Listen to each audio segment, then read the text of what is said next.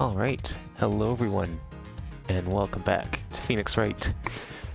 Since we finished off the Professor Layton crossover last week, it's time to move on to the next game. And just in time for the next game, we have the official Ace Attorney Investigations collection, which we'll be playing through both of those games next. I'm very glad this exists because I would have been a little disappointed having to use a fan translation for one of these games, but fortunately for us, we don't have to worry about that anymore because we now have both of these games fully officially translated and in HD no less. And so far it looks great. I mean, I've only booted up the title screen, but the title screen at least looks good. So this is also going to be played on Switch, not PC. I did buy it for Switch. So we'll be playing this with controller, which from what I've seen of these games probably isn't that bad of an idea, considering these games are... The format seems very different from your typical Phoenix Wright. This is less of a visual novel and more of a I guess like a top-down adventure game, kind of? Or like, I don't know, tilted view, whatever you want to call it. I'm not really sure what how you would describe this sort of thing, but yeah, this just came out on Friday. It was like the perfect time. We finished, I want to make sure I finished Professor Layton just in time for this release. There's a lot of cool like settings and stuff in this collection. Like you can use either the new art or the previous art. I'm going to stick to the new art for now. I kind of like the updated sprites and everything.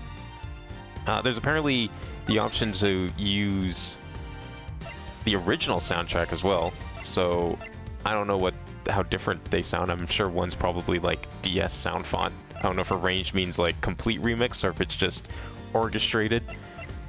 You know what? Let's go with original for now, and then maybe we can switch it up every once in a while so we can compare the two. At least like once per game, because I'm sure each game has its own soundtrack. So let's start with original, since I've never played any of this stuff before. Oh yeah, let's keep it on low. I think that's what I had it set for on the trilogy on PC, so we'll keep that on low. These seem like new features. The trilogy we bought on PC is like 4 or 5 years old, and I guess since then these are like some settings that are common between some of the newer stuff. So like Great Ace Attorney, Apollo Justice, and this one. So I'm not sure what wait time is. Use right to hide show main text window. Oh, that's kind of cool. Oh, and there's, I guess, built-in achievements, which is also something that wasn't in the first one. But there were Steam achievements, so I guess it was kind of the same thing. Everything else we'll probably keep on here. Oh, there's vibration even. Okay, all the more reason to play with controller then. I don't know if there was... I doubt there was vibration on the original. Yeah, there was no vibration support, I don't think, on the trilogy. I mean, obviously there's no vibration support on the original of this, because this was a DS game, and nobody used the Rumble Pack that existed.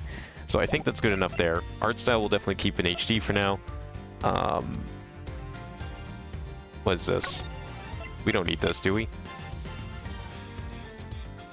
Oh, I see. This is like for automated mode? Interesting.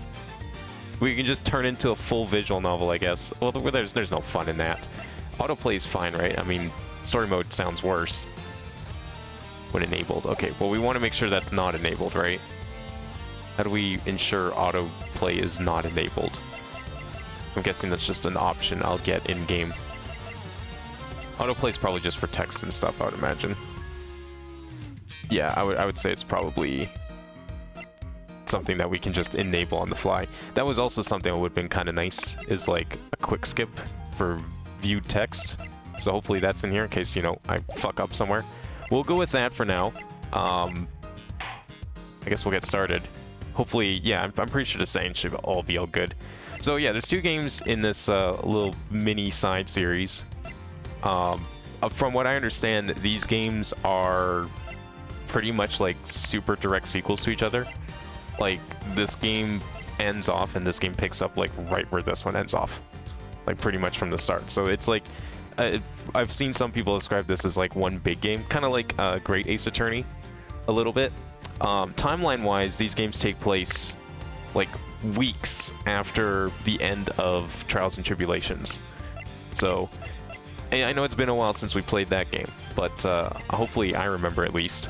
What's also cool here is, like, at least in this one, I'm imagining you had to unlock everything previously, and I know in the trilogy you definitely had to unlock chapters as you went, but in this one you can actually just play the chapters in any order, which, I mean, probably not a good idea for story reasons, but I guess it's nice if, you know, you maybe want to just start where you left off if you had, like, the DS game or something. But yeah, we'll get started with this here. We'll definitely be playing with HD. I think HD looks fine. I kind of like the new sprites. The originals are fine too. Maybe we'll change it up for fun, but I think we'll definitely stick with the new stuff for now. And we'll get started here. Turnabout Visitor. So I don't really know how this game plays. I just know it has like free roam sections, which is kind of cool. Would kind of be neat to see that in like Phoenix Wright games at some point, but that's okay. Wait, I get an achievement for playing in HD? Okay, sure. Why not? So I don't remember exactly what month Trials ended on. I think it was like late in the year. Yeah, it was in the winter was the last case, so. Let's make sure the defendant is found guilty. That's the job of a prosecutor, after all. Is this meant to be automated? I hope so. That may be true, but why? Why go this far? Sorry. Maybe I wasn't clear enough. But the guilty verdict is all that matters to me.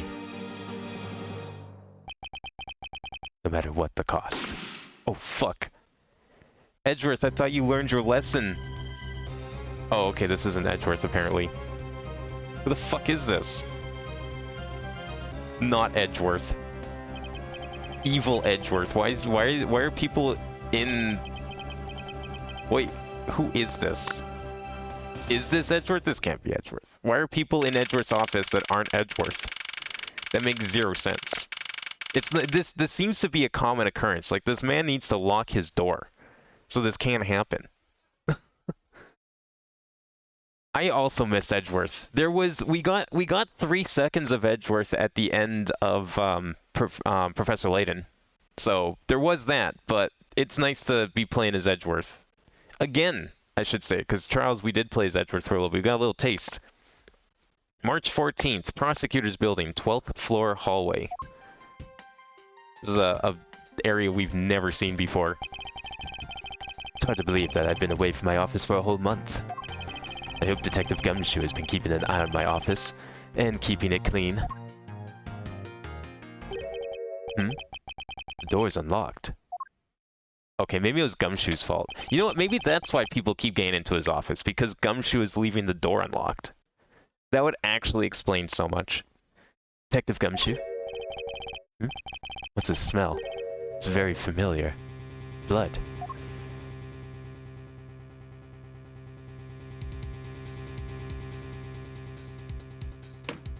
So it seems like we're using a lot of the same music from the original trilogy. What the? What's the meaning of this?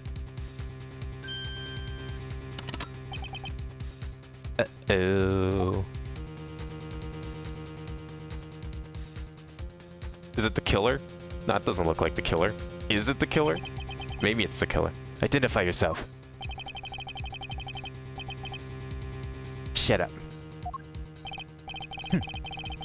You've got some nerve, committing murder in a prosecutor's office.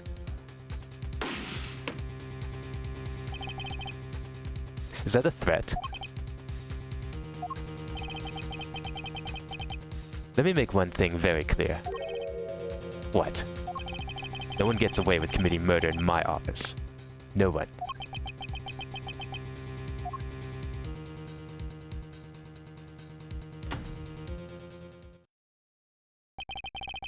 My name is Miles Edgeworth, and I work as a prosecutor in my local district.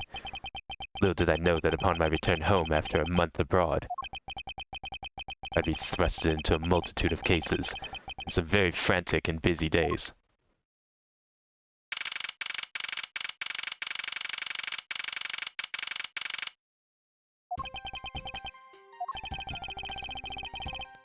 I finished photographing the victim's body, sir.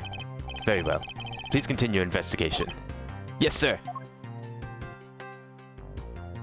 I didn't realize Edward's couch has, like, frills on the bomb. It's like lace or something. It's weird seeing this place from, like, such a different angle like this. Mr. Edgeworth, sir. Are you okay, sir? Keep it down, detective. This is a crime scene. When I heard that a murder took place in your office, I ran up here straight away. This is Dick Gumshoe. He's a detective with the local precinct, and the one they assigned to handle this murder case for the time being. You're looking a little pale, sir. Are you hurt? No, I'm perfectly fine. However... Look what they did to your office. It's totally trashed. I'll say, the culprits sullied my floor with dirt rather well. No one gets away with tracking mud into my office. Oh, sounds like you're really getting buoyed up over this whole thing. I feel like that was not directed at the murderer. This crime scene was committed in my office, so it is my responsibility to solve it. That's just like you, Mr. Edgeworth. Okay, time to do some investigating. Agreed. Our first course of action is to gather relevant facts and leads. Must not overlook anything, no matter how small, if we are to find the truth. So I'll keep any leads or information we find etched into the forefront of my mind. Speaking of things that pique my curiosity, why of all places did the murder occur in my office? Oh, so we have to, like, look for the motive and stuff, too. I get the nagging feeling that this is something important to keep in mind. Yeah, I was wondering that myself, sir. I mean, you can't really say it's just a coincidence, can you? No, not really. Especially because of this. The key to your office. For security reasons, this office's door has a lock built into it.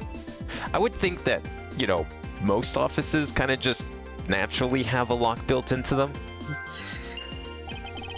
What do you mean, sir? If you think about it carefully and use logic, it should become clear to you. Logic?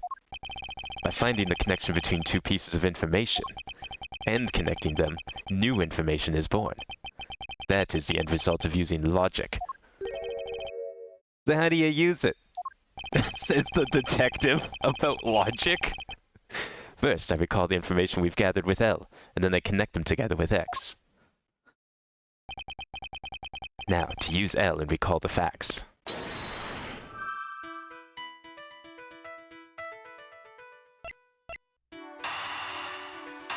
Oh, I see, so you can put them together. Oh, there's like a health bar too. Oh shit. Okay, we gotta be careful here. For security reasons, all prosecutors' doors are outfitted with locks, which means it would have been hard for the murderer and the victim to get in here. Ergo, it is impossible to dismiss the location of this crime as mere coincidence. Yeah, that's exactly what I was thinking, sir. There must be a reason why someone infiltrated my room. What was the killer after? Why did this happen in my office? What was the killer after? You're really on the ball today, Mr. Edgeworth. That's some beautiful logic, sir. Yes, well, when you follow leads to their conclusion, the only truth remains. Only the truth remains. However, if the information doesn't line up properly, I may stray far from the truth as well. But if I think carefully before piecing leads together, the logic should flow. Well, let's get started with our investigation, shall we? Yes, sir! Oh, this is, like, so different from anything else, holy shit. The basis of any good investigation is to examine everything, sir. I know that. And then when I want to examine something, I simply use A when I'm next to it. Now, if you ever feel lost and want to talk, just use X, okay? I'll give you great precise advice as an ace investigator, sir. Something to try later if I have free time, I suppose. Oh, it's like analog movement too. That's sick. Okay. Well, why don't we check the murder weapon first? What do we have here? Could this perhaps be the murder weapon? If so, it would mean that the killer made their escape after disposing of their gun here. I think I've seen one of these before. Care to enlighten me as to where? Oh, I know. I was issued the exact same model. I think. detective. I don't really like guns all that much. I mean, they're really dangerous. But now that I think about it, you do see this model around the precinct a lot, sir. I don't use mine much, except in emergencies, so that's why I didn't recognize it. So it's the same type of revolver as the ones used by this precinct's detectives. Alright, what else we have here? Knocked over chess table. Ouch, they even knocked over your chess set. I had it all set up ready for you when you got back. I figured we could play a few games. I had no idea you were interested in chess. I'm actually pretty good at checkers, so I thought I'd give chess a try. Yeah, how different could they be, right? Both games have pieces that move diagonally, right? It's the same thing. In that case, I suppose I can set up some time aside after we solve this case. Though I don't expect the games to tax my mental acuity much. I finished photographing this body, so it should be alright to examine this area. I won't rest until I've inspected every suspicious-looking nook and cranny. Oh, we have to, like, actually examine bodies and shit? Yo, this is sick. I love this. Hey, Atticus, how's it going? Let's see here. There's blood all over his lower abdominal area. It looks like the bullet passed clean through his stomach area, sir. Is that writing on the binders behind him? Or is that just a handprint? I swear to God, if it's fucking writing again, I hope that because we're playing as Edgeworth, we don't jump to some stupid conclusions like they always seem to do when writing and blood seems to be involved. In other words, he was shot. Yep, and until the autopsy's done, I don't think we'll know much more than that. Please have the body sent to the morgue once they're done processing the crime scene. Bullet went clean through the victim's abdomen. The body was found at around 2:05 a.m. Are you gonna be okay with keeping track of the evidence we find, sir? Of course. This is the safest way I know to keep track of it all. Alright, if you say so. Wait, he doesn't write anything down? That's kind of impressive. I keep all the evidence I find either in or with my organizer. When I want to re-examine a piece, I have but to press R to open my organizer. Oh, he does write things down. Okay. I thought he was like implying he, just remembered all the evidence. But the organizer isn't only for evidence. I keep people's profiles on hand in it too. It's probably a good idea to make a habit of checking the facts often. Alright, let's check this guy's wallet. What do we have here? Yeah, I think I've seen one of these before. Have you? The guy with no money? I don't think you know what this is. Only people with money have need for this. Oh, it's a badge. Okay. I thought it was his wallet. That would have been funnier. It's a police badge, detective. Oh, hey. I have the exact same thing, actually. What a coinkydink. Let's take a look inside. Buddy Faith, detective. Mr. Buddy Faith. It appeared that our victim was a detective just like you. According to his badge and ID, Buddy Faith was a precinct detective. I seem to have gathered a few pieces of pertinent information. Now to calmly use some logic and figure out if any of them are connected to each other. Oh, nice. Check marks are back. Good. I like that. Anything else? I know we should probably do what he says, but I want to finish checking the room. Wait, it says Gumshoe upside down? No way! Did it? Oh, I have to go back and check. God, wouldn't that be funny? If Gumshoe... If this is just... It's gonna be just like Ace Attorney. Except instead of Maya, it's Gumshoe that gets accused of murder. Well, it's a good thing my Steel Samurai doll was spared any harm. Speaking of which, I still haven't actually sat down and watched any of that show. What's it about again? Well, I don't know much about it myself, but... The hero of the Steel Samurai, warrior of Neo-Old Tokyo, is the Steel Samurai. And his goal is to defeat the evil magistrate. It's a show geared towards kids. However, its high production values and riveting plot draws in a number of adults as well. Spin-offs like Pink Princess, Warrior of Little Old Tokyo, and the Nickel Samurai, along with the deluge of merchandise and even a new stage show gives it presence. You sure know a lot. Are you saying that's some sort of rabid fanboy? Of course not. Anyone that keeps up with society knows at least this much. And that conversation lasted longer than expected. Let us return to the investigation. So it's okay to like animate Edgeworth. Is this yet another batch of fresh flowers? The ones that come with the card attached every month like clockwork for you? Yep. Now, speaking of that, let's see what's on the card this month, sir. All will be resolved. Wendy. Oh, Miss Irony. How painful are thy thorns. Wendy, isn't that the name of that old lady with the whiny voice that stuck? That's enough, detective. You need not remind me further. He doesn't, like, turn down the flowers or anything like that. Okay, I'm gonna go take a look at I want to see this blood again. Does it actually... maybe I didn't click on it. Shit, you're right. Probably should have done that. I don't believe it.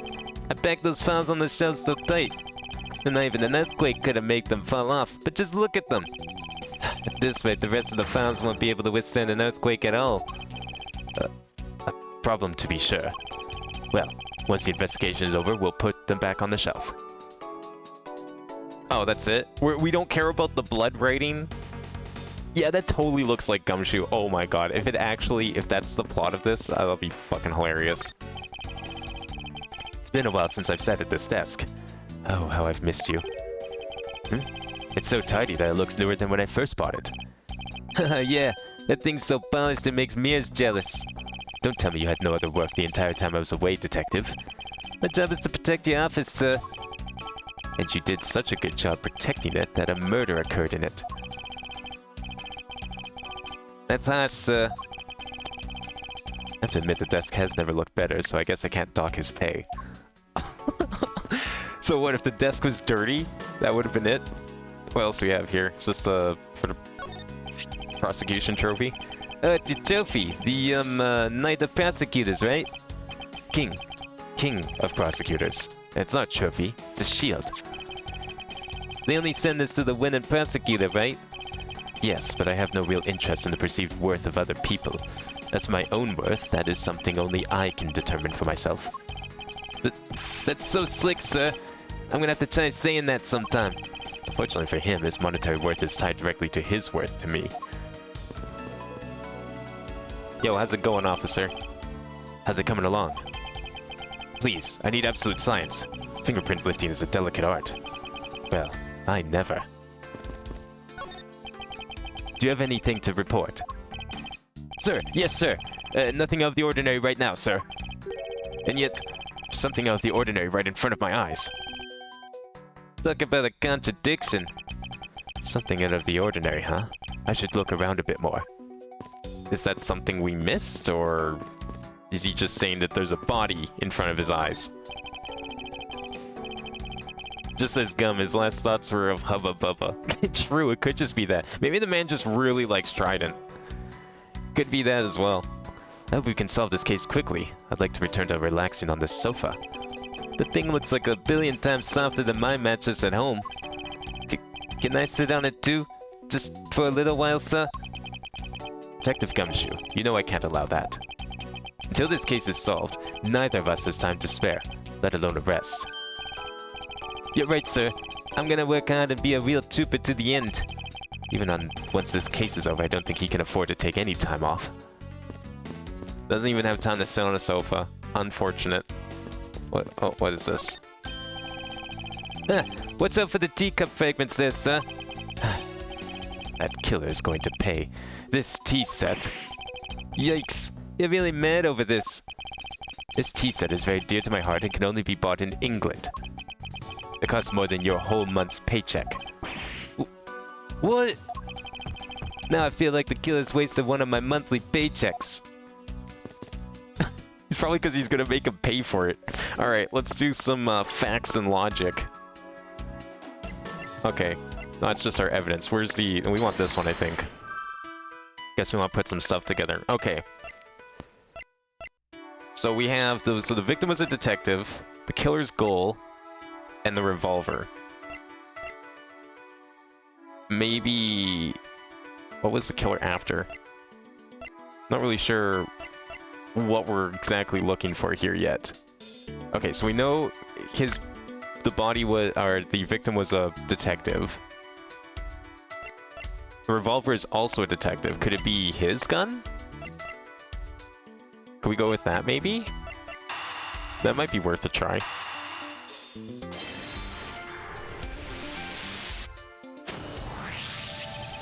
The revolver, the standard model used by detectives. Could it have belonged to our recently departed? Detective Gumshoe, could you please thoroughly check the victim's body one more time? Yes, sir. On and out, sir. Excuse me, pal. Let's see. What do we got here? Hey, Mr. Edgeworth, sir. This guy's wearing a gun holster. So it appears that our killer somehow managed to take the victim's gun from him.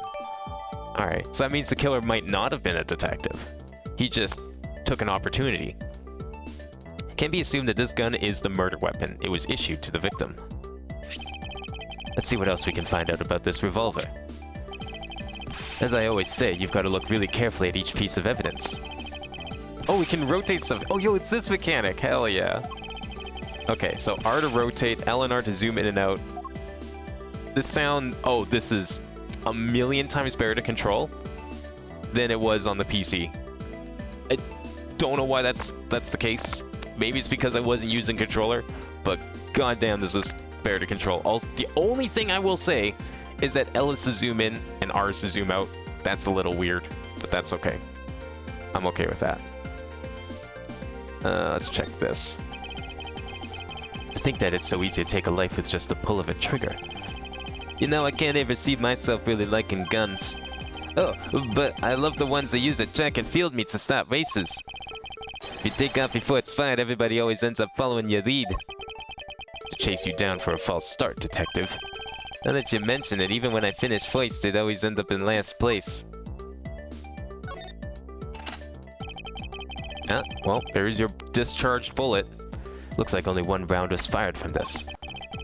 Wow, so the killer killed the Vic with just one shot after wrestling the gun from him. Sounds like the guy knew how to handle a gun, huh, Mr. Edgeworth? We have no proof for now, but that is a distinct possibility. Should we talk to Gumshoe? Anything else that we should look at here? Is there anything else you noticed that you'd like to share, Detective Gumshoe? Just that I rushed over here as soon as I heard there was a murder in your office, sir. The investigation's just got started, so I guess there's not much else to say. So, were you the one that found the body, Mr. Edgeworth? Unfortunately, upon my return I found the office door to be unlocked. And what awaited me inside was this whole messy affair. Ouch, that's rough. Even though I left the security of this room to a certain detective. Sorry, sir. Oh, you can also present... Wow, this game is, like, really complicated compared to Phoenix Wright. Well, I don't want to talk to you. I want to talk to this guy. Oh, I already did talk to him. Right. Okay, I see. I thought we could, like, get, like, detailed conversations with everyone, but I guess just certain people. We didn't check the books, I don't think. Or is this for the handprints? Your files all over the floor, sir.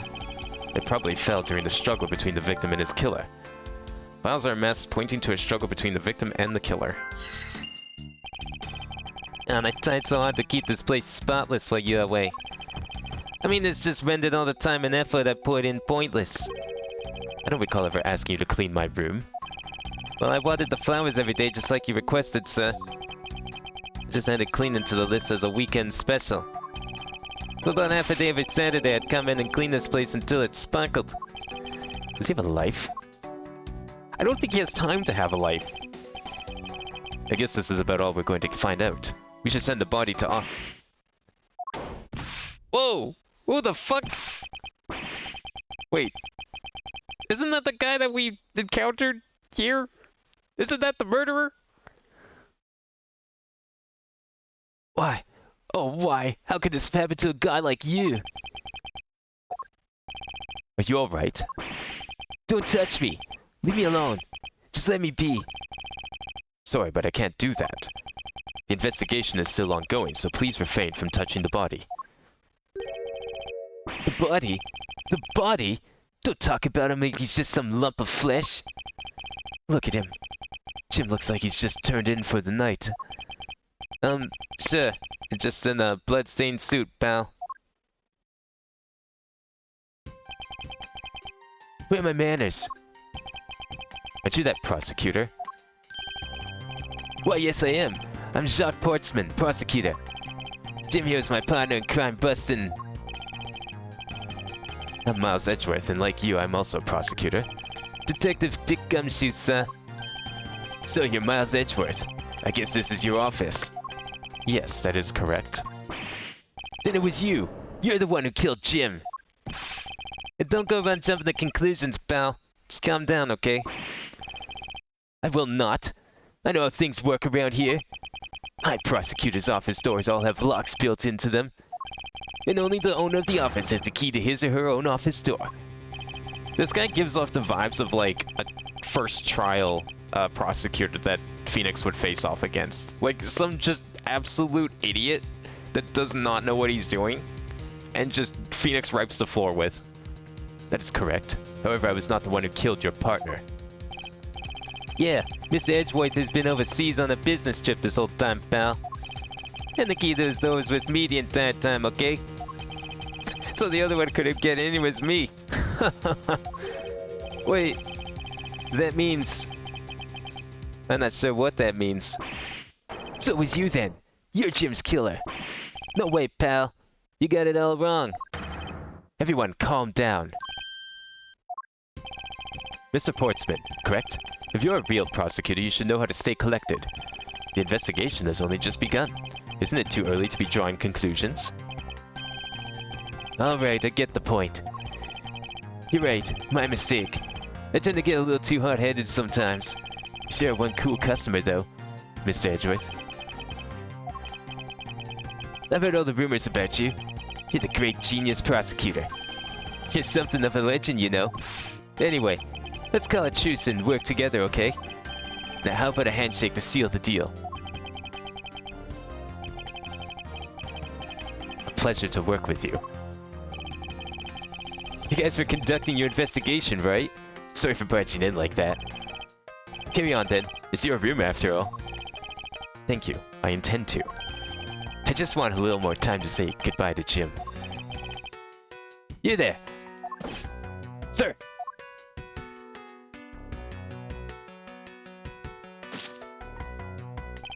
Oh, see, this guy knows how to do a handshake. Edgeworth, I guess, is too cool for handshakes. I want you to capture a scene on film for me. A final farewell to my partner, Jim. Was he gonna do frame the picture? That's a little weird. I should probably give them some space. Are we supposed to leave now? I already talked to you anyways. Hello, Garfield, welcome! Oh. Okay, no, we already talked to you. Okay. Yeah, there's something unordinary. Yeah, this guy taking a photo with a dead body and posing for it. Okay, so there's still apparently a contradiction, but we already clicked on everything, no? Oh, can we click on this now? Oh yeah, he's not here anymore, so now we can examine the frame. Ah, your jacket, sir. What's it doing on the floor? It must have fallen off the wall when the killer tried to threaten me by firing around. So the killer not only shot the victim, but they shot your jacket as well. They dared to shoot the ultra special jacket that made your prosecutorial debut in. What if they had shot through it? It would have been a disaster. It's not worth getting worked up over, Detective. Not when there's something more here. Huh? Like what? I take it you haven't noticed it yet, Detective. There is a giant contradiction right in front of us. Really? Did I say contradiction? He must be rubbing off on me. I'm starting to sound like him. But I have my own methods, and I will conduct this investigation my way. When the scene before me contradicts a piece of evidence or seems off, that's when my deductive skills come into play. First, I have to find the spot that holds the contradiction. I don't even know what we're trying to contradict here. Is it the bullet hole? This is it. Oh, I know what he's getting at. This bullet hole is where the contradiction lies. When I spot something that's off, I should point at my cursor at it with press X with conviction. When I have found sufficient proof to prove the contradiction, I present it. This is how I do things. Oh yeah, I know exactly what this is getting at. Only one shot fired. That's a new line. This bullet hole is the contradiction. What do you mean, sir? It's elementary. 2 shots were fired in this room. The first felled the victim, and the second felled this frame. Hey, that's right! However, this gun was only fired once. Hey, that's true too! Which means that one of these two bullets was fired from a different gun. Did the killer have another gun prepared for tonight? Other than the victim's gun that I found, could there be another gun in play here? By the way, I noticed something, sir. Yes? What's that thing sticking out from behind the frame? Ah, that. It's a secret safe. Secret safe? Oh, I smell money. I'll spare you us the trouble and just say it. Nothing like what you're imagining is inside. Now, if you could kindly move this frame out of the way. Roger that. Talk about dusty. I suppose that's what happens when I'm not here to dust it once in a while.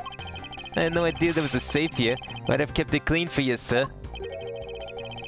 So when did you put this thing in? It wasn't something I had installed personally. Every prosecutor's office has one. Really? I had no idea. Well, only prosecutors are supposed to have knowledge of their existence. So what's inside, Mr. Edgeworth? Right now, nothing. We only use them to store especially important evidence when a trial is in session. That's it. Talk about squashing my hopes and dreams. Each prosecutor has one in their office. Only they know of them. Trial evidence use. I won't rest until I've inspected every suspicious-looking nook and cranny. Now's the time to open the safe. Now this is odd. You found something, sir? This keypad. Don't you find it to be a bit too clean? Yeah, there's a thick layer of dust all around it, but not on the keypad itself. You there, the forensic scientist. Yes, sir. Could you please dust this area for fingerprints? You got it, sir. I couldn't find, let alone lift, a single print. Looks like it was wiped down well. Shouldn't there be at least Edgeworth's prints on it? That means someone was here. As I thought. It appears that logic is the only way around this setback. Time to rationally and calmly connect the dots with the information we have. Did you pre-order this game? I did pre-order this game. I can't remember what the pre-order bonus was beyond, the soundtrack. Like, I think you get the access to, like, a range soundtrack or something. I'm playing with the original because I've never played this game before, but, we'll switch it up at some point. Both the graphics and the music. For sure. 5 arrangement tracks will be added to the game. Yeah, so I'm guessing that's what the arrangement option was on the option screen, so...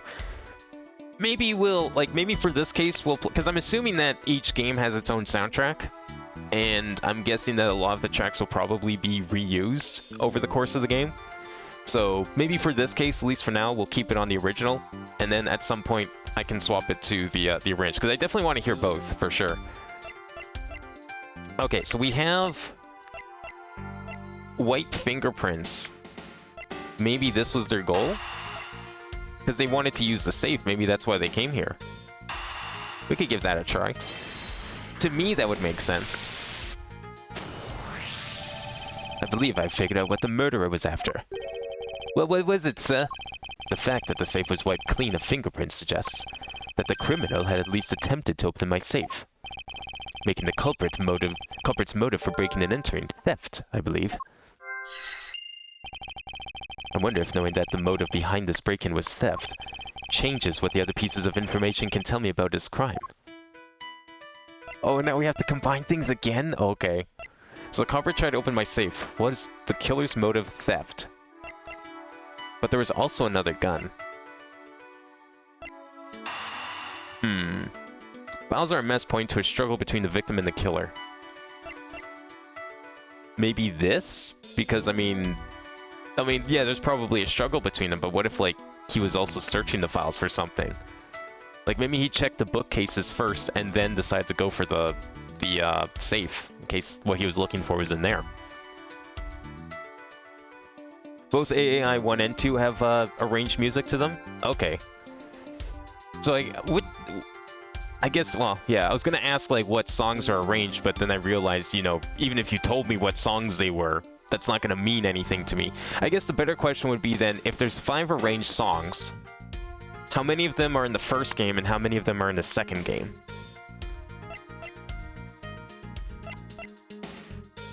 Maybe...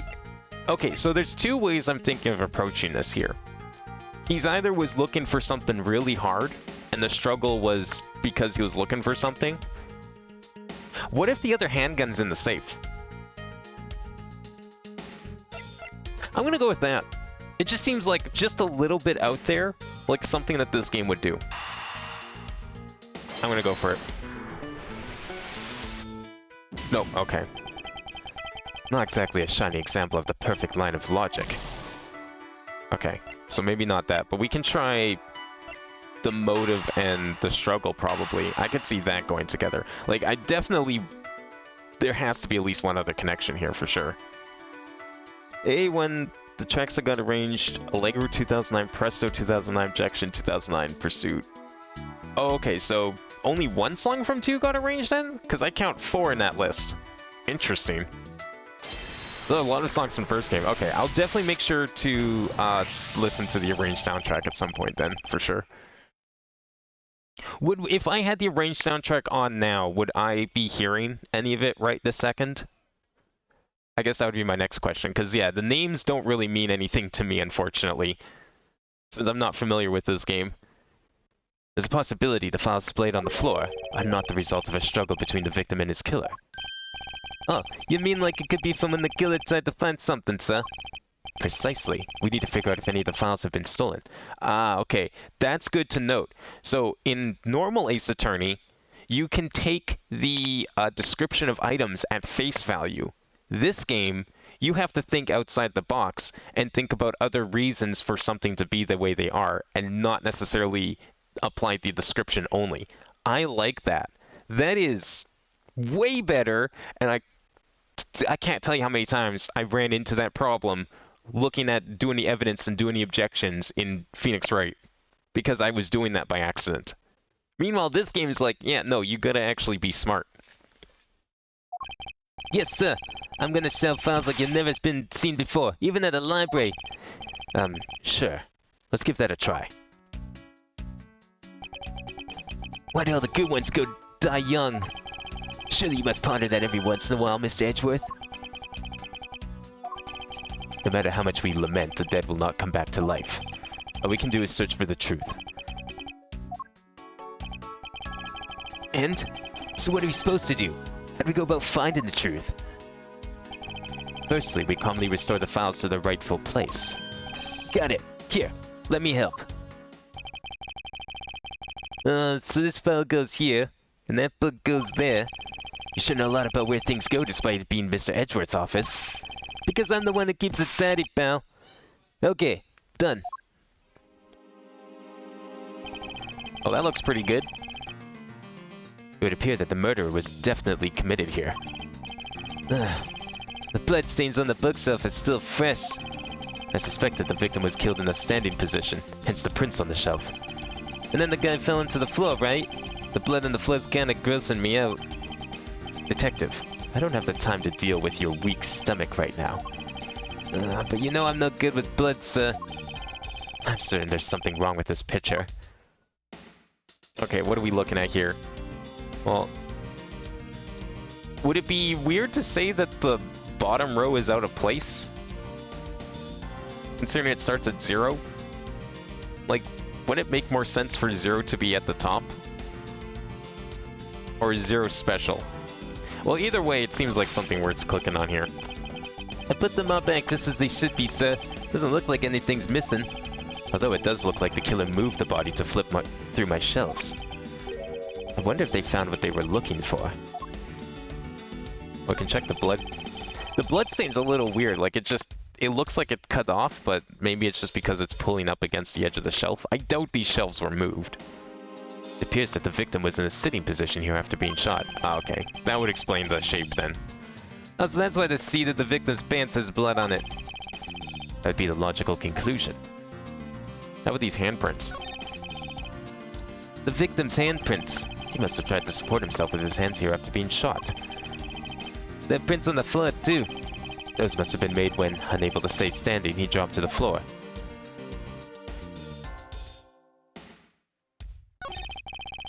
killer moved the body because it was leaning against the bookshelf. The blood on this guy's pants proves that pretty well. In a sense, I suppose. See, I'm not completely useless, Mr. Edgeworth. Okay, so we have to, like, actually deduce something. We're not just here to click on things, we actually have to, like, do something with this. Is this spot somehow connected to any of the evidence I hold? Oh, I see. Okay, so bullet went clean through the victims. So, my thinking here is that since he had to move the body was blocking something important. My guess is probably something on the bottom shelf then. Like, this 0 one with all the blood. I don't know if I necessarily clicked on that, though. For A2, Prosecutor's Path, Allegro... Oh, okay. Oh, so there's, like, a full set per, then. Oh, so it's 5 per game. I thought it was, like, 5 total. Because when I redeemed the DLC on the eShop, it said 5 song pack or something like that. I didn't realize that was like 5 per game. Okay, that makes way more sense then. So yeah, each game does have its own soundtrack then. Let's see. So it's probably bullet went clean through body. Yeah, 5. Okay, let's go back for a second. Oh, here we go. That's probably what we want to click on. Yeah, that's gotta be connected to the gun. This is clearly where the contradiction lies. I don't really see what's so wrong with that spot. Huh. You don't understand. You see, therein lies the contradiction. Mr. Edgeworth, be nice if you just admit it when you're wrong. Wait, what do you mean you're wrong? The bullet hole's right there. Is that where he got shot then? He didn't get shot from when he was standing. He must have gotten shot when he's below. How is that? Isn't that a contradiction? He was like standing up, but he's bloody, but the bullet hole is down there at the bottom. I clicked on the bullet hole, I thought. How is that not a contradiction? Okay, fine. What else do we have here for evidence then that we can use? I mean, the body. I think the bullet hole is connected to the crime scene notes. Oh, you mean these? Do I have to do this too? No. That's something else, isn't it? Like, okay, let me... Oh, I have to click on it first, maybe. Maybe that would do something? Because I guess I didn't click on it. So this is where the bullet lodged itself after it went through the victim, huh? For the bullet to be lodged so squarely in a file spine indicates that the files were ransacked after the shooting had occurred. And I guess the victim was moved because he was in the killer's way. Did that add something to it? Or was I supposed to just click on it first and my order of operations were to, I was jumping the gun, so to speak. Which is also, you know, timely since we were dealing with the gun. Try deducing the bullet hole with the crime scene notes. Oh, okay, I see. Because it got added to here. No, it didn't. The only hole I have is this one for the other handgun. Wait, is there like another thing? No, we only have this stuff, right? Oh, maybe is there something else on the gun I didn't click on yet? Maybe there's like a piece of evidence on here. I don't think so. It only seems to be the barrel and the trigger that have anything.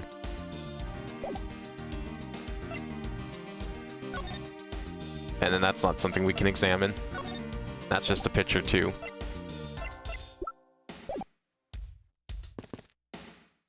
Try deducing the bullet hole with the crime scene notes. Okay, let's try this again. Deduce bullet hole with crime scene notes. Do you mean... Oh, just this in general. Oh, okay, I see what you're saying. Maybe? There's clearly a contradiction here with this bullet hole. What do you mean, sir? You don't see? Quite simply, the bullet hole itself is too low. Yeah, okay, that's what I was saying. What, the gun wasn't... Okay. No, you know what? Fair. I think I'll give the game this one. This is more relevant than the gun. Quite simply, the bullet hole itself is too low. If the victim was shot in the stomach, the hole should be much higher up. See, that's what I was saying earlier. But what if the guy was shot with his sitting and lying down, sir? That'd be illogical. The victim leaned against the shelf here after being shot. which suggests that he was standing when he was shot. Then that means... Wait, what does that mean, sir? It means you need to use your brain every once in a while instead of mine, detective. In any case, it means someone made a faulty assumption. And it was from this mistake that our current contradiction was born. What is the faulty assumption that caused this problem with the bullet hole's position? The order of the files is my guess. I believe the order of the files is a bit off. You mean I put them back in the wrong order just now? Hey, actually, I think the labels on the files are wrong, sir. Oh? Yeah. You see here how the files have that were shot would begin with the number 0? What are those doing all the way down here after 1, 2, and 3? That's really weird. And whose fault is that? Actually, the way they are organized now is the correct order. They're exactly as I see them in my mind's eye. But the numbers are out of order. Those white binders are special, so they are arranged a little differently. But from this, we know that the files were not in this order when the crime occurred. Huh, so that's it. I believe the killer made the same incorrect assumption as you just did, detective. Let's rearrange the files in a numerical order and see what we find out. Do you think it'd be okay to prop the body back up to how it was before it moved? They finished processing the crime scene, so I don't see why it wouldn't be. If you please, Detective Gumshoe. Wait, where's the head? It doesn't look like he has a head. As I suspected, the bullet hole is now where it should logically be. The killer went through my files first before shooting Mr. Faith. And then put the files back in numerical order, I guess. Exactly. And then proceeded to shoot the victim. But why would someone kill a man and then look through your files one more time? Puzzling indeed. The files were thrown into disarray twice, once before and once after the crime, but why? Now the crime scene is as it was at the time of the murder. Time to give it another look. Okay, now we get to examine again. There must be some reason as to why the victim's body was moved. There's no time to ponder that now. Let's continue with our investigation, detective. Roger that, sir. I'm raring to go. Okay, now can we take a look at the words? This... Well, there's your missing file. What is that? Why does it say Gumshoe on there in blood? I'd say some incredibly incriminating evidence. Yes, indicative of criminal activity indeed. No, wait, there's gotta be some mistake. Mr. Edgeworth, sir, help me. Say something, sir. It appears that one of my files was stolen. Is that all, sir? What about me and my situation? Is this what the killer was really after? One of the files that was written upon in blood was stolen by the culprit. Please tell me that we don't go down this path. Especially with Edgeworth involved. Looks like Jim was able to leave us the name of his killer in the end. See? He's making the same mistake. And his most important message managed to reach us. I'm telling you, it wasn't me. You can't be terribly pleased to hear that your beloved partner is the guilty party. If you're going to accuse Detective Gumshoe of being the culprit, I sincerely hope you have some proof to back it up.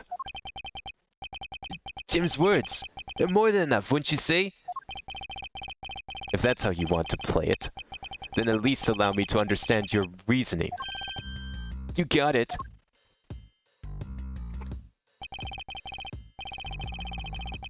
Before we continue, we should change to the arrange track. Oh shit, okay. Can I do that now? You wanna hear the arrange track?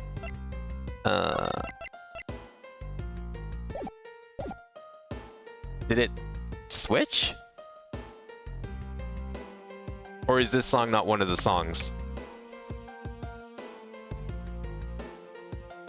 You're still playing FF14, Jack? Yeah, I saw you were working through the, that trial series in Stormblood. I love that series. I forgot that dungeon was from there. The one with the elemental paths. Because that's also one of my favorite dungeons from that expansion. I don't like this one bit. There's something strange about this man's attitude. There must be some sort of flaw to his logic waiting for me to dig it out. Mr. Edgeworth, what are you going to do? What I always do in court. I'm going to cross-examine him. One way or another, I'll expose the flaw in his logic with this technique. Oh, how do you do that? Can you explain to me, sir? Haven't you been present in enough trials, Gumshoe, to understand how this works? Might as well. Maybe it's different in this game. Alright, first I listen to the witness's testimony. If I find a flaw in the testimony, something that contradicts the evidence, I open my Organize with R and present a piece of contradictory evidence. To present something, I simply use X, but that's old news. But it's not like there's gonna be a flaw in the testimony every time, right? Correct. And at those times I need to press the witness with L. Sometimes by pressing I can draw out new information, and new or modified testimony. I think I get it, sir. I'll be sure to try this technique out during investigations too. Very well. I'll even show you how it's done. Now watch carefully.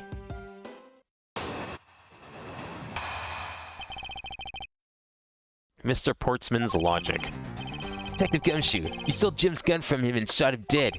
Furthermore, you messed up the files to make it look like you had committed theft instead. That's when you moved Jim's body that was sitting in front of the bookshelf. Thanks to that, you didn't notice the bloody letters his body was hiding. And it'll be by his final words that you'll be brought to justice. You intend to argue that the victim's dying message points to his killer. I can hear Jim's voice and he's calling out for his killer's arrest. Are you sure you're not mishearing his words, Mr. Portsman? There's no way Detective Gumshoe is the culprit here. I will find the flaw in this man's logic and expose it with credible evidence.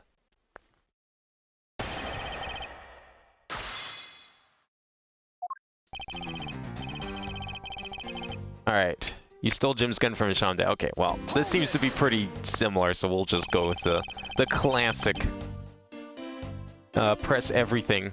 Unless this game also, like, penalizes you for pressing sometimes. Maybe it does. You know, there's something I've been meaning to ask. What is it? Why do you call the victim Jim, when clearly his name is Buddy Faith? Isn't it obvious? Jim is the perfect name for my companion. He names his companions? Jacques and Jim. Don't those two names go together like peanut butter and jelly? The Jim isn't even close to the guy's real name. Well, Jacques and Buddy just sounds, off somehow. Besides, he was the third of a bunch of guys that decided to nickname Jim. What's this guy, Batman? Talks about the victim like he was his pet. Hold it! Do you really think it was necessary to dishevel my shelves twice to do that? It's true. Okay, maybe his real intent was theft. Hey, you're accusing me of stealing something from Mr. Edgeworth? It's a possibility. And maybe your salary's been cut so much that life is getting a little too rough to handle. I'll have you know that I eat 3 square meals every day, pal. Okay, so all 3 of them happen to be instant noodles, but... Poor thing. What an evil prosecutor you're paired up with. And what a motive, no?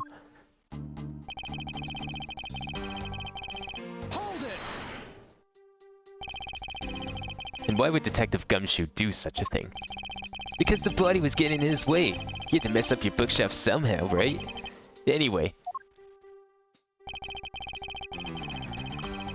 Hold it!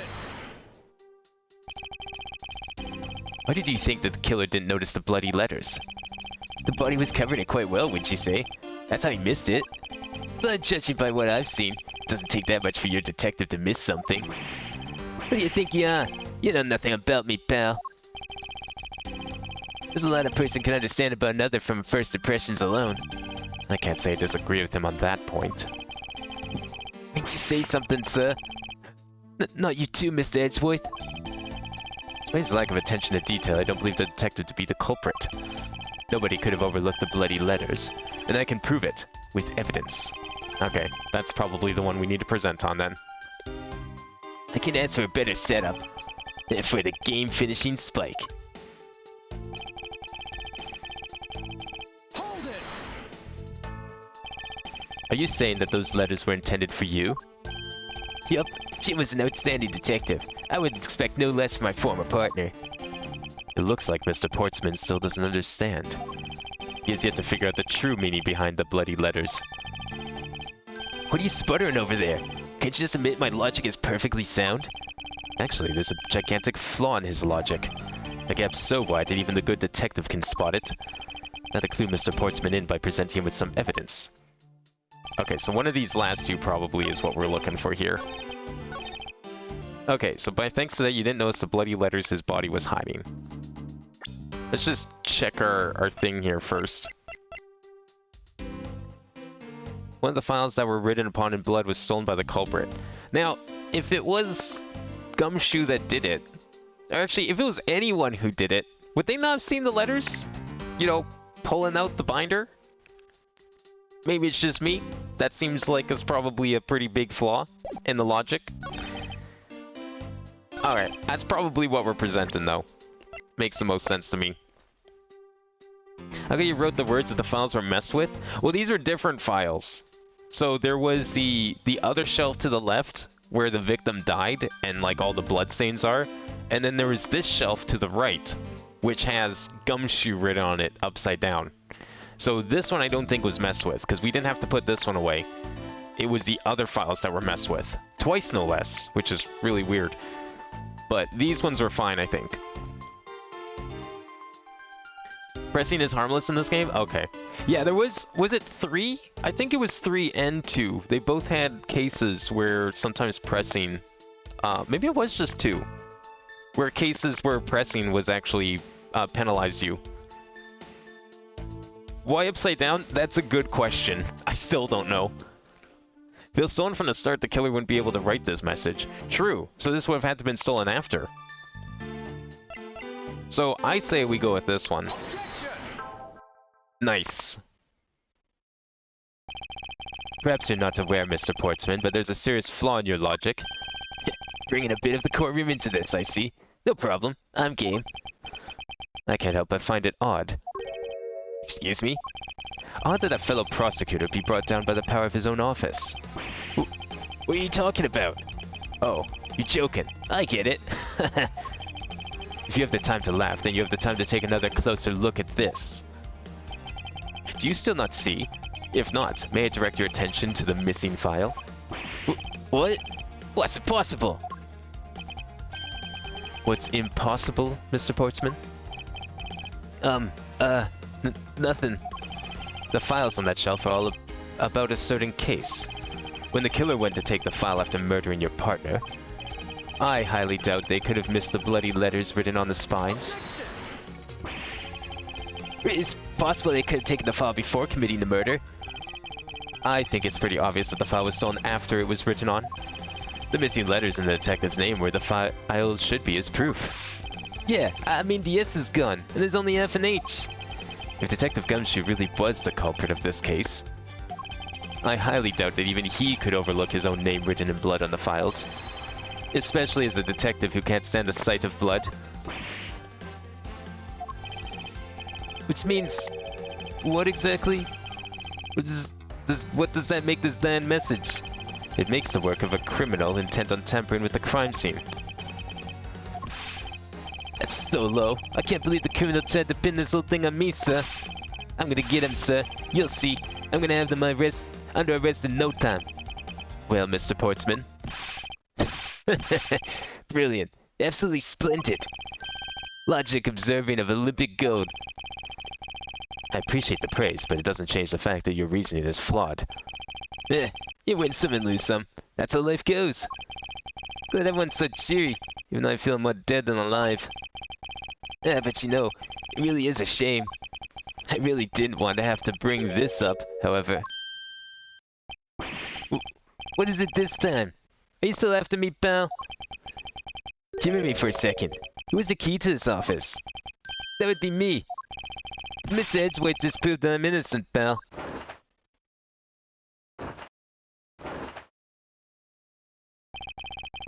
That's absolutely right. And I acknowledge your innocence. Then why do I sense that you still have something to say?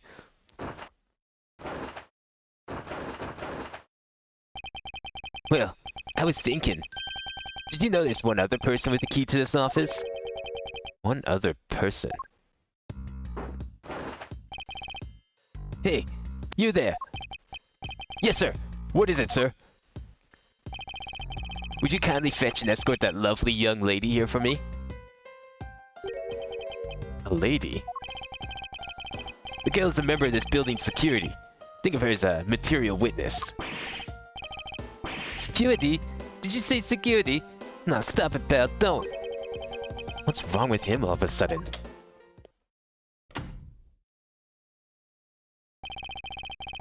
I believe she needs no introduction. I have called upon Miss Maggie Bird, a member of security. Wait, that's a name that sounds familiar. I thought she was a policewoman. What happened? Detective Gumshoe, sir. Maggie?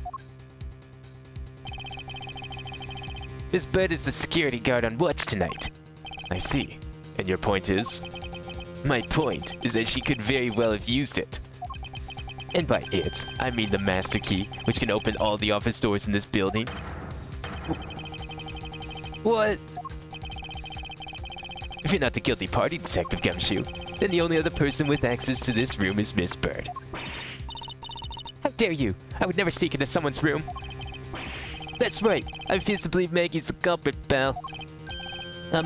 It was me! That's right, I did it! Can we take that as a confession, Detective? Well, it wasn't really me, but it definitely wasn't Maggie, pal. So yeah, it was me. If it was, you'd have no problems with that, right? Please refrain from flying off the handle, Detective. There's no need for such theatrics. This is your boss, Detective. He understands what I'm saying here. That girl is the only one who could have committed the crime. And for one simple reason. Oh shit. Argument number 2. Okay, maybe this isn't so different from a normal Phoenix Wright as I thought. Take a listen to music. So this is the arranged music, right? That we're listening to right now? So I guess it's mostly like the, I guess if you're going to choose to arrange only specific tracks of each game, it makes sense to do the tracks that you hear the most. So anything when you're like interrogating suspects and all that kind of stuff.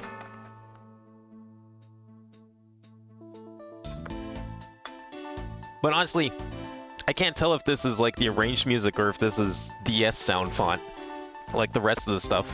Or maybe it's just so well arranged it just kind of blends in and doesn't stand out too much. It's pretty obvious that Miss Bird snuck into your room using the master key. I mean, if Detective Gumshoe isn't the one who opened the door, then that leaves only Miss Bird as our prime suspect. On top of which, she knows our good detective, doesn't she?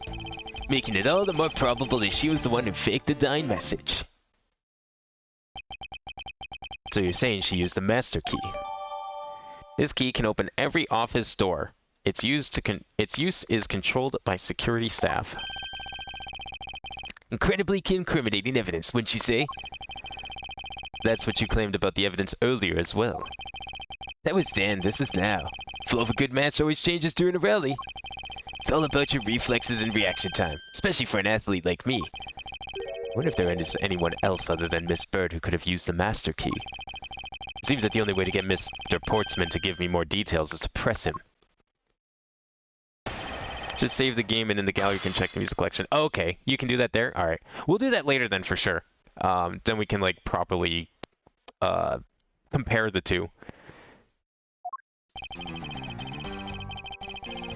Alright, well, we'll continue pressing them. The only weird thing so far is the voice clips. Like, I guess I kind of understand why. It's just, did they, like, not have the original voice clips that were uncompressed before they put them on the cart back in the day? Because they seem really compressed and quiet compared to everything else. Are you sure Miss Bird is the only member of security who could have used the master key? There's only one person on staff at this time of night, and tonight she's it. Isn't that right, Miss Bird? That's, true, but I wasn't able to use the master key at the time of the crime, sir. Wasn't able to? What's that supposed to mean? Yes. Moving on. I'd hate to get sidetracked by something unrelated. What do you mean unrelated? I want to hear what she has to say, pal. But you can't really trust her not to tell lies. Plus, I hate wasting time. Should I hear Miss Bird out? Yeah, ask for more details. Fuck this guy. Not so fast. I, too, am interested in hearing what Miss Bird has to say. Did they just say it'd be a waste of time? We don't need to hear lies. I'll be the judge of that. Miss Bird, if you please. I discovered that the master key was missing at around 1 a.m., sir. What do you mean by missing? As in, it wasn't anywhere in the security booth, sir. The killer must have stolen it. Wait, if she's still on duty, why isn't she wearing her uniform? Mr. Portsman, I believe this to be an important piece of testimony, don't you? Can't believe that someone like you would be taken in by such words. I'm not lying, sir. Like, they did just say that she was still on duty, right? Why is she walking around in a sweater and a t-shirt? If that's the case, then I'd like to know why you have the master key now. I don't quite know. It just reappeared all of a sudden, sir. A likely story. And where's your proof that the key was stolen to begin with? I bet you just forgot where you put it and then found it again. I never lose things. I can practically guarantee that. With me, if something disappears, it's usually because someone stole it. Yeah, pal. Trust me. You're the one that does just how bad her luck is. Unfortunately, I can't deem this piece of testimony as conclusive. Glad you agree, Mr. Edgeworth. But... Still haven't established Maggie's motive for breaking into Mr. Edgeworth's office. The motive? Didn't we already establish that it was theft? I mean, the culprit clearly went through the bookshelves and at least tried the safe. It is as Mr. Portsman says, Detective. I can't ignore the fact that all the evidence points towards a motive of theft. But I'm done taking blows. It's time to counterattack with a few facts of my own. Hold it! I concur that the culprit's motives appear to have been thievery, however. Glad to hear that the great Miles Edgeworth is in agreement with little old me. However, with regard to the investigation of the bookshelves and safe... Hey, good thinking asking for my opinion on the matter. Would it be too much for you to allow me to complete a full sentence? Nope, apparently not! Hold it!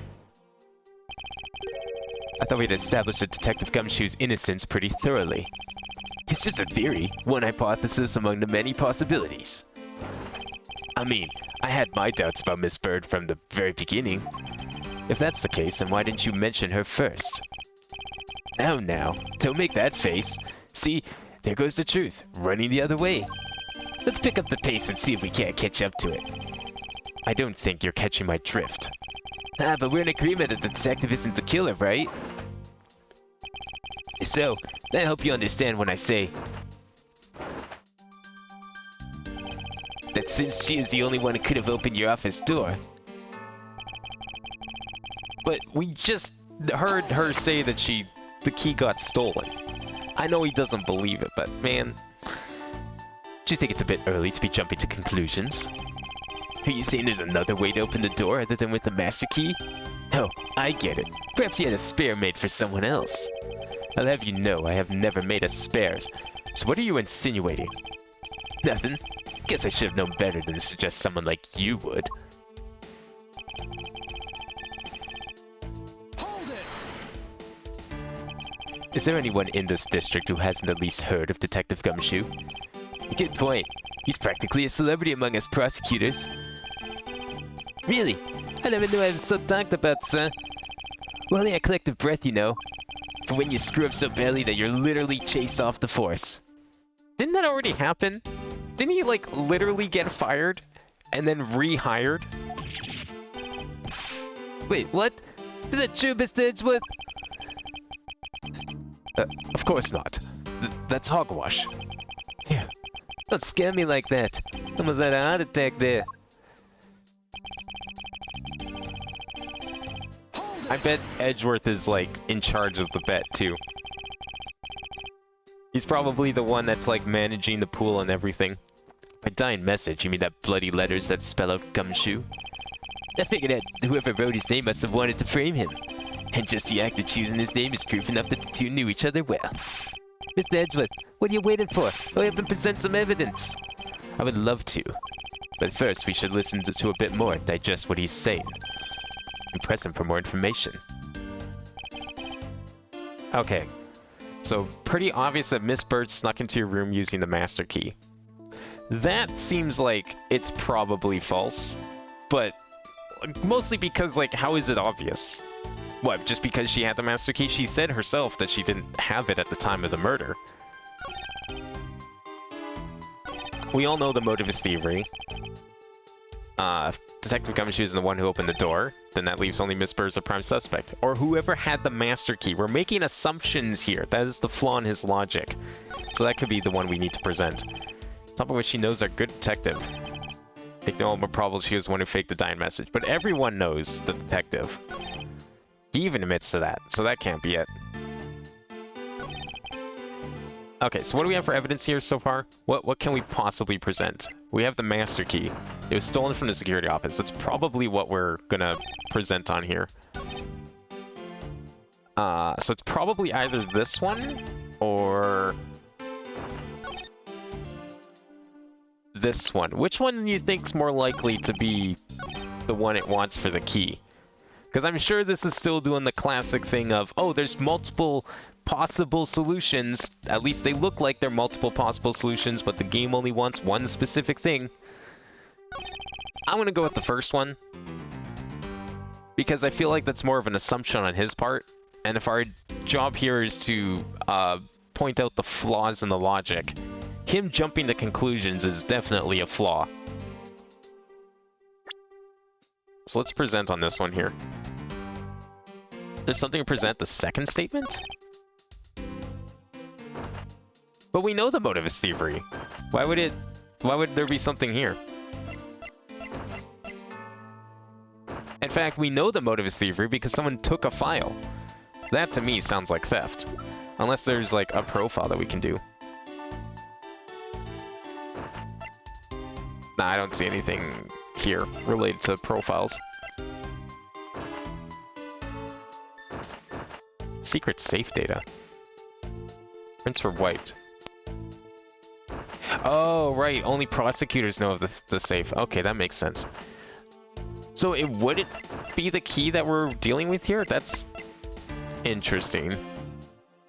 The shells are wiped on safe, I'd say thievery. Oh, right. He mentions the safe, right. That took me a second to process for some reason. Yeah, no, that makes sense now. Okay. Yeah. I wasn't processing the word safe for some reason in that statement. I think that's why I didn't see that and jumped straight to the key. Also, I was thinking the key because it was evidence that we obtained during the cross-examination. You know, thinking like normal Phoenix Wright game. Do you wish to continue insinuating that Miss Bird was set out on stealing something? Why not? It's the truth after all. It was also by your logic that we came to the whole thievery conclusion anyway. That may be, but you must also be aware of the fact that the safe is a secret safe, the existence of which is only private to prosecutors. I find it a little hard to believe that a hidden safe was a part of her cunning plan. But she could have found it by accident while she was turning everything else upside down. I highly doubt that. I'd say the culprit knew exactly what they were looking for. After all, only the bookshelf and the safe were targeted. Yeah, even I didn't know about that safe, pal. And that means there's no way Maggie could have known about it either. What are you implying, detective? Then are you proposing that the killer is a prosecutor? Interesting conclusion. That's definitely looking more and more probable. What's wrong, prosecutor? Do you have a different suspect in mind now? Curses. Why? What made you? What's with the angry face all of a sudden? It's all my fault. What do you mean? It's Jim. He knew about the existence of the secret safes. What did you just say? We were partners, like inseparable conjoined twins. That's why I told him. I filled him in on the secret safes. Then that means... Yeah, no, I only just told him too. Obviously, it was wrong of me to tell him. Still can't quite believe it, but the thief who broke into your room was probably Jim. Now he's claiming that the victim was the thief. And you were simply trying to stop him, weren't you? Miss Maggie Bird. Excuse me? What are you implying now? What is this, like, fucked up theory? I mean, you are a security guard, right? That's your job. But killing's going a bit too far even in your risky profession. How did she even get in here? She said the key was stolen. And if now you're implying that she came in here to stop a thief, therefore she's not the victim in this situation. Like, what? I don't even know what he's getting at anymore. He's all over the place. Can't think straight. What the? It still accuses Maggie of the murder. Yes and no. I mean, she had stumbled upon Jim, who had probably drawn his gun. I get it. It was self-defense, wasn't it? But no, I couldn't. I could never do something like that. Not even as a security guard, sir. Plus, even if he was the thief, he wouldn't have a key to his office. Which is precisely why he had to steal it, wouldn't you say? Yeah, the key was just sitting on the desk, ready for anyone to go in and grab it, I'm sure. It was Jim who stole the master key. Pretty impossible for a supposedly stolen key to be here with us. Unless you retrieved it from Jim after you killed him. Mr. Portsman, are you honestly accusing your own partner of being a thief? I don't want to admit it, but it's the only way for everything else to make sense. He has no honor? Now then, I think we're done here. Investigation waits for no man. Would you people be so kind as to see yourselves out? What? What do you mean us? The fuck is your problem? You can't kick us out. This is Mr. Edgewaite's office. Ah, but I'm the one who's been assigned to this case. Y'all suspects in varying degrees and therefore ineligible to run this show. What? Since when? Listen, pal. How many times do I have to say this? Maggie can't be the culprit. Detective Gumshoe, calm yourself. But sir, we have no choice but to accommodate his request. For now. Thank you, Mr. Edgeworth. At least one of you understands. Now then, if you could remove yourselves from my crime scene, I'd be most grateful. Mark my words, Mr. Portsman. We will meet again. If that's a formal request from the legendary prosecutor himself, then I suppose so. That would disappoint me here. Oh my god. I bet this guy's the killer. Okay, that sounded like a remix.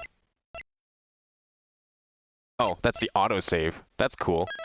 We get both. That's pretty neat. I wonder how forgiving the autosaves are.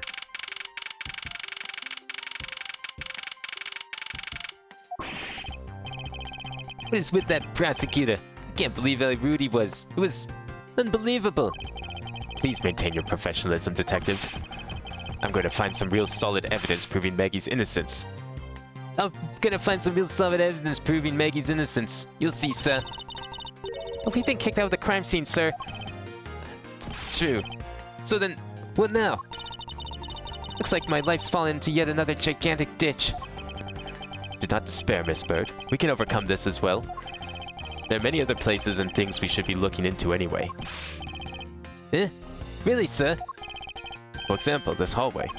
The linchpin of his argument against Miss Bird is related to the master key. In that case, this hallway is the perfect place to look for more information regarding the mystery surrounding my door. How about we start with this basketball? Like, why is there a basketball and a basketball hoop in the hallway? And not just like some like shoddy little pin-up wall basketball hoop, but like a fucking 13-foot, you know, the kind you put in your parents' driveway. What's a basketball doing here? This is Mr. Portsman's prized possession, sir.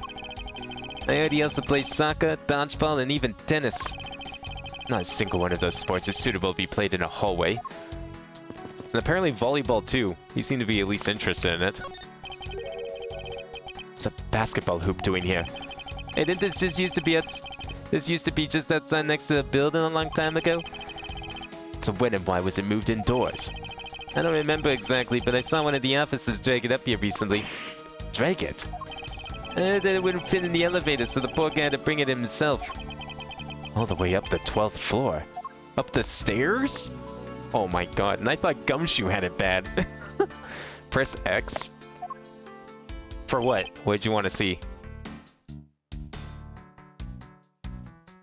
Or some of you should talk... Oh, you want me to talk to Gumshoe about something?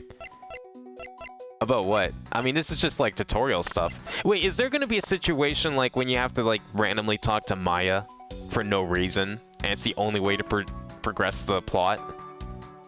Because I didn't like that in 3. 3 did that like twice, I think, and it made no sense both times.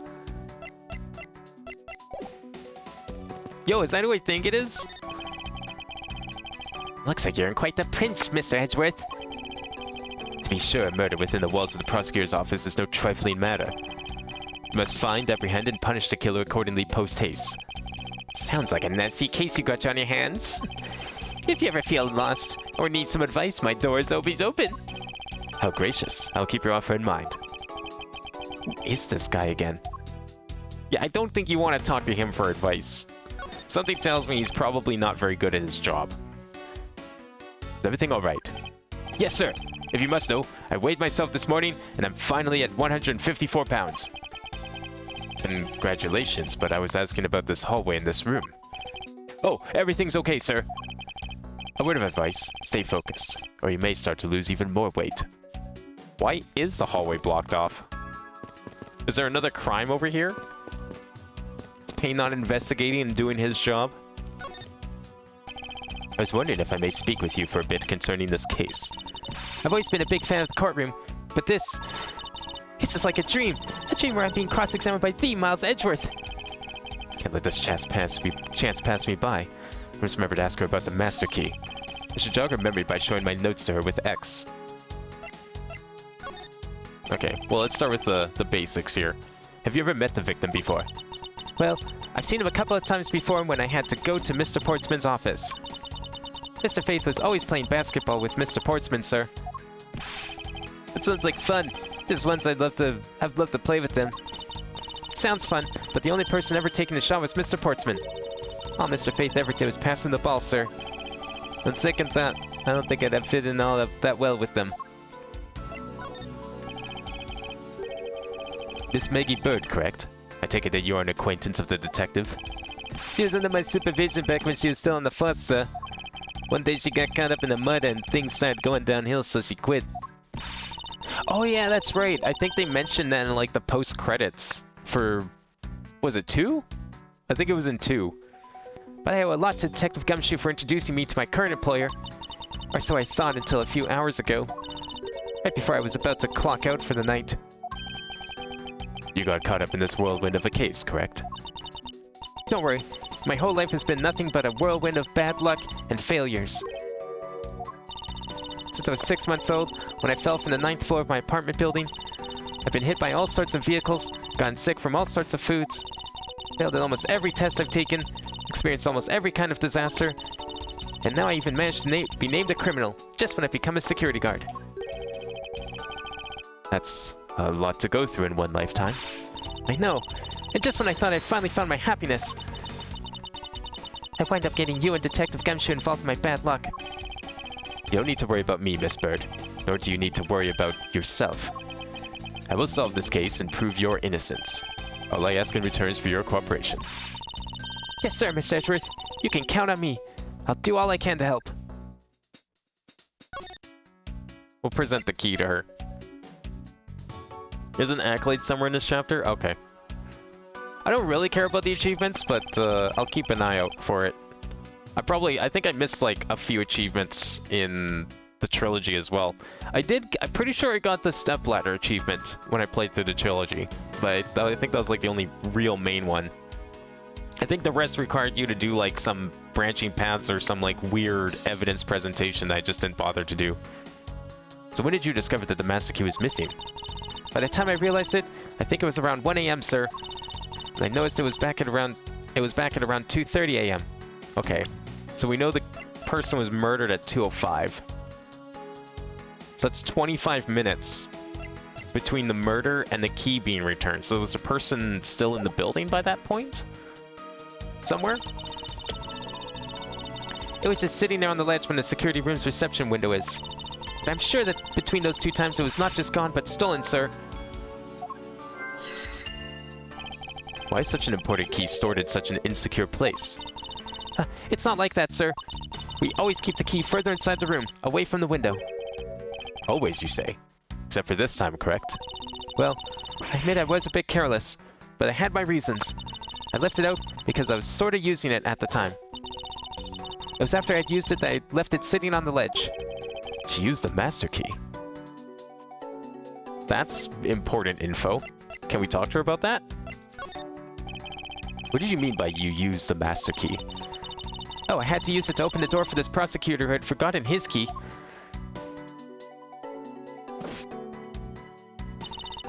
I mean, it's my job as a security guard, right? Huh. What is it?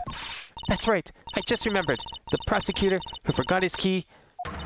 It was Mr. Portsman, sir. What? Please tell me more, Miss Bird. Quickly. Oh, fuck. Not looking good. It was around 12 a.m. Mr. Portsman had forgotten his office key, so he came down to security, sir. And that's when you loaned him the master key. No way. It's against regulations to loan the master key out to anyone. I walked with Mr. Portsman to his office and opened the door for him personally, sir. I see. And then, what happened after that? Well, he called for me to come close up his office as he was leaving to go home. That was around 1:30 a.m., I think. So in summary, for the sake of one forgetful prosecutor, you used the master key twice tonight. He was used to unlock and lock Portsman's office from at 12 and 1:30 a.m. Talk about suspicious. Now, when did it... Okay, we just don't get the info on when it was returned. It was 2:30 it was returned, right? It was like between 1:30 and 2:30?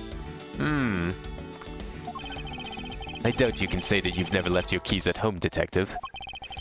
I think this calls for a thorough examination of Mr. Portsman's store. Okay, you wanted me to talk to Gumshoe about something? I guess we'll just go through all of them. Detective Gumshoe, you look rather intrigued by something. Care to share? No, it's nothing, but I noticed that Mr. Portsman calls his partner Jim. And the detective in that Sunday night drama, All My Cops, is named Jim too. I bet one of them is a big fan of that show. You seem to know a little something about it yourself. I take it you watch it too? Of course. The tight bond of friendship between prosecutor and detective is great, sir. But it's nothing compared to the super strong friendship we have. Friendship, Detective? I think you're mistaking it with pity. How can you say that, sir? After all we've been through, too. Oh, that's the... That's an achievement? Okay, I probably would have just ignored that. I mean, I try and, you know, talk to everything with everyone, but considering that Gumshoe is like the Maya of this game, Maya's like the one character I usually ignore, unless I've exhausted every other option, because 99% of the time, she says something useless and obvious. But, I don't know, maybe Gumshoe's a little smarter. Alright, so we should probably examine his door. We can't leave this room, okay. I won't rest until I've inspected every suspicious-looking nook and cranny. Is that what I think it is? It's... Isn't this that missing Zero Series file, sir? No doubt about it. The bloody letters mark it as clear as day. Why is it here? There seem to be a few pages missing. Our thief took only what was necessary and left the rest behind. I guess it might have been easier to carry if he was traveling light. So what are these Zero files about, sir? I guess they got something worth stealing in them, huh? Not particularly. It's just a collection of court case files. However, the cases within these files are not mine. Huh? They belong to the High Prosecutor that used to occupy my current office. I have my reasons, but let's just say I was charged with keeping them as they were. That means the thief must have also wanted the files for a specific reason, right? It would seem so.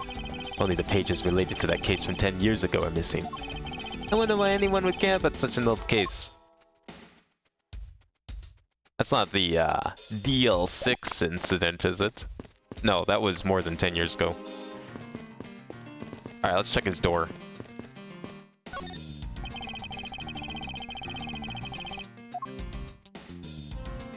I'm guessing we're probably going to want to check the lock. The door is locked tight. I bet the old credit card trick wouldn't work here, huh, Mr. Edgeworth? This is the office of a high prosecutor, Detective. These doors would be pretty ineffective if the average cat burglar could get through them. Ah, so I guess only a great cat burglar could get in. That must be who our culprit is. Might I advise you to return that conclusion to whatever pawn shop you bought it from? I love that insult, that's great. A minimalist yet classy door made of top quality wood. It's kinda majestic too. Fits in really well with the ambience of the prosecutor's offices. And Mr. Portsmouth seems dignified just because he works behind one of those. Nonsense. A man doesn't become more or less dignified because of where he works. Well, he still seems more dignified than Mr. Payne. Mr. Payne? I suppose custodial work can also be dignified. Ooh! Man. Even his name doesn't sound like the name of a prosecutor. It's Mr. Portsmouth's personal basketball hoop. Wait, I thought this was the one that was, like, outside. Or was it always his? And he just didn't like going outside to play. I can't believe that he put something like this in the hallway of a prosecutor's office. But you know, it's actually pretty useful, sir. I haven't got a last time to get to your office since it's been here. How long have I had the same office and yet you still managed to get lost? Alright, well the lock seems pretty tight. I guess we can't go back into my office.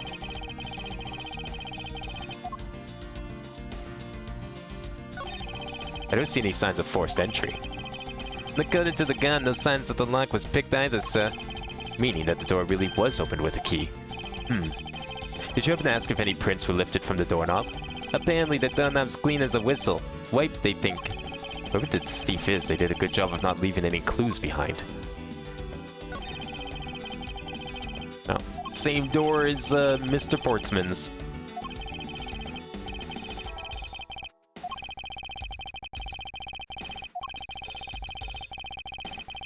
Okay, well that's clearly nothing of value in here.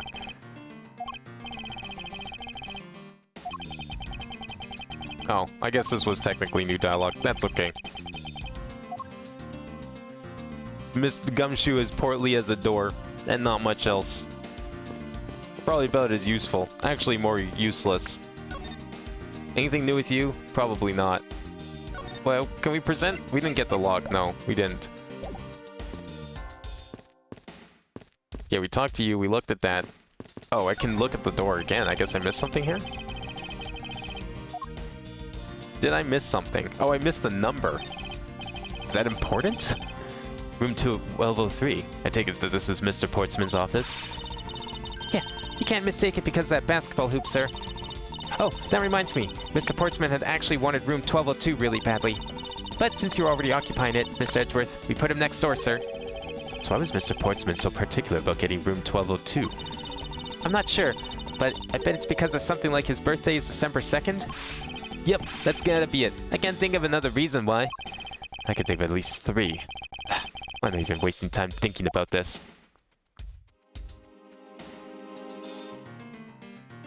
Okay, are we now done with this door?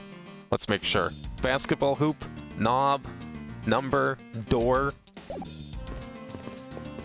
This one apparently I missed the number 2. But might as well, never know when it's important. 1202. These 4 numbers on a number plate alone proclaim this to be my office. Oops. Hey, these number plates slide right out, sir. They have to be able to take the plate off when a room becomes vacant, you know. Why? It's just the number of the room. Why would you need to take the number out when it's vacant?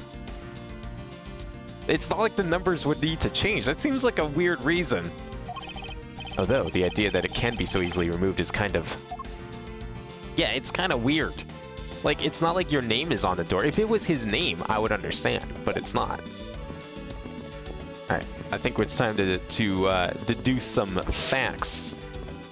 Because I'm not seeing anything else of value here. Oh, I missed something with this, apparently? Oh, I went straight for the book, but I didn't check the rest of the sofa, I guess. Well-crafted, high-quality sofa for visitors. The stitching is excellent. Talk about a luxury waiting area. These babies are also great for napping, you know. You would sleep even out here, detective, in a hallway. Whenever I do, I always wind up dreaming about giving testimony up on the stand. But it always ends the same way. Me getting trounced by a lawyer. Isn't that awful? Maybe I should give it a try sometime. To envision myself winning, naturally. Just as long as certain spiky-haired lawyers on the other side of the bench. Alright, let's try some facts and logic. Alright, what do we got so far? Master key used, master key was stolen, files in disarray. Another handgun. Is there nothing else? I thought we were going to get something related to the book we just found. Culprit rearranged my files twice, once before and once after the murder. Okay, so probably used the master key and the master key being stolen seem related. So the master key went missing from 1 AM to 2:30 AM. The key was used to unlock and lock Portsman's office at 12 AM and 1:30. But that doesn't make sense. Because she would have been there to lock it, but the key was missing. Okay.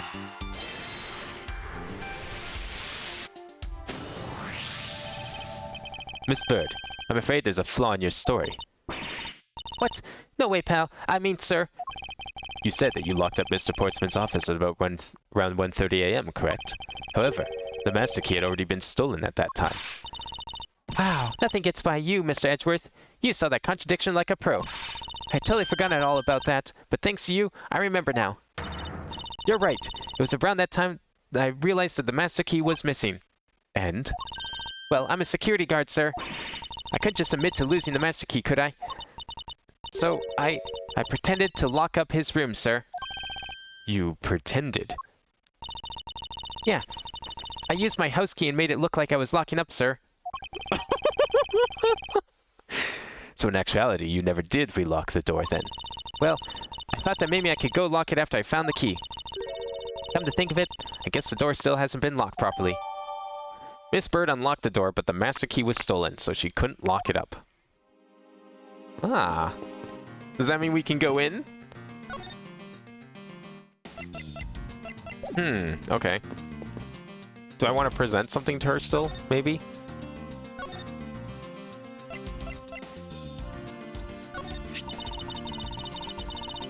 I had to open Mr. Portsman's office up for him a number of times before. I've also had the chance to see the inside of his office on a number of occasions too. He's got shelves upon shelves of sports memorabilia, trophies, and awards in it.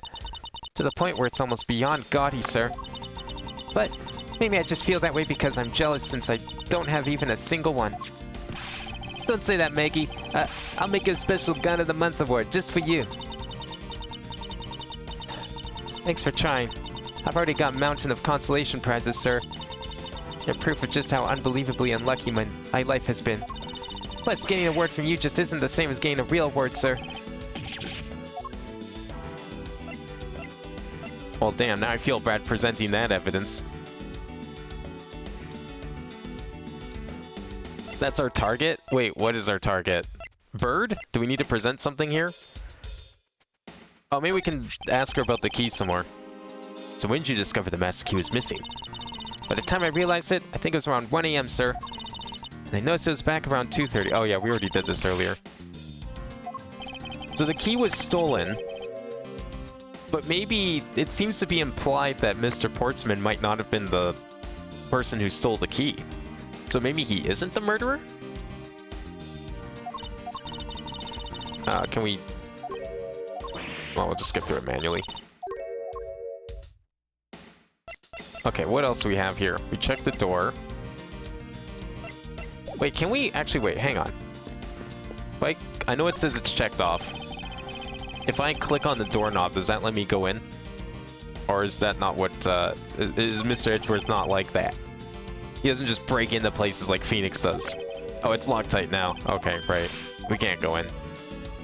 I guess we'll... Oh, wait, we can deduce, though. Do we want to deduce? Well, I don't want to do... Oh, shit, right. I forgot how deducing works. No, not there. Wait, didn't she say that the door was probably still unlocked? So why is it locked now?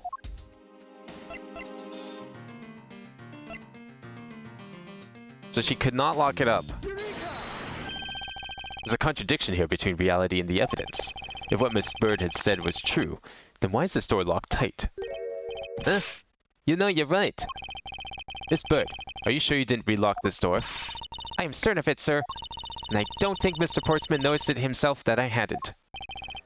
Which means... what, sir? It either means that he actually does have the key to his office, or that the door Miss Bird opened wasn't this one at all, but a completely different one. She opened a different door, but how can you prove that? There's an easy way to find out. All we need to do is... we need to examine these. Prints by the number plate. The prints by the number plate, they will tell us all we need to know. Everything? Really? Like what, sir? Like, well... wait, no? I thought maybe, like, the plates got swapped and then she, like, went to a different room or something. Specifically, Mr. Edgeworth's room, maybe. Unfortunately, I guess that wasn't it.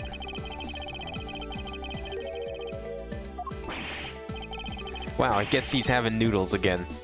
Is that supposed to be a joke to cheer me up, Mr. Edgeworth? Yes, that's it. Now then, we should get back to doing what we need to do, and that is... okay, we examine... well, I guess the doorknob then, right? Whoa, wait, prints on the master key?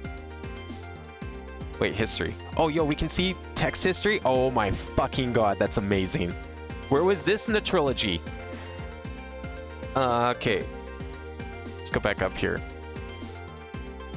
You opened a different door, but how can you prove that? There's an easy way to find out. All we need to do is... yeah, we need to check the doorknob then. Oh, I wish that was in the trilogy. Please tell me Apollo and Great Ace Attorney have a history button. The prints on the doorknob will tell us everything. Hey, you. Yeah, you, pal. Do us a favor and see if you can lift from this, okay? So, what'd you find out? There's no need for such belligerent nostril-flaring, detective. Sir, I found only Mr. Portsman's and Mr. Faith's prints on the doorknob. So only two people's prints were found on this, huh? That's pretty decisive. Huh? I'm lost, sir. Thinking logically, a certain other person's prints should be on this knob as well. Now then, whose print should also be on this doorknob? Take that! Don't you find it odd that the prints of the person who unlocked this door are absent? You mean... yes, the door that Mr. Bird opened could not have been this one, but a different one. So I bet the plates were swapped then. So I had it right, just, you know, order. What do we have here? I won't rest until I've inspected every suspicious-looking nook and cranny. Can we check the basketball again? Is this basketball property of Mr. Portsman? Yes, sir. He's always ready for a match. Basketball, soccer, dodgeball, tennis. Doesn't matter what sport it is, he's game. Although, I think it'd be a little odd to play tennis with this ball. That isn't the point you should be focusing on, detective. You're right, sir. Now I know what I should be focusing on. Bad, Mr. Portsman. Someone should teach him to clean his toys up after he's done playing. I think we've reached the end of this conversation.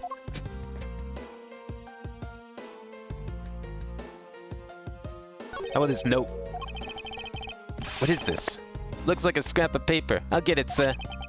Let's see. Oh, there's some writing on it. I brought the 3 pieces of evidence by, just like we talked about on the phone, but it looks like you're out. Guess I'll catch up to you later. Buddy. Looks like a note from the victim. Yeah, and it's from Mr. Portsman.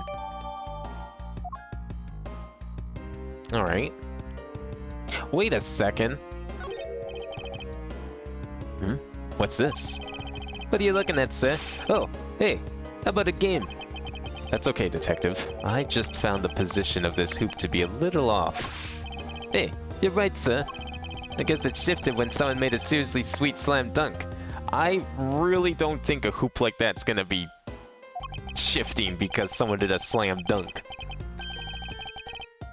Unless we got like fucking Barkley in here doing the chaos dunk, I don't think that hoop's moving. Position of the hoop is definitely unnatural. I'd better take note of this.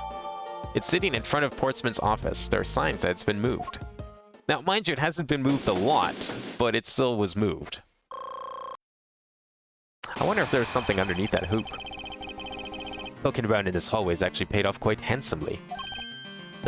How so, sir? In a variety of different ways. I think it's time we had a little chat. with the real culprit of this case. You know who the killer is? Wow, Mr. Edgeworth. As long as my logic is sound, then yes. The mastermind behind this murder is none other than Mr. Portsman. What? Mr. Portsman? I knew it. That's exactly what my logic senses were telling me too.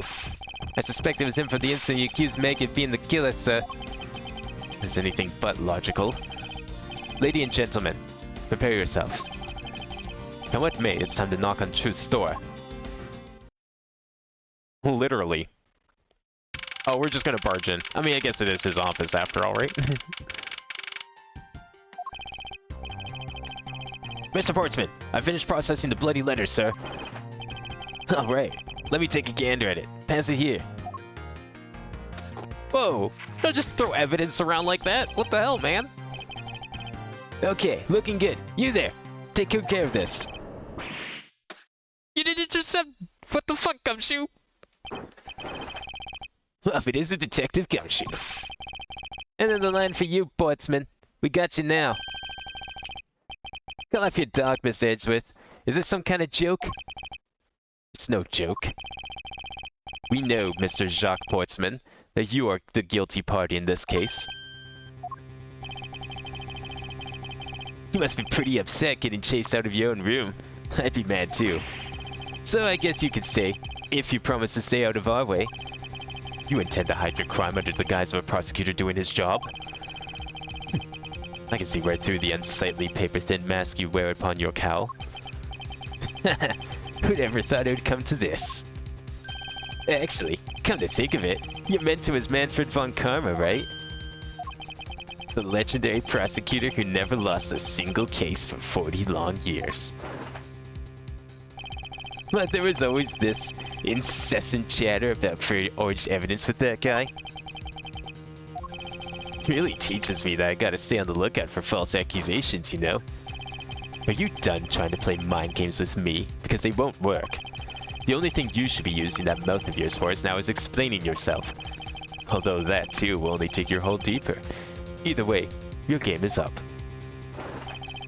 Well, aren't we full of ourselves? Even though you have yet to prove anything. Time for a battle of wits! Round 3.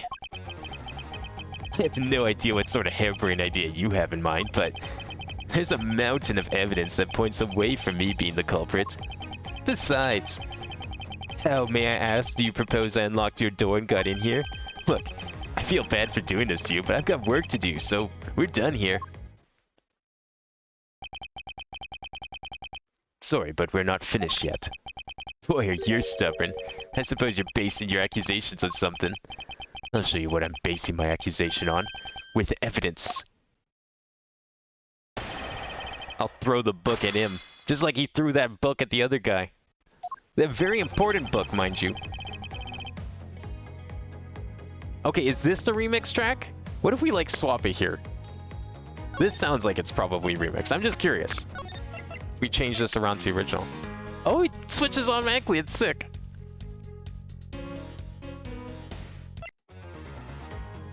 I kind of like both. Both sound pretty good, actually. Yeah, we'll leave it on the arranged for now.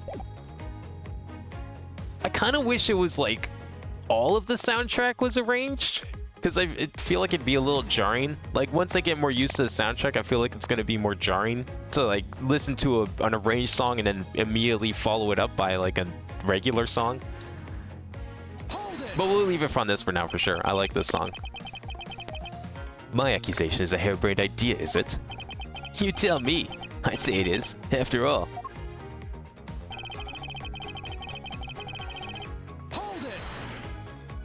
Oh, and what, pray tell, kind of evidence are we talking about here? Jim was my partner, so you can't say I had a motive for killing him. And that's it. That's not even an anthill, let alone a mountain. But it's more than enough, wouldn't you agree? Would I recommend that you review what the word evidence means?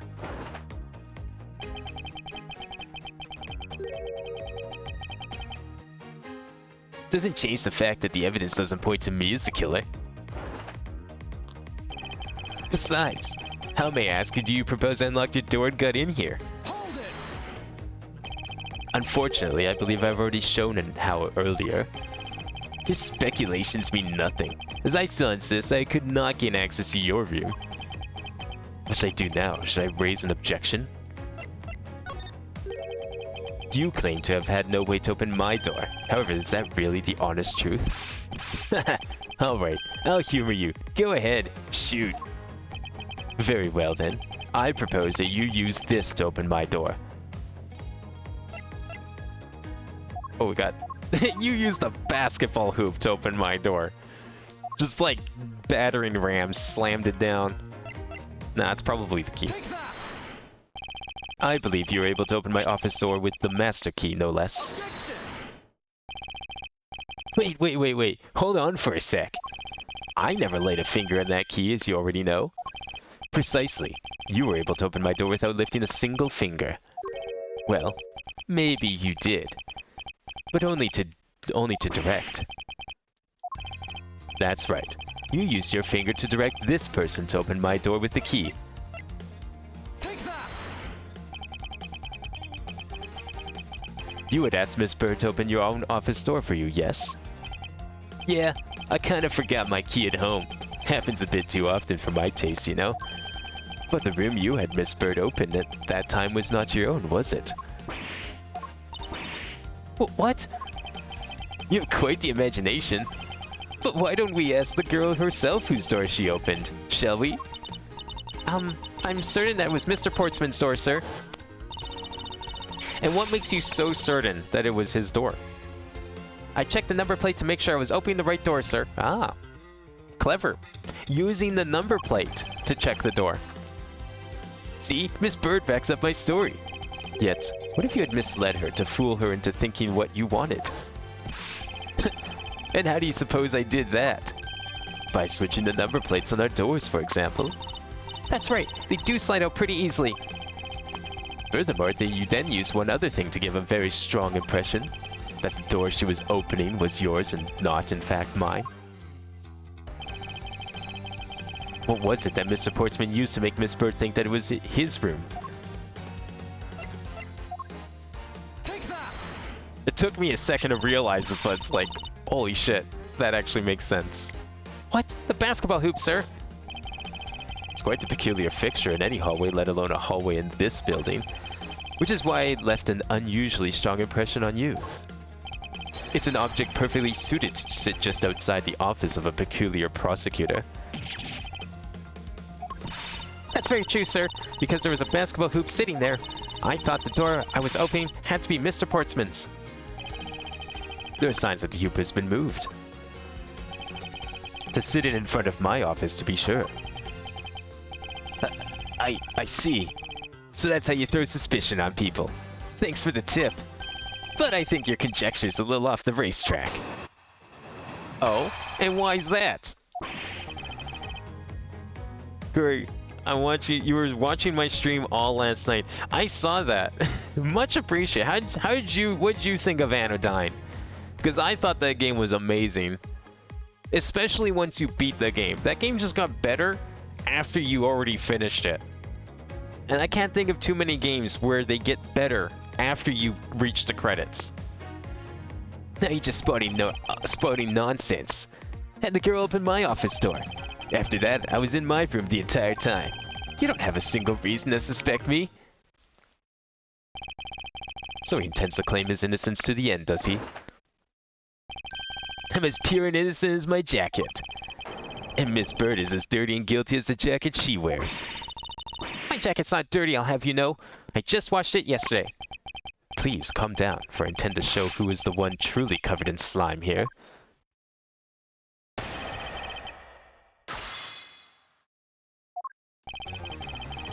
Hold it.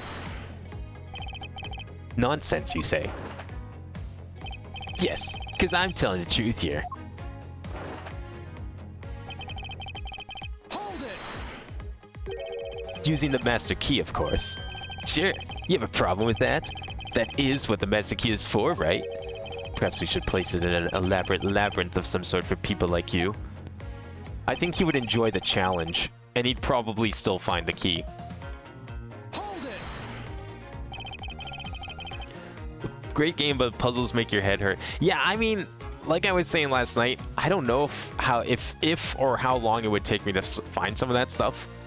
Some of that stuff was like insanely well hidden, but a lot of the puzzles, and there was some really clever use of that that mechanic at the end of the game for sure.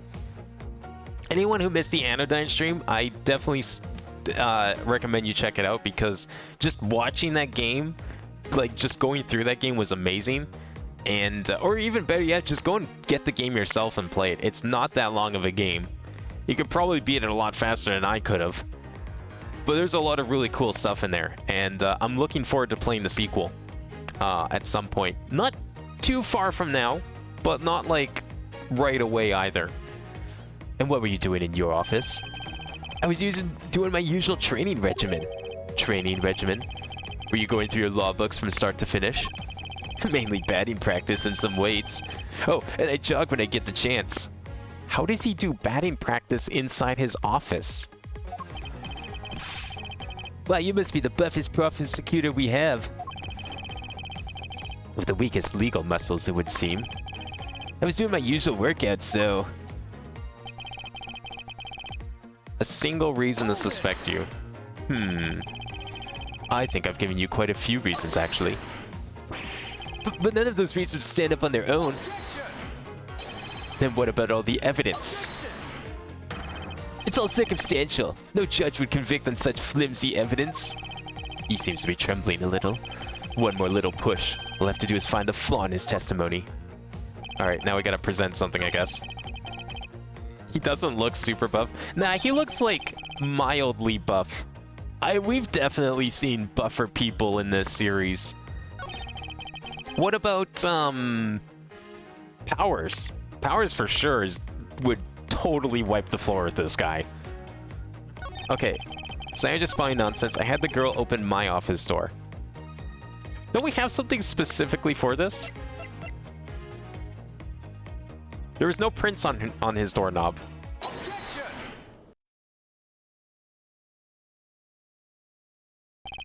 I had your door dusted for prints. My door? What for? Come on, I bet you didn't find anything.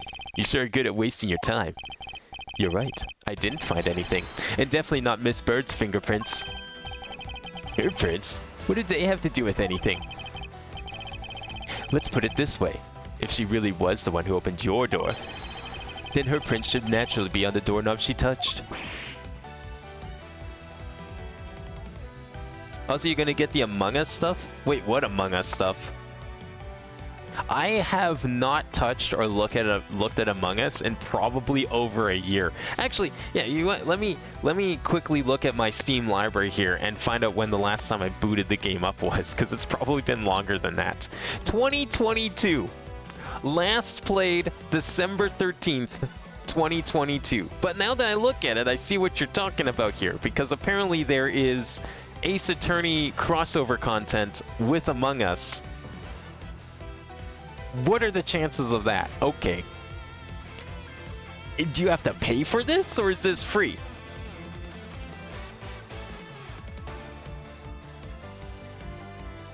Oh, well shit. I mean, I'll boot the game up for that. Why not? Cool. You can get Miles Edgeworth's costume for your from your Amogus character. That's kind of neat, actually. I didn't know that was a thing. I mean, that's what I get for not booting the game up for almost 2 years, I guess. Among Us is also on Nintendo Switch, but I have it on PC. I played it back when it was like, I first played it on itch, and then I bought it on Steam. It was probably one of the like, for a lot of people, it was one of the most popular things to play with friend groups during the pandemic, and everyone I knew definitely got into it for a while. But then that sort of died, and then I just had no reason to boot it up again, because as good as that game is, it's not really the kind of game you play with random people. Yeah, I think. Just doesn't work as well. Further, all of the prints on my office door and its knob have been wiped clean off. I can only assume it's because Miss Bird's fingerprints were on it. It doesn't change the fact that I was in my room the entire time. Is that really a fact? Or is it fiction? Hey, would I lie to you? Yes. Yes, you would. I have here proof that you were not in your room the entire time as you claim. Is it probably this? Looks like you're out. Guess I'll catch up to you later. But we don't know when this was... We don't know when this was put there. But I guess it would stand to reason that if it's still there, he hasn't been in his room for at least since the murder. It's probably this.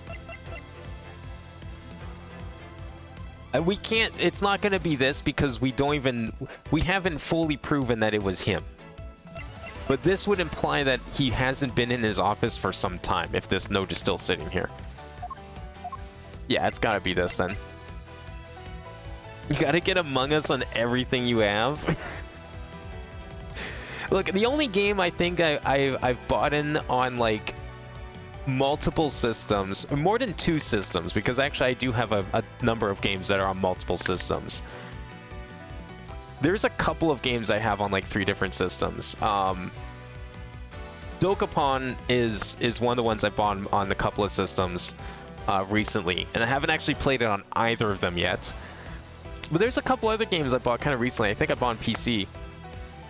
Oh yeah, it was Dragon's Dogma was another one. I bought... I mean, okay.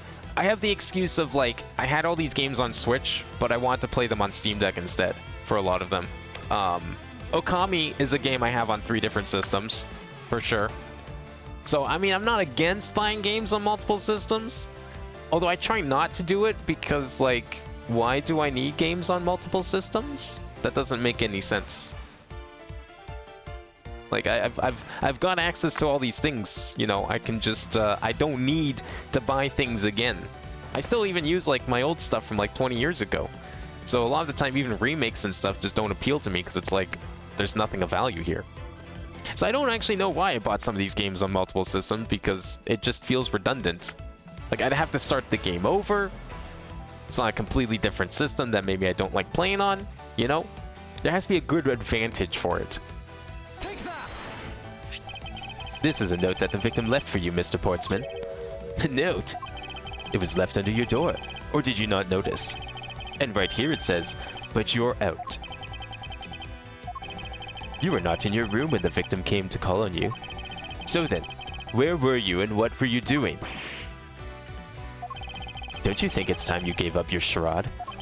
We know you stole into my office with the intent of stealing something from me. And Detective Faith found you out. Possibly because he heard sounds coming from a room whose occupant was on leave. Mr. Portsman, you killed Mr. Faith to silence him. And I had the misfortune to return when I did. You had to threaten me as you escaped. As I said when you had the gun to my back, no one gets away with committing murder in my office.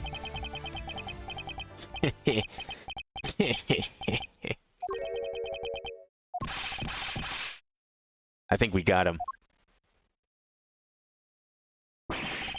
And just what's so funny, pal? Well, that look of stiff seriousness on the face of the office's finest prosecutor, as he makes a huge mistake in accusing me is simply too much to bear. There's just nothing else like it in the world. What? Mr. Edgeworth just explained it all, and even backed it up. You're the murderer. Stop trying to be slippery and just admit to the crime already. And as I said earlier, it's also circumstantial, so full of conjecture. You say you checked my doorknob for prints. Well, I can readily confess I had wiped that knob down as well. What? That's bullshit! We just found prints on it! What do you mean you wiped it down? I'm a little obsessive-compulsive, you see. I didn't want to touch a doorknob that you had touched. Which is why I wiped the knob down as soon as I could after you opened the door. We just checked your door. There were prints on your door. What are you trying to say here? After that, it makes perfect sense that only Jim's and my own prints would be on there. That's not... It makes sense that Jim's prints would be on your door after you wiped it down after he died. Okay, sure. Yeah, let's go with that logic. That makes no sense, but okay. You made that up just now, didn't you? Furthermore, as for the note Jim left me, do you know exactly when that was? Okay, I'll give him that one. Even I'm questioning the validity of that piece of evidence. For all we know, he could have left it there before I arrived at the office. Like early in the evening, for example. Are you saying you failed to notice a note in your doorway? Hey, even geniuses fail sometimes. I was probably too preoccupied by work-related matters, although that's no excuse. Now that's just a flat-out lie. There's no way you didn't notice a note that size. But you can't prove that, could you? Say something, Mr. Edgeworth. Back me up here, sir. Earthman makes a good point. I can't prove that he did simply overlook it. Besides, I have an airtight alibi. Airtight, you say? I only just realized I had one as we were talking. I guess it would have been better for all of us if I had told you sooner. Alright, what's this alibi?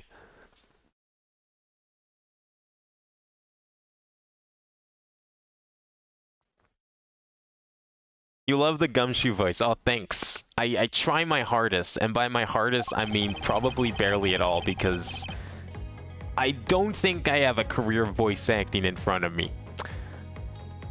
Even if I did have a better mic, I don't think it would make much of a difference. If memory serves, you came back to this office at around 2 AM, correct? It was then that you had that unfortunate confrontation at gunpoint with the culprit. But exactly at that time, I was down in criminal affairs. Ask around. I'm sure the other detectives will corroborate my story. It's the perfect alibi. Do you really think it's that perfect? Like I said, I don't care. Ask around all you like. You'll see it for yourself. I don't think that makes any sense because... Well, okay, no it does. 12 AM and 1:30. 2 AM is after 1:30. He could have left the office by then. Alright. Maybe we should go ask. Detective Gumshoe. Sir, yes sir. I'll go check out his alibi, sir. Be right back. Mr. Edgeworth, sir. I think we're in trouble. It's just like Mr. Portsman said. The guys down in criminal affairs say they saw him around 2 AM. You see? Fuck. All of the evidence points to him being the culprit, so there must be a contradictory point in his alibi somewhere.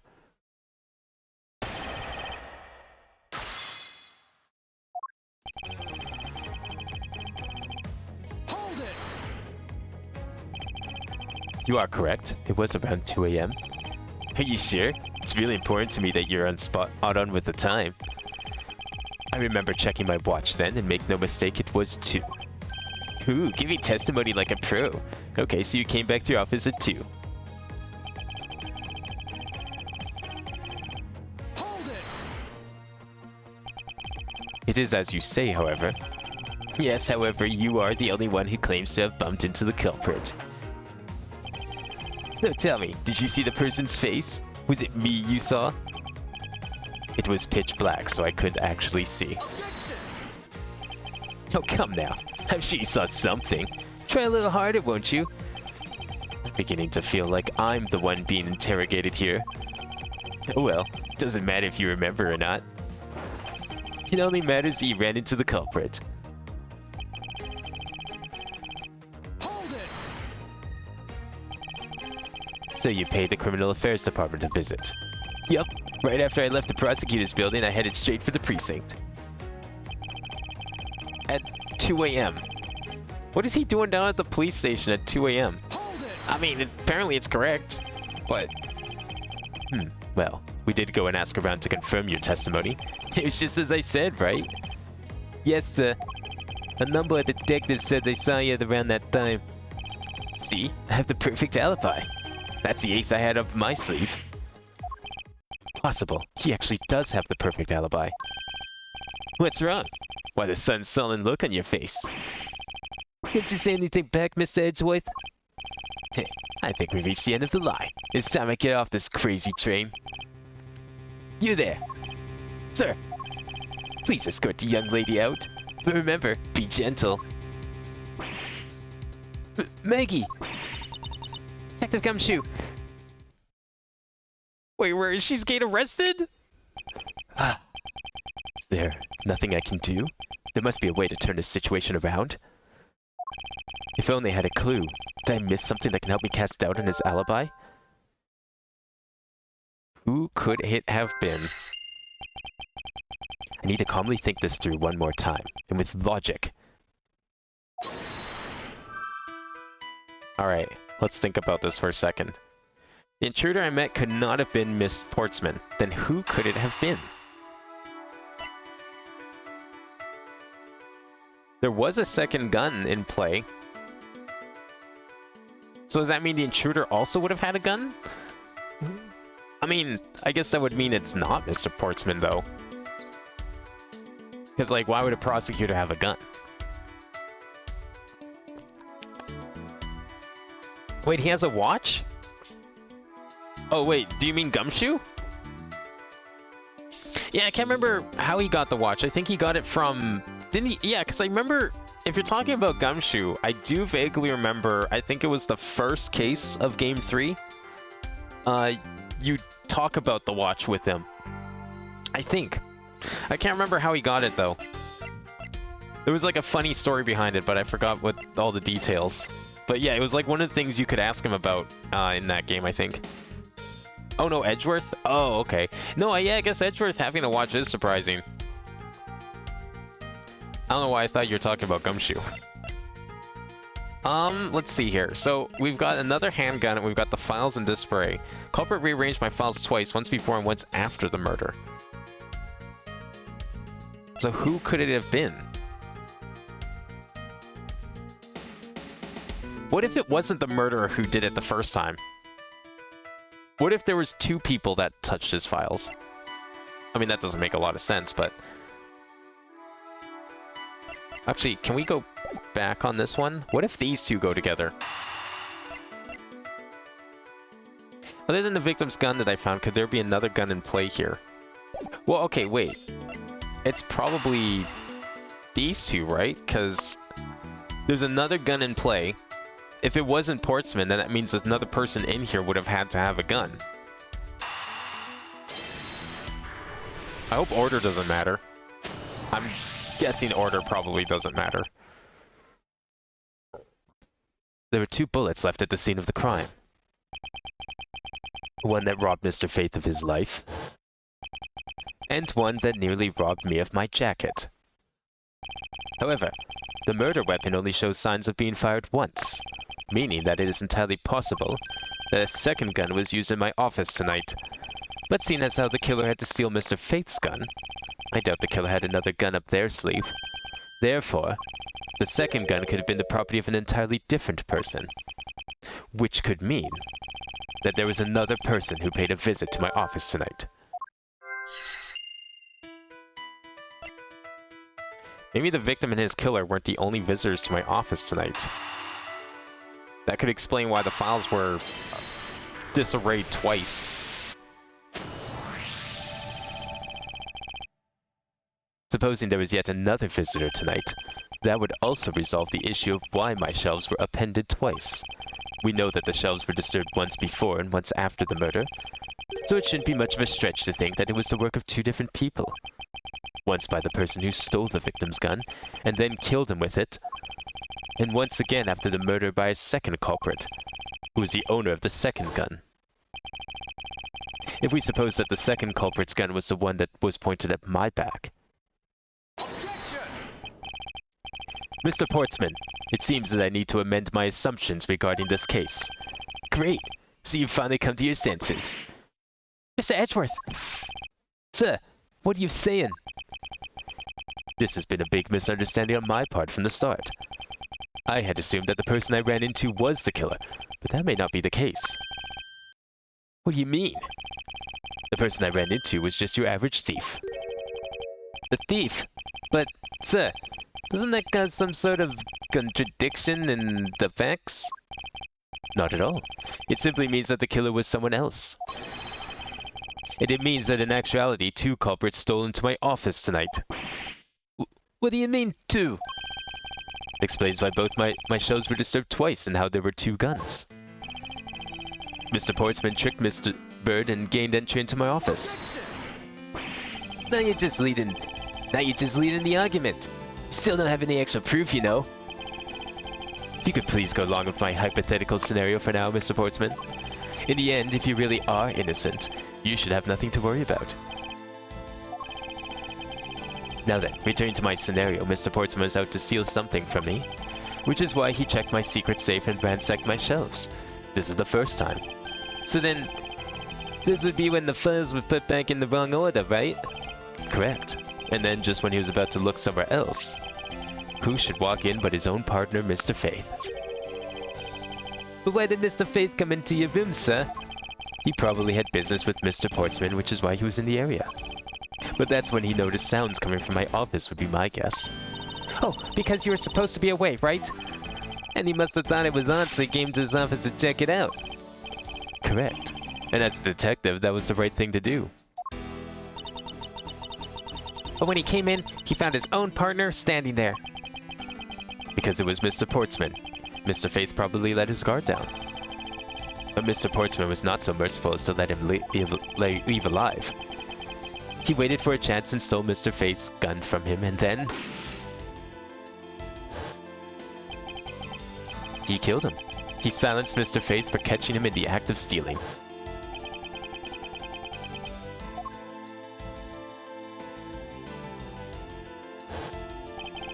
This was the moment in which the first shot was fired, the one that landed in my files. Following that, Mr. Portsman wiped the gun down and left it behind as he made his exit. He could afford to do that because he had also left the fake dying message behind. Classic! He's such a complicated troublemaker, you know that? Well, if things were as simple as that, then all would be solved. However, there was yet another visitor to my room, and this is where it gets complicated. Now, wait. So if we're still saying that Portsman killed Faith, Faith died at 2:05. Portsman was not around here at 2:05. He was down at the precinct, wasn't he? Around 2 o'clock? He couldn't have gone from the precinct up here in 5 minutes, could he? We actually know. We dealt with this in a previous case, and we determined that's literally impossible for someone to go from the police station all the way to the prosecutor's building in a span of 5 minutes or less. It takes like half an hour. There's no way. There was another visitor, sir? Yes, and this other person's objective was also to steal something from me. Now then, even after Mr. Portsman left, the door to my office remained unlocked. However, this new visitor had no way of knowing that, and so they stole the master key from the security guard's room, and then entered my room and searched through my shelves. This was the second time they were disturbed, and it seems the thief found their prize.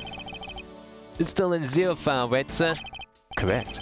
Only just as the thief was about to leave with the file, I appeared. The thief then threatened me with their own gun and made their escape. The second bullet was fired during that brief encounter. So the shell's getting messed up twice in the 2 bullets. It was all because 2 different people were doing those things at 2 different times. Precisely. So now do you see, Mr. Portsman? The person I met was just a thief, and was not in fact Mr. Faith's killer. Your alibi for the time frame in which I ran into the other person is now irrelevant, because we now know that the murder took place during the first culprit's visit.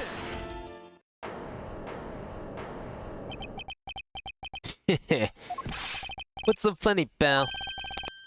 Absolutely splendid. Your scenario explains everything. Of course it does. It's Mr. Edgeworth after all. But you know, it still doesn't change the fact that it's all circumstantial. Supposing if, and that's a big if, your theory is right, it would indeed render my alibi, which has withstood scrutiny, mind you, irrelevant.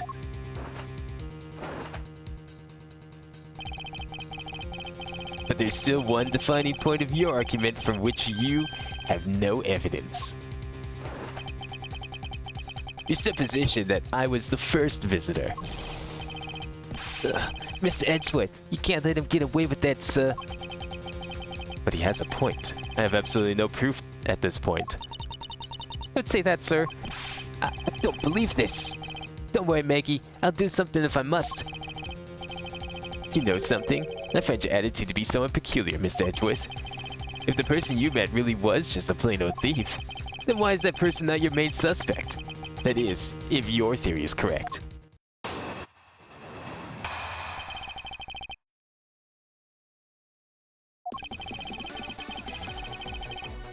That thief you ran into should be your real suspect, wouldn't you say? We should be out there looking for that thief right now. They might still be nearby. I hate to repeat myself, but as I already said, I was training in my room. And then when Jamu came to deliver some evidence to me, I was down in criminal affairs. So I can't be expected to know what happened around here after I left. So you think we should be out there looking for the thief? Of course. Now isn't the time to be having these dead-end discussions. I don't believe it's all dead-ended. I find your alibi to be fascinating. Let's continue where we left off, shall we? No, he's lying. I know he was here at the scene of the crime. I just have to find a way to prove it.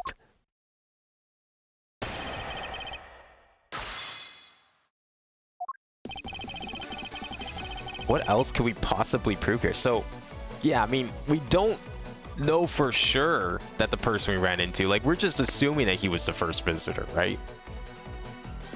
I mean, yeah, because we can prove pretty confidently that there's two people, and the second one is probably not him. Aside from, like, okay, well, we think there's good evidence to suggest that there was a setup to make it look like, to trick Bird into opening Edgeworth's store. And it was probably for Portsmouth, because that's what she's claiming. But I don't know if we really... Do we have, like, any definitive proof that he might have been the guy that killed?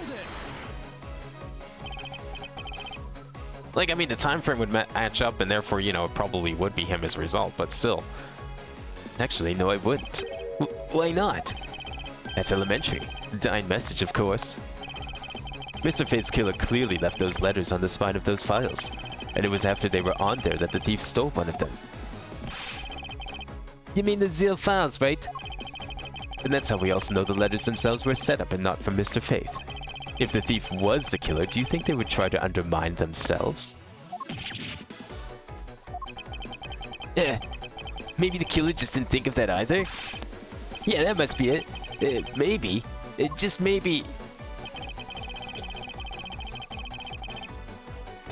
But we know that there's two different people in this office. Once escaped, I highly doubt a thief would linger nearby. Well, you never know. And maybe they didn't get what they were really after. Oh? You talk like you know quite a bit about this thief. It's nothing like that. I have no idea about anything, after all. Hold it! And he claims to be training his room, which, I mean, is probably a lie, though. But according to Mr. Fate's note... Hold on, I thought we already cleared that up. Didn't we say that Jim left that note for me in the early evening? If you had proved that he left at a different time, say, just before he was murdered... I don't have any, no. You see? So I insist again that I was in my office the entire time. Hold it! Why didn't you go there with Mr. Faith? That's because he said he was tired and was going to take a quick nap. You know those sofas in the hallway? He likes to sleep on those. It's one of his habits. And what of the evidence he brought? They were things related to yesterday's case. Just 2 items. A gun and a pendant. A gun, you say?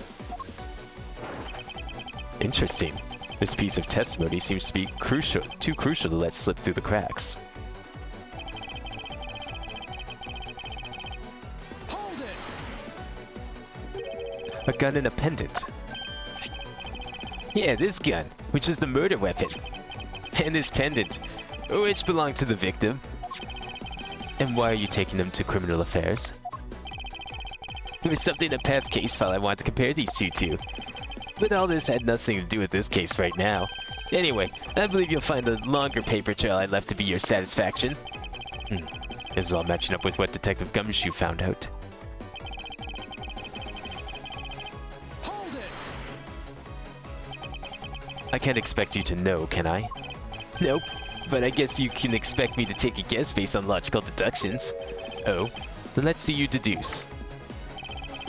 Jim waited for me to leave and then stole the master key.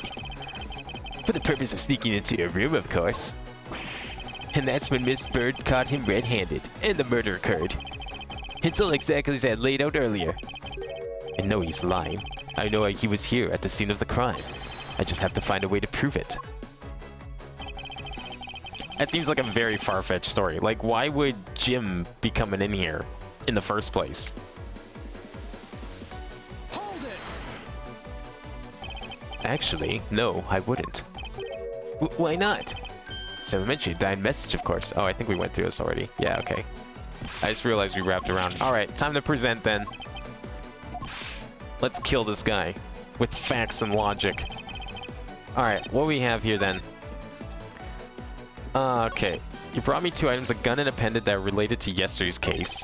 So I can't be expected to know what happened around here after I left.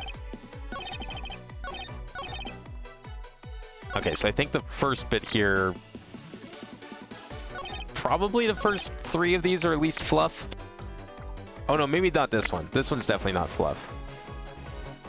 As I've already said, I was training in my room.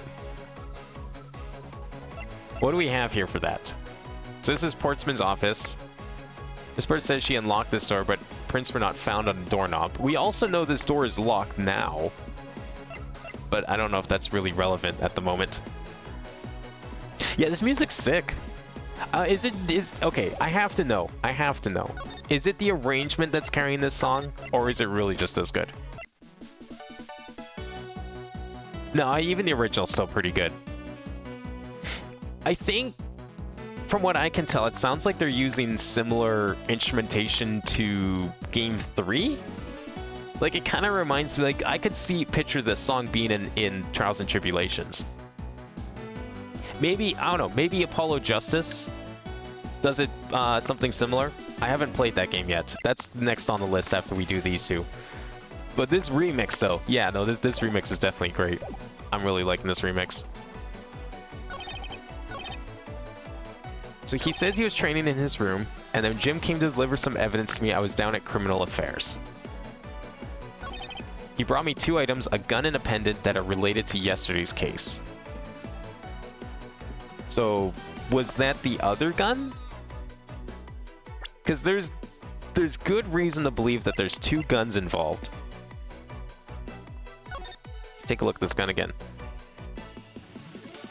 Is this possibly the gun related to, or from the evidence that he brought up? Because it has this horse on it, similar to the pendant. Was the pendant added? No, the pendant was not added as evidence. I don't think it really necessarily needs to be. A gun and a pendant that are related to yesterday's case, so I can't be expected to know what happened around here after I left.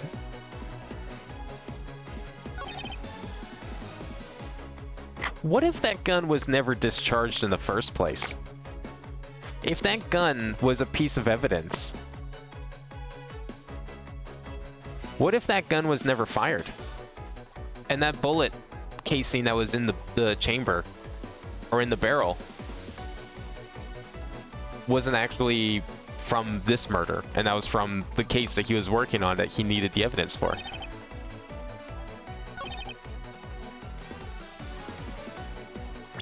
But we need to, like, okay, we need to first establish, I think, that he wasn't in his room, right? I think that's what we're doing right now.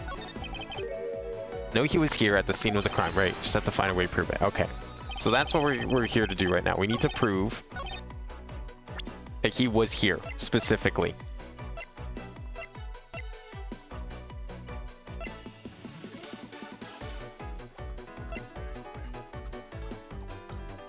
Says she unlocked the store, but her prints were not found now. We already presented this though, and he already tried to rebut it. So I doubt we need to do this again, right? And we already looked at the note. I don't think the note's relevant. Wait, he brought 3 pieces of evidence by. Hold on, that's actually very relevant. 2 items. Never mind. Classic contradiction. Right there. Only 2 pieces. I believe the proper phrase here is, you fail. Excuse me? You fail as a prosecutor, Mr. Portsman, as you intend to keep evidence hidden from me. What are you talking about? I haven't hidden anything from you. Well, here's a piece I think you should read. Carefully. It says that Mr. Faith was bringing 3 pieces. Yes, and this is the victim's real dying message to you, Mr. Portsman. I can't believe to get tipped up by simple arithmetic. Where is the missing piece of evidence? You have it, don't you? Only the guilty would make such a face. Detective Gumshoe. You only have to say it, sir. I'll pat the guy down from head to toe. Don't come any closer. I'm warning you. It's not part of the investigation, pal. So don't even think about stopping me. It's too late. Hey, what's this? Yeah, this on him, sir. Despite what you said, it would appear that you do have something to hide. But why would he hide something like that? There's only one reason why anyone would hide evidence of this caliber. Because it would unequivocally point to that person himself as the real killer.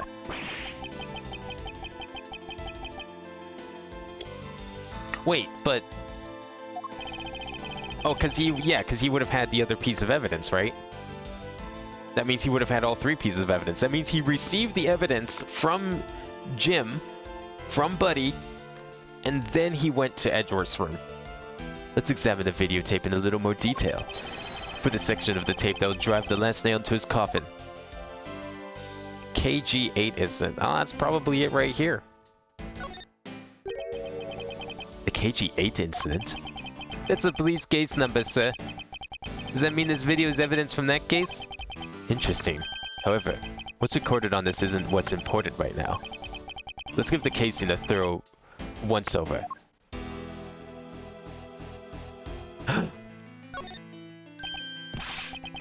That's blood, isn't it? Yes, and I believe this is what the good prosecutor was trying to hide from us. This blood is still fresh. You mean this might be Detective Faith's blood? No, you got it all wrong. No amount of denial can save you. We have to run a blood test to find the truth. You told us you had received evidence from the victim earlier. Now you will tell us when and how did the victim's blood find its way onto this video. Yeah, it's solely suspicious. Was it at the moment of his death? Did Detective Faith have this videotape on his personage when you killed him? You know very well there's no way to prove that. Not even if we were to examine this tape for fingerprints. If I had to take a guess, I'd say that the only ones here would belong to the murderous you and Mr. Faith. Because if it was someone else, surely they would want to take the tape. Oh my god. The man fucking died. He choked on solid gold. He's dead.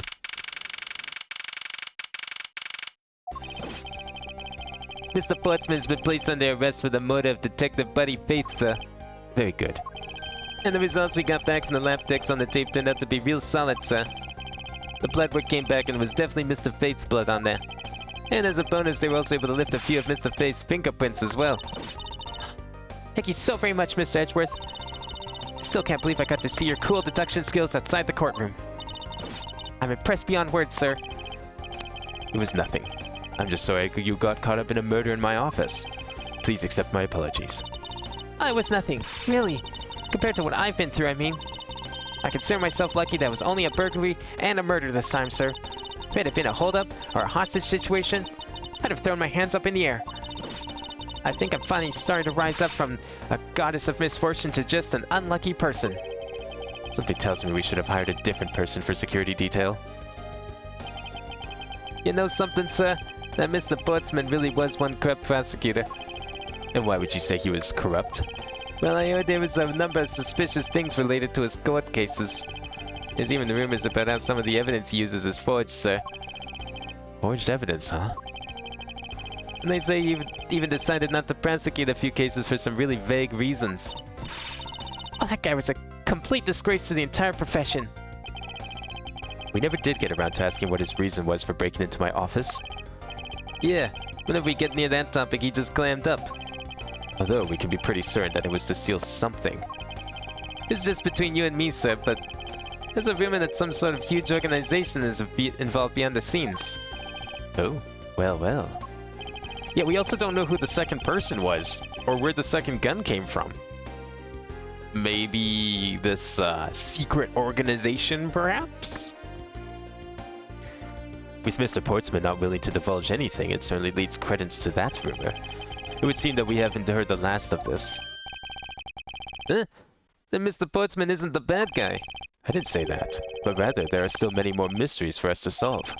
For example, we still haven't figured out the significance to this piece of evidence. Ooh, which evidence is that? Oh, this evidence, probably?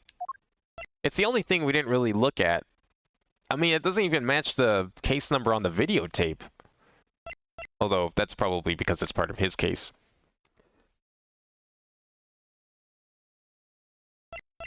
Take that! Person who stole this file. The other villain of the night. Yeah, I wonder who that was.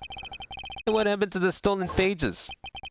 I wonder, who in the world was it that held me up at gunpoint? Mr. Edgeworth, sir! Yes?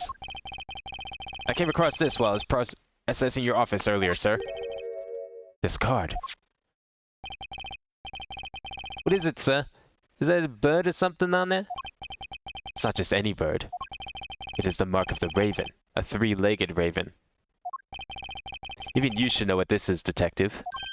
Oh, it's about that thing, isn't it? That great thief everyone's talking about? Oh, another great thief? Yes, it's also the mark of the great thief Yatagarasu. Under the mark of a legendary bird, the Yatagarasu is noble to the end. A modern Robin Hood. Labeled mysterious and phantom-like, the Yatagarasu appears and vanishes at will. Though we don't know much about his thief's ultimate goal, we do know the targets. The Yatagarasu likes to find and make public evidence of corrupt dealings of all sorts. The theft is always performed in silence and always with perfection. So maybe he was going after, Portsman, maybe.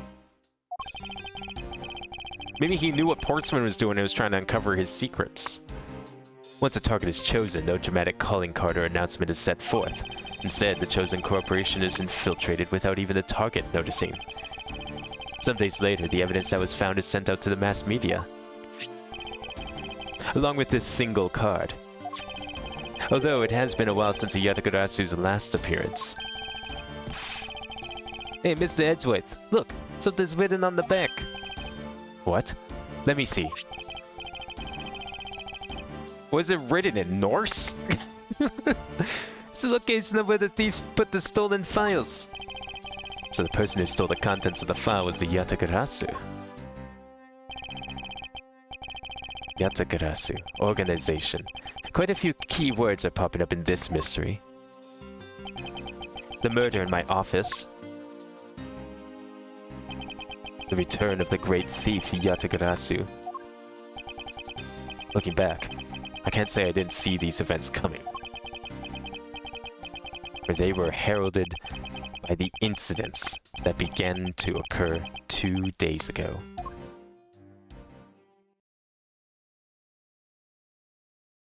Wow, this already feels way more connected than a Phoenix Wright game. Or are we going to get like 3 cases, a fluff case, and then the finale?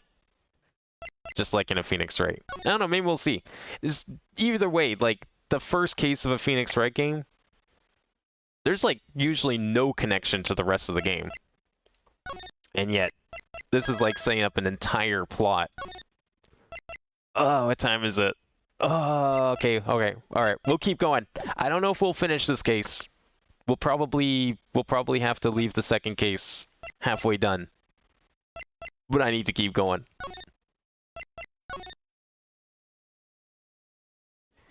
This one's probably gonna get, like, suspended midway through.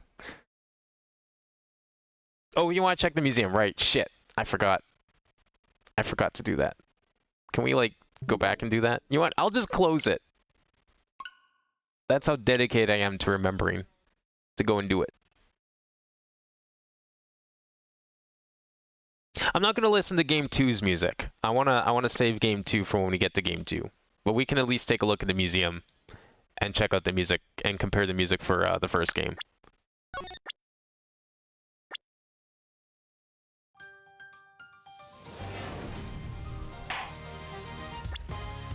Oh, nice. Now we got everything locked. Okay, let's go gallery. So where's the music at here? Oh, there's lots of stuff in here. The gallery contains spoilers. Oh, fuck. Should we be looking at this right now? Oh, there's like all sorts of collectibles in here. Oh, is it because of this section that's probably contains spoilers?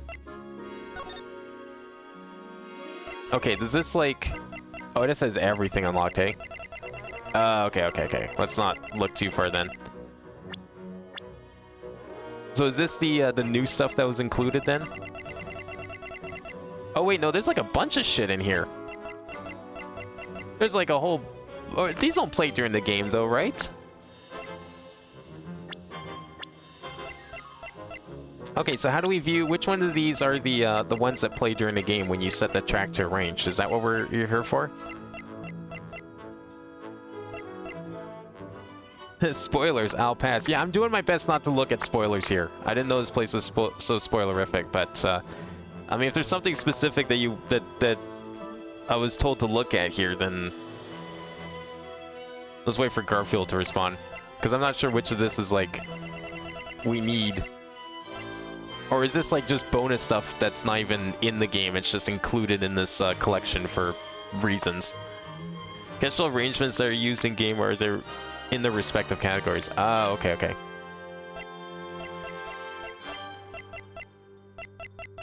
So probably down here somewhere. Okay, well there's like lots of spoilers here, so I don't really know if I want to look. How about we look at it like when we actually get close to the end of the game? I don't even want to look at the titles because I'm seeing some shit in there that looks like it's related to things. So yeah, we'll look at stuff later. I don't want to go in that menu. I thought maybe it would like only show things that I've seen, but it's showing everything and I don't like that. That is not a button to click on.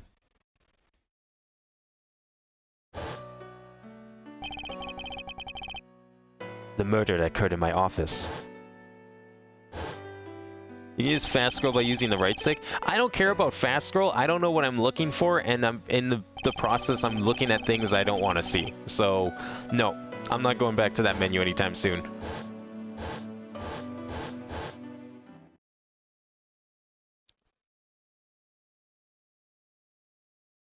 So is this 2 days before the first case then? Or is this later? Oh, this is when he was on the plane. Oh, is there another mystery that happened then? Okay, did they even like translate this name?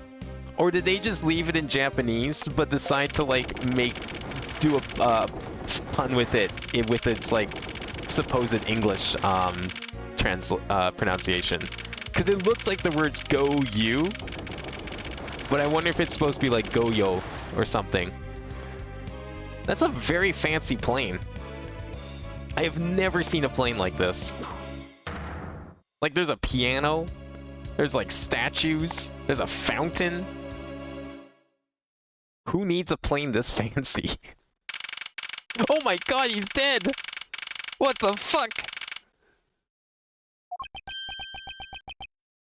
Can't believe Edgeworth died.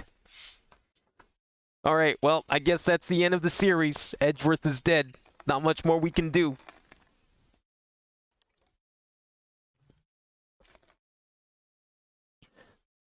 Sorry, am I reading that background correctly?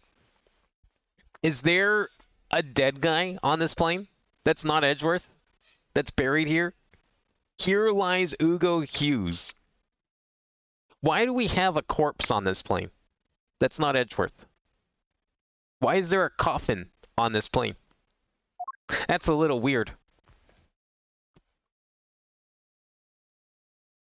Also, the background is animated. That's pretty fancy for these games. I don't know if I've ever seen an animated background. Why do I feel like I just woke up from a horrible nightmare? Turns out the other case was just a dream. 613, huh? Guess I was out cold for about 10 minutes. Slight turbulence indeed. Ladies and gentlemen, we are currently experiencing some slight turbulence. For your safety, we ask that you return to your seats and fasten your seatbelts. I suppose turbulence is to be expected on a flight. Though admittedly, I'm less than comfortable with anything resembling earthquakes. Wow, how clumsy. Can't believe you dropped something, Edgeworth. What's this? A travel wallet? But it's not mine. How did someone else's wallet wind up in my pocket? My head.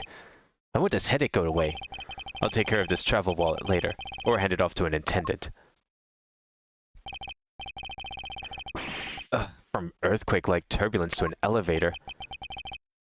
There's no stairs on this plane? What am I doing hesitating like this? Actually, I know full well why I hesitate. It was when I was still but a young child. Alright. Place your bets. How many more possible times can they use this exact image in the series? This is like the 5th time we've seen this image. It's probably the most reused set so far in all of Ace Attorney. I was caught up in a murder that happened in an elevator. But how long am I going to let my past haunt me? It's just an elevator. I'm a grown man now. I need to behave like one.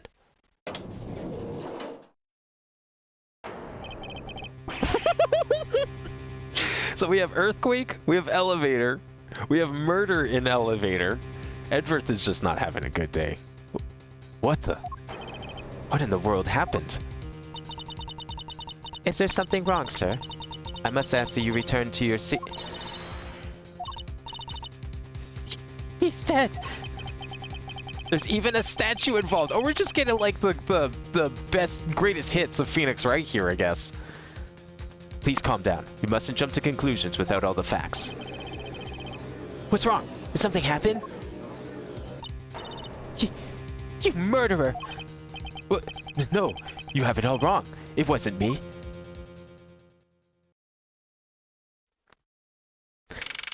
You know, I've heard of like murder mysteries on trains. I don't think I've ever seen a murder mystery on a plane before. So this is kind of neat. But then again, I've never seen a plane quite like this either. Everyone, I'm sorry to interrupt, but I have an important announcement. I am one of your flight attendants today, Rhoda Tornado. Unfortunately, we have just had a minor accident on this flight. An accident? Don't treat us like we're stupid. I caught a glimpse of, and it was murder. What? Murder? What is going on with this flight? Everyone, please calm down. There's no reason to panic. This flight will stay on course and make its scheduled landing. We're still currently in the middle of a rough patch of turbulence. So until we are out of this area of turbulence, I ask that you please remain seated. But someone's killed, right? I mean, what about the killer? Let me off. That is a fucking humongous steak, and that steak isn't even naturally shaped. That is processed meat, my good sir. Or maybe he's like a really rich kid and he probably bought some of that fancy new lab-grown meat. Please, there is no need to feel threatened. We have already apprehended the culprit.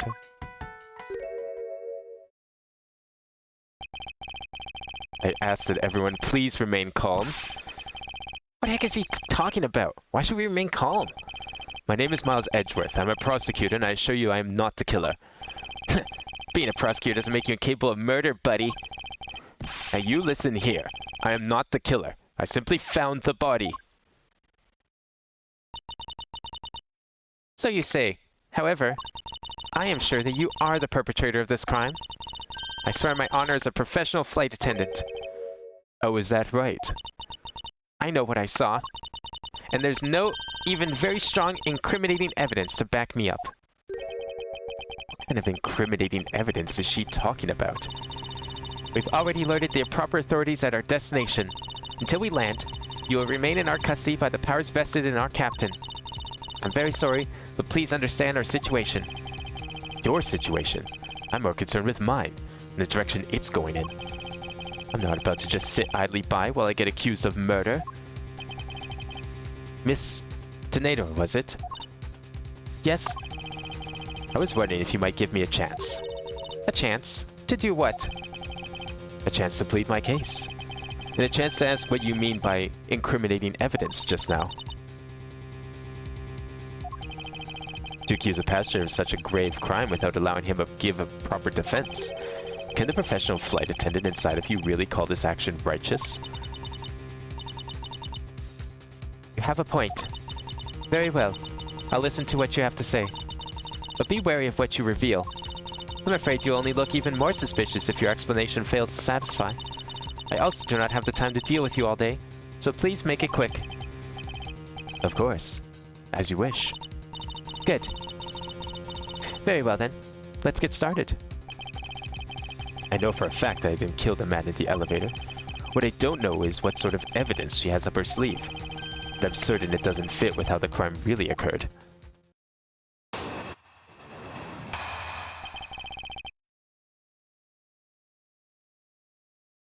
Edgeworth got framed for murder again. Yeah, so, okay. So when I saw the glimpse, the other thing I was getting at, honestly, Edgeworth getting framed didn't even cross my mind. Forgot about 1-4. But I saw a statue in the elevator. I swear if a statue is the murder weapon again? So we have statue murder weapon. We have all of Edgeworth's like PTSD coming back up. Edgeworth getting accused of murder again. What other like traditional Phoenix Wright stuff are we on? Last case we had the classic victim totally wrote the name of the perpetrator in blood on something nearby, but definitely didn't. Am I crazy, or did we not figure out why Gumshoe's name was in blood? Was that just Portsman like trying to frame someone? But why Gumshoe? Like, why Gumshoe's name specifically? Or is there something else to that we just haven't figured out yet and that's going to come relevant later? Also, how the hell do you put your hair like that? How much gel do you need to make your hair into 90-degree angles? I swear to tell the whole truth as a professional flight attendant. Unfortunately for you, Mr. Edgeworth, I'm certain that you are the killer. Scene I saw in front of the elevator. It was you standing there with fresh blood dripping off of the murder weapon. So if you would please cooperate, we'll turn you over just as soon as we land. That's it? That's her evidence? I don't think you could ask for a more perfect witness testimony. Wouldn't you agree, Mr. Edgeworth? Not really. It's hardly perfect when there's a gaping hole in it. The fuck happened to that, like, seat behind her there? It's just a mess everywhere. Well, I guess that's probably because of the turbulence, but there's like just stuff scattered all over the seat as well and everything. Hold it! Tell me, what exactly puts the pro and professional flight attendant for you? Well, it means we are very professional about how we take care of our passengers. Services like fetching papers and responding to calls are done with speed and accuracy. I can assure you that I give testimonies with the same level of professionalism. But I'm sure you've already realized that by now, right? It's a bit hard to appreciate your professionalism when I'm the one under suspicion. And there you have it. My professional testimony is accurate and reliable. Hold it! You certainly seem sure of yourself. Of course. A professional flight attendant can't afford to make mistakes after all. Perhaps. But you must admit there are a few who can look at a murder with a clear mind. We attendants go through all extensive training and are always calm and collected. We'll even calmly serve you coffee, if you so wish, as the plane makes a splashdown. Shouldn't you guys be bracing for impact instead of serving coffee at that point? I fail to see how that would be the calm and rational thing to do in an emergency. Even until the bitter end, we are there to serve the passengers. It seems like a grim way to look at being a flight attendant, but I guess that's not too unrealistic way of thinking. That is the duty of all professional flight attendants. You certainly are confident. Anyway, shall we return to your testimony? How many times did Edgeworth get framed for murder? Is this only number 2? I'm pretty sure this is only number 2. He almost got framed during 3-5, but we didn't actually... I think that was just like more of an offhand comment, poking fun at the fact that he got framed once before. I'm pretty sure this is only the 2nd time. And even technically speaking, he didn't get arrested here. Because, I mean, these aren't authorities. These are just plane attendants. You can't... They don't have the ability to arrest someone. They can hold people under suspicion, I'm sure. I don't know, actually, how does that work? Like, I've seen a video of something like this happening in real life, where they had to, like, secure a passenger because they were... I think they were under suspicion of a crime. I don't think it was murder, but it was something else. But I wonder, like, what kind of authority do these people have? Because they're not police. They're nothing like that. I mean, it makes sense that they would have to do something because, I mean, they're the only ones on a plane. It's not like the police can reach them mid-flight. They have to wait for him to land. So they need to do something with the criminal. I'm just wondering, like, how far can they go exactly? Like, what... I guess if the plane is up to the... I mean, it's probably just, like, out of necessity, really. Hold it. Yes? What did you see in front of the elevator? That's what I was just about to tell you, Mr. Edgeworth. Framed by the elevator doors and bathed in the light coming from within.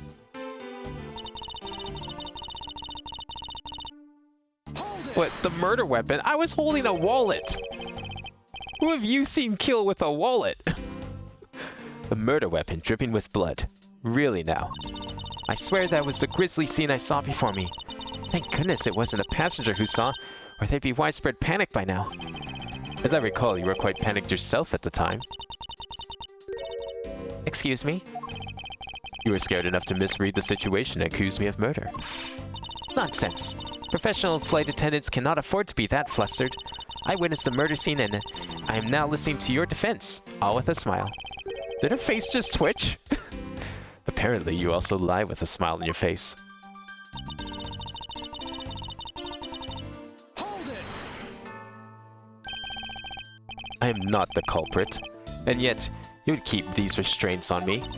Mr. Edgeworth, please try to understand what kind of situation you're in right now. And what exactly is my situation? I have the backing of the captain to keep you bound in this way. We are within our legal right to restrain anyone who might threaten our captain mid-flight. In essence, you're in the same situation as someone who has been arrested by the police. So I'm to stay restrained until I can clear up all of her doubts. At least I'm close. The mistake shines like the silver lining on a dark rain cloud, and I'm going to capture some of that light with evidence. So they said they're not landing because this would be considered an emergency. They're probably over open waters, no? Because, like, didn't he go overseas?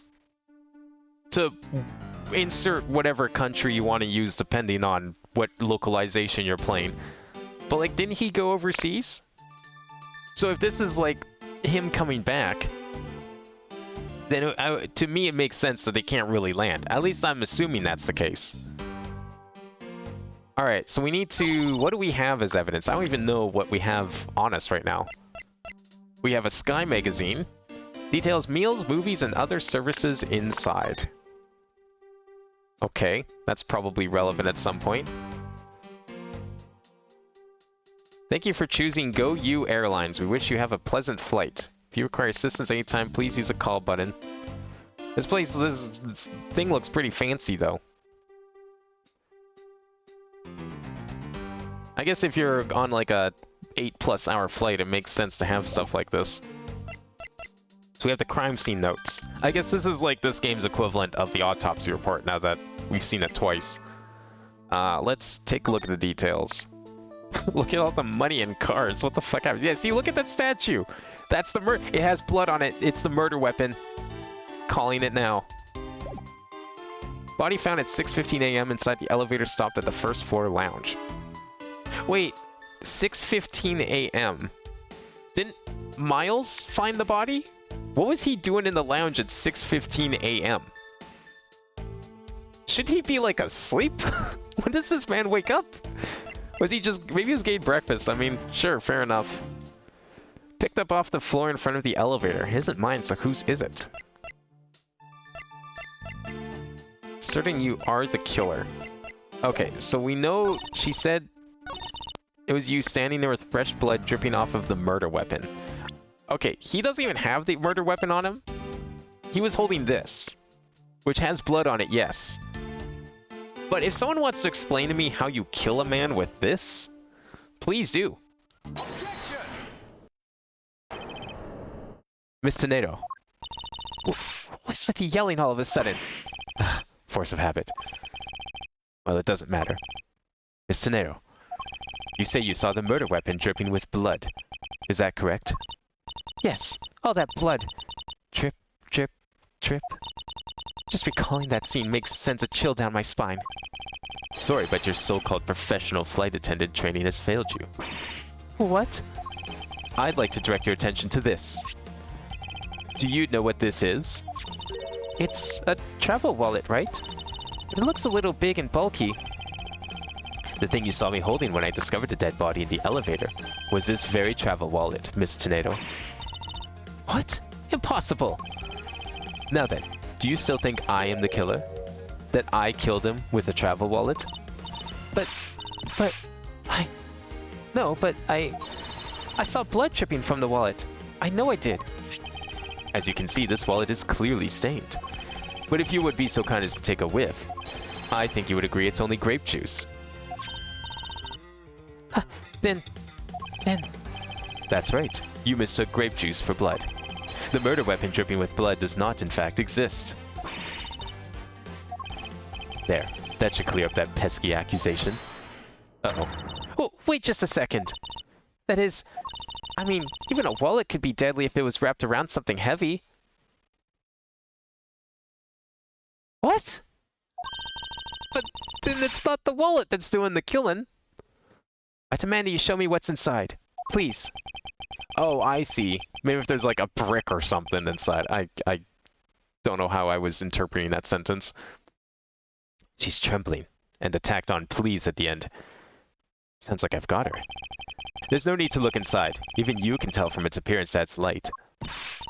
No, I can't be sure of anything until I see the contents of that wallet for myself. She's a persistent one. I suppose we have no choice but to see what's inside. Miss Tornado, if you'd be so kind as to open the wallet and check its contents for me. All right. I usually don't pry into passengers' belongings, but we have no choice here.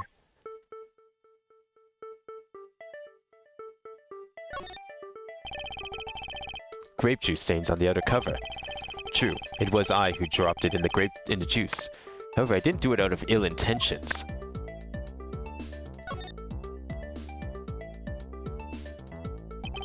Ah, passport. There we go. Republic of Borginia? What the fuck kind of fake country is that? Seems that this passport is all that's in there. I see that the people of Borginia also read from right to left, though. As you saw, there's nothing but a passport inside. This renders your wallet was the murder weapon argument moot. Wouldn't you agree? Please, hear me out, Mr. Edgeworth. What is it now? Well, I was wondering, whose passport is it exactly? I don't know! You're holding it! Open it up and find out!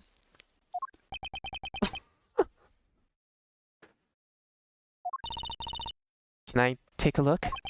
Why not? I'm rather curious myself. Ackby Hicks. Ackby Hicks. Ackby Hicks. What is that a pun of? I don't. I'm trying to understand the wordplay here. It's always wordplay, but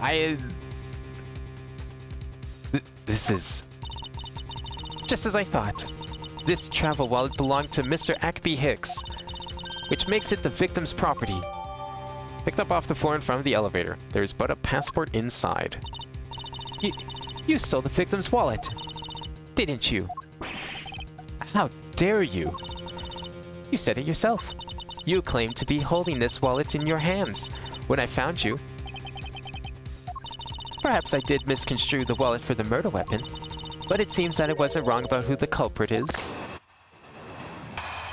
Oh my god. Oh, so because he stole something, he murdered a person? Now, who would go do a thing like that? Steal something and murder something? It's not like we just had a whole case about that or anything. As you claimed, the murder weapon is not the travel wallet. However, it is something you stole from Mr. Hicks after you were done with the vile deed. I find it hard to believe myself, but your motive was very simple. You were out to steal Mr. Hicks's money, weren't you? There's nothing in the wallet! I guess we can't really prove that, though. That we took it. So even though I didn't have the murder weapon on me, you still suspect me, I see. You stood up at the crime scene with the victim's wallet in your hands. How can I turn a blind eye and not suspect you of foul play? Oh my god. Hold it! Shouldn't that be proof enough for you that I did not murder the victim? Not at all. Oh, and why not? Because that wallet may not have been what I thought it was. Is it so, one thing I'm probably gonna assume here, I'm guessing is gonna happen, the gimmick with this case is the fact that there's not gonna be any fingerprinting whatsoever. Explained by the fact that we're, 20,000 feet in the air, and there's probably a good chance that no one on this plane knows how to lift fingerprints, nor do they have the proper equipment to do so. So that's kind of clever. I like that. Usually in Phoenix Wright, they just kind of ignore the idea of fingerprinting. Or in Phoenix's case, he's like, what the fuck is fingerprinting? As if he's never seen it before. You think I stole it? Yes. I'm very sorry to say it, and I wouldn't usually be so rude, but it must be said. I never thought I'd see the day, but here I am calling a passenger a thief. Maybe I should put on a serious face and say it more directly. I believe you removed the wallet from the victim's personage. It really doesn't matter how you phrase it. What I'd like to know is why you think I stole Mr. Hicks's wallet. Hold it! I don't think I have any sort of motive to speak of. I've never met Mr. Hicks before, and our only connection is this one flight. But that is more than enough of a reason. How do you figure? He was sitting in first class, and I think the implication is quite clear. Wait, was he not sitting in first class? Is Mr. Edgeworth a flying coach? If this is coach on this plane, I would love to know what first class looks like. You like bathe in liquid gold or something? She really is making a fool of herself pursuing this line of logic. I should spare her and present the piece of evidence that contradicts her testimony. I forgot to press the last statement. Hold it! You think I was after his money? Where did that cockamamie idea come from? True, you are also a passenger in first class, but... Oh, okay, this is first class. Alright. I thought something was off about you and those deeply etched lines on your forehead. They're not lines. They're perfectly normal and they're part of my natural face. I don't think I've ever met someone with such a terrible countenance on a flight before. And that's when it hit me. You have the face of someone with money trouble. So because Edgeworth just kind of looks a little scary all the time, apparently he has money trouble. This man, who has like a gold-encrusted office, has money trouble. She really is making a fool of herself pursuing this line of logic. You think someone with money trouble would be flying first class? I should spare her in her presence. Present the P. Yeah, okay, let's get that evidence out here. What do we have for evidence still? Nothing, except this. There's but a passport inside. Yeah, the weapon is not the travel wallet. However, it is something you stole from Mr. Hicks after you're done with the vile deed. Motive was very simple. You were out to steal Hicks's money. Okay, well, we know the wallet is empty. Objection! I wonder if I might get a word in, Miss Tornado. What is it now? Miss Tornado, I wonder if you noticed the contradiction with your own testimony. What are you talking about? Simply put, as you saw with your own eyes, the only thing inside Mr. Hicks's wallet was his passport. If I really was after his money, then why would I steal a penniless travel wallet? But that's right. Mr. Edgeworth, you didn't know it was empty when you stole it. You would like to think that, but that's not possible. What do you mean it's not possible? There's no way the killer didn't know that the wallet was empty to begin with. Oh? And what makes you so sure? Can I show her that the killer knew the wallet to be empty from the get-go? I mean, Take that! I think it's pretty clear. If you recall the crime scene. I admit that the wallet was probably not empty at the time of the murder. That's pretty evident by the bills and cards strewn around the inside of the elevator. I think you've come to realize the problem with your logic. I would surmise that the victim's wallet fell out during their struggle, and that's when its contents emptied onto the floor of the elevator. I doubt the killer could have missed such an occurrence. Then you're saying... Yes, according to your supposition, if I were the killer, I would have been going after a wallet I knew to be empty. And since I clearly was not attempting to gather the scattered money, it renders your argument of theft completely invalid. Forgive me, please? Hey, what the heck? Are you saying the attendant's wrong? That guy isn't the killer? Don't believe it, everyone. It's a trick. Who the fuck's this guy over there? There's just these new people coming by. Will you all please be quiet? Miss Tornado. Yes? You lost your cool when you saw the dead body. Plus the lounge was dark, and looking into the light from the elevator, it's easy to see how you mistook the wallet in my hand for the murder weapon. I take no offense that you thought that I was the killer. Mr. Edgeworth. Thank you for releasing me. What?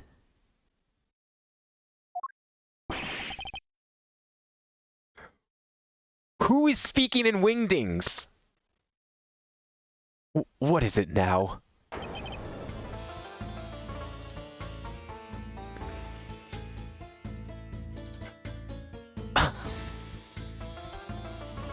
So can anyone here read this? Does anyone know what this guy's saying? Miss Tornado, if you could please translate, I'd be much obliged. It sounds like Borginian, but I don't understand any of it. There's another attendant on this flight who... I said that he is giving the runabout. I don't require an interpreter. I speak English just well. See?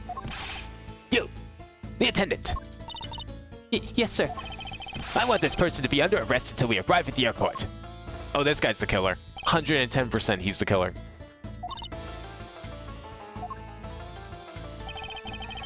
I'm sorry, sir, but what exactly are you hoping for? What is it you want? I'm finished talking to the likes of you. Please, I would like to hear what you would like me to be held under arrest and why you would like me to be held under arrest until we land. You! How dare you try to waste my time? You're the one who stuck your nose into my affairs. I want to spend even at least one more second with my precious art. I have no time for other things. I know who you are. I see through you. Insolvent. Yes. I'm pretty sure that's how you say it in English. Well, I should hope I'm not monetarily bankrupt, but I don't think that's what you meant. I'm sorry, but I don't think I caught your name. I'm Cinq LeBlanc II. I'm a very wealthy man in Borginia. But I am not an ordinary rich man. I am an art dealer, a rich seller of beauty. Mr. LeBlanc, what did you just mean just now? Pardon? When you said that Mr. Edgeworth was giving me the runabout? I have to explain? Unbelievable. I will say it once, and only once. I do not have even a second to waste. Time is money, as they say. We're on a plane. I think we all have plenty of time. Yes, and you continue to blather on. I saw it. Yes, I did. I saw the victim go onto the elevator, going down to the lounge. It was exactly at 6 o'clock. It's a 15-minute elevator ride?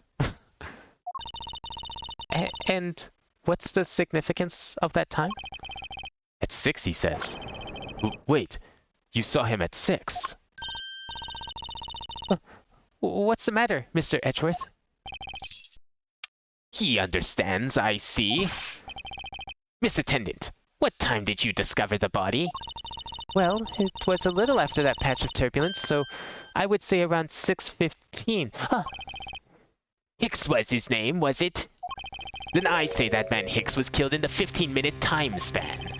And the only person in the lounge at that time was this prosecutor, yes? I love the way he points.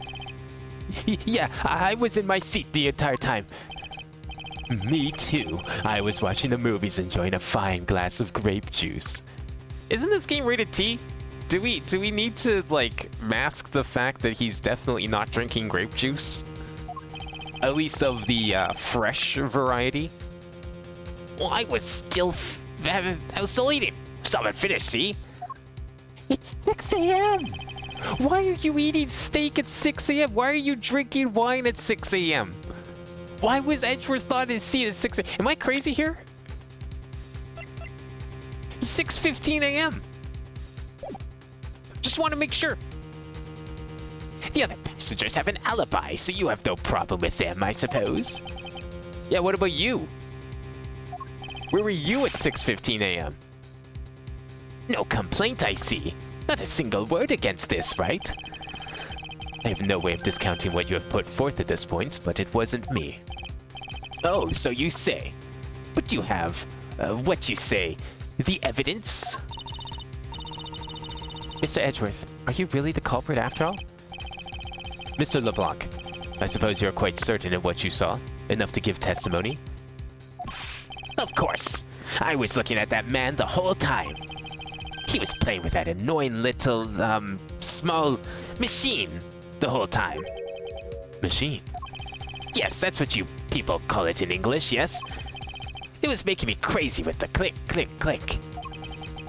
From that description, it sounds like some sort of small computer. Maybe they're night owls and they haven't slept yet. I was just thinking that. I was thinking like maybe it's some, you know, extreme jet lag or something. Like, what time zone are we measuring the 6:15 at? Because if he's coming from like overseas, if he was like say in England or something, and they're coming back to America, then yeah, you know what? Say if they're using like American time zones, you know, if they're using the time zone of the destination that they're landing, then sure, yeah, 6:15 a.m. actually that would kind of check out. That would probably be about the evening. So it makes sense for someone to be, you know, chugging 30,000 bottles of wine or eating a giant improbable steak, hanging out in the lounge. Yeah, you know what? In that case, that makes sense, actually. I don't know if maybe the details are a little different in the Japanese version of this game, but I'll take it. I believe what Mr. LeBlanc is talking about is a cell phone. I have to say that I did see him playing with it quite a bit myself. Now, this game came out in 2009, and we know that Phoenix Wright, despite the fact taking place in 2018, or 15 to 18, I think was the range of the first trilogy, everyone still used flip phones. So I wonder what kind of cell phone this guy had. A simple cell phone. A laptop or organizer I can see, but that's kind of low budget. Maybe Edgeworth isn't aware of the invention of the iPhone by this point. I hate that noisy little machine in his hand. Not a fragment of beauty. All it produces is ugly sounds. Anyway, I know what I saw. Miss Tornado. Yes? I was wondering if I might be granted permission to examine the crime scene. What? You want to examine the crime scene? If you would grant me a little measure of time, I'm sure I can produce the real culprit. I don't like the sound of that. Box in the duck pen. Yes, I think that is how you say it in English. It's Fox guarding the hen house, and I believe my innocence was proven earlier. And if I'm given the chance, I can clear up all of the remaining doubts. Miss Tornado, if you would wait until we arrive, there's a good chance that someone's evidence will have been destroyed by then. I understand. Let me see what the captain has to say. Ha! This should not be approved. Please, Mr. LeBlanc. In an emergency, all decisions are to be made by the captain alone. Now please wait here while I go ask the captain what to do. I'll be right back. Is this what they meant in Be Careful of the Man Speaking in Wingdings? I wonder if that was, what was this place called?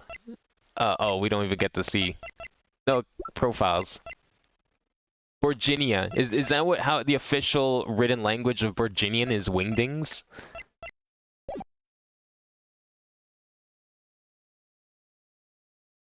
There are 7 languages with all new voice dubs. Yeah, but I mean, like, so okay. Do other languages not base their localizations off the English version? I thought it was only the there's like 2 different versions of all Phoenix Wright games. There's the English version, because they painted themselves into a corner and made the game set in America, and then they just kind of had to live with it for the rest of the series. And then there's the Japanese version, and I thought all other translations of the series were based off of the English version. So so Phoenix Wright is still in America, even if you're playing in like German or something. You know, anytime that there's overseas travel involved, it's Europe, not Japan, or not America, etc. Things like that. But I could be mistaken. Maybe there's other versions of the localization as well, with different lore. You are not planning to erase evidence when you are doing your investigation, yes? Of course not. We will see. Mr. Edgeworth, you have the captain's permission to investigate the crime scene. What? Unbelievable! I am in your debt, Miss Tornado. However, there is one condition. I am to supervise you. Can you agree to that? Of course. I see no problem with that stipulation. It's only natural, as I am still a suspect in this case. I take full responsibility and will watch Mr. Edgeworth's every move. I hope this is reassurance enough that there will be no foul play. Now then, Mr. Edgeworth, shall we proceed? If you should need my help with anything, please feel free to use X to talk. It's time to head to the scene of the crime, the first floor lounge. Oh, we get to move up here. Can we look at his seat? Ah, that's right. I was in the middle of recreating a chess game. Just an observation, but aren't there too many red knights around that lone blue pawn? Nonsense. It simply shows that the blue pawn is no match for the red knight's might. But what about the blue knight? Oh, you. Whoa. Why is there like lag? That was weird. Don't get near me, you criminal. He said, don't get near me, you criminal. I'm not the killer, and I intend to prove that starting now. But that's contrary to the facts. He says, but that's contrary to the facts. I can understand his English just fine, thank you very much. Why is there, like, stutter in this? That seems a little, weird in this 2D game, that there's this much stutter. This was Mr. Hicks' seat. I don't see the machine Mr. LeBlanc was talking about. Perhaps it's in the elevator? Maybe. We should probably head down to the crime scene now. Well, we'll head down to the crime scene once we finish examining everything. I'm going to leave him for last. Oh, we can move to another screen. Aw, fancy. Hey, miss, how about another glass? Excuse me, but I was wondering if you knew anything about the murder. How about it? How about a glass together? Sorry, but I must decline. I wasn't talking to you. I was talking to the cute attendant. I'm sorry, but I'm on the clock right now. But if you need a refill, I'd be happy to bring you another glass at any time. You got it, Toots. That is no way to talk to a lady. How about you? Isn't that parfait gonna melt while you're working on your giant steak? That's gotta be at least like 144-ounce steak or something. If I may have a word with you. This steak so much awesome. That's great to hear. However, I would like to ask you a few questions. I was here the whole time. Wouldn't know. Eat or speak. Please pick one.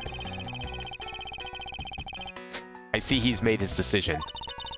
I think he chose to eat. Yes, I can hear that.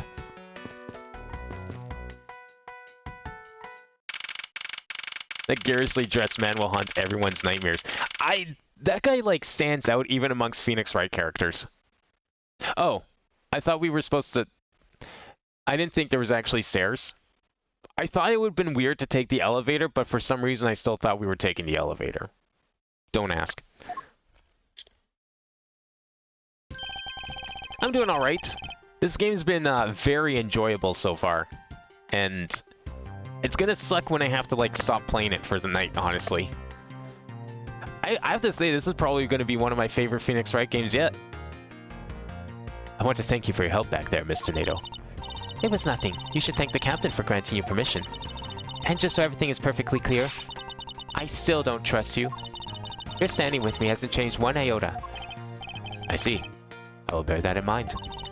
I received an order from the captain earlier. He wanted you to know that we reserve the right to stop your investigation if we feel you are not making progress. And when we do, he asks that you please return to your seat at that time. So my time runs out at his and his crew's discretion, does it? I have to find a way to discredit Mr. LeBlanc's testimony before my time's up. I understand. By the way, is there any place you can think of where the killer might hide on board? I don't think so. After every first-class passenger was accounted for at his or her seat, we made a thorough search of the plane. As for business and economy class, no one can move between those two classes and first class without a staff keycard. And we found no record of a keycard being used at all. Which means that I have a first-class killer on my hands.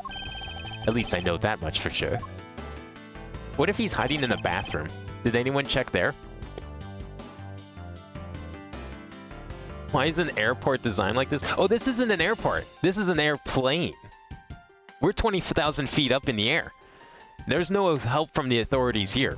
We're all on our own, solving this murder. And one other thing, no one else has been allowed near this crime scene since the murder was discovered either.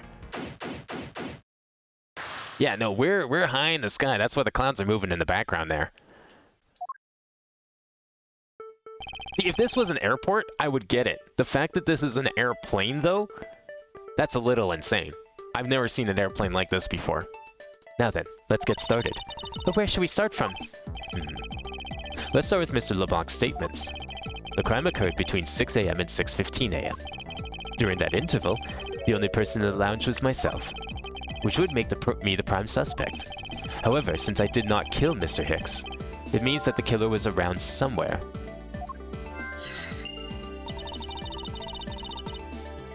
So, my theory currently, this is probably just an offhand statement. Maybe it's relevant though.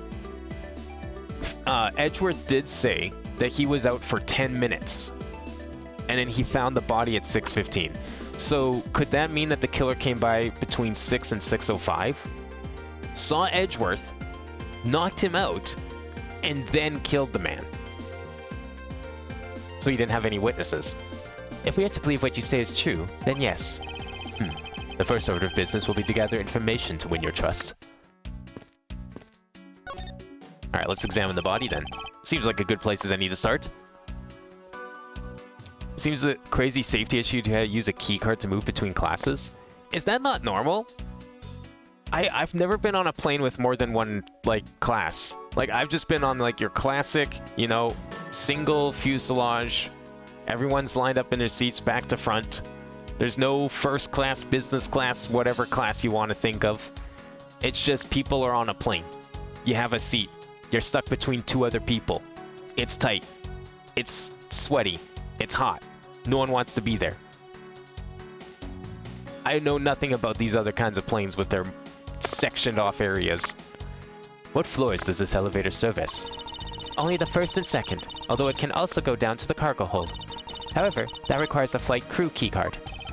So the unedited floor is accessible to the passengers at first and second, huh?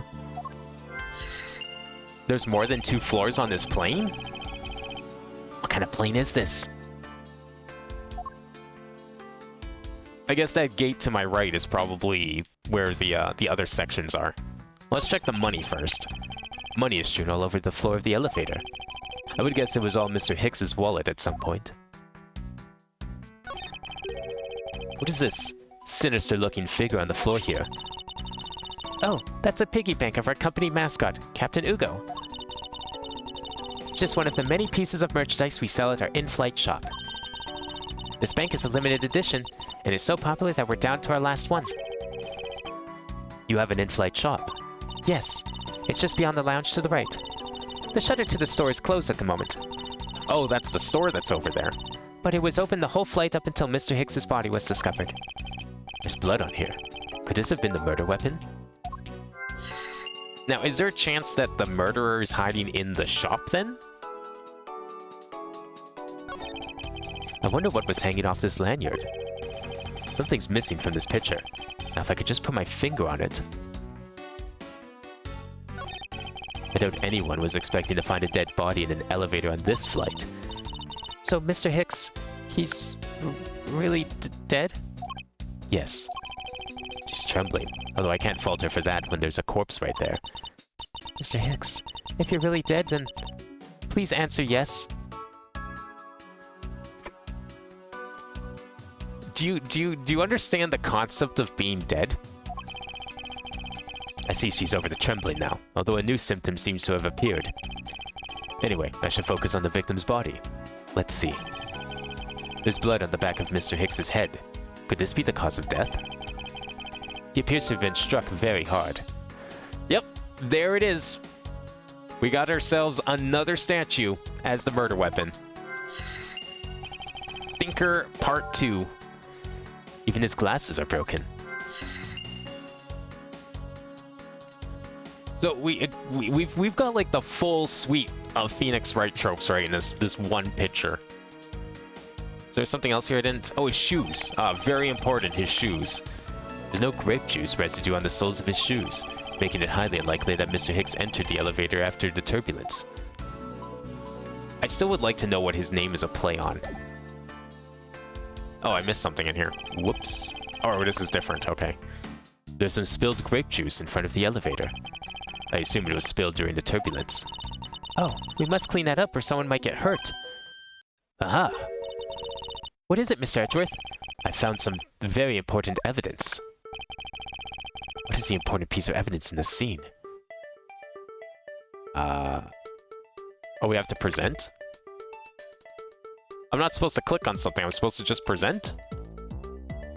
Well, I was gonna click on the footprints, but sure, we can... Oh, I'm presenting the footprints. Oh, I see. I don't just press A, I have to press X for some reason. What is it? They're a little smudged, but I think we can both agree they're a set of footprints.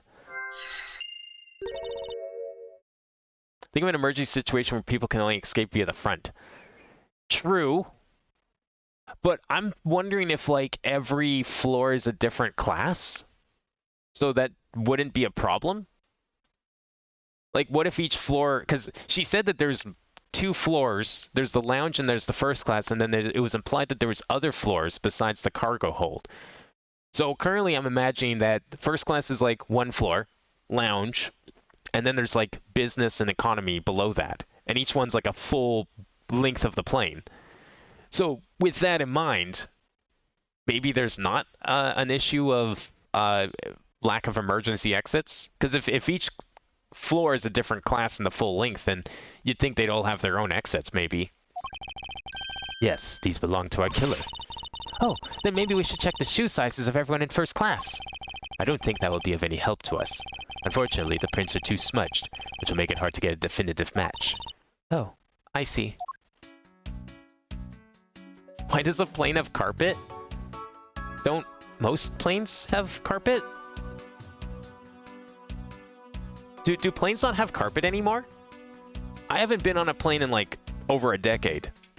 But I remember distinctly last time I've been on a plane, it definitely had carpet. Like, there's the main walkway down the middle, which usually isn't carpet, but the floor underneath the seats definitely is carpet.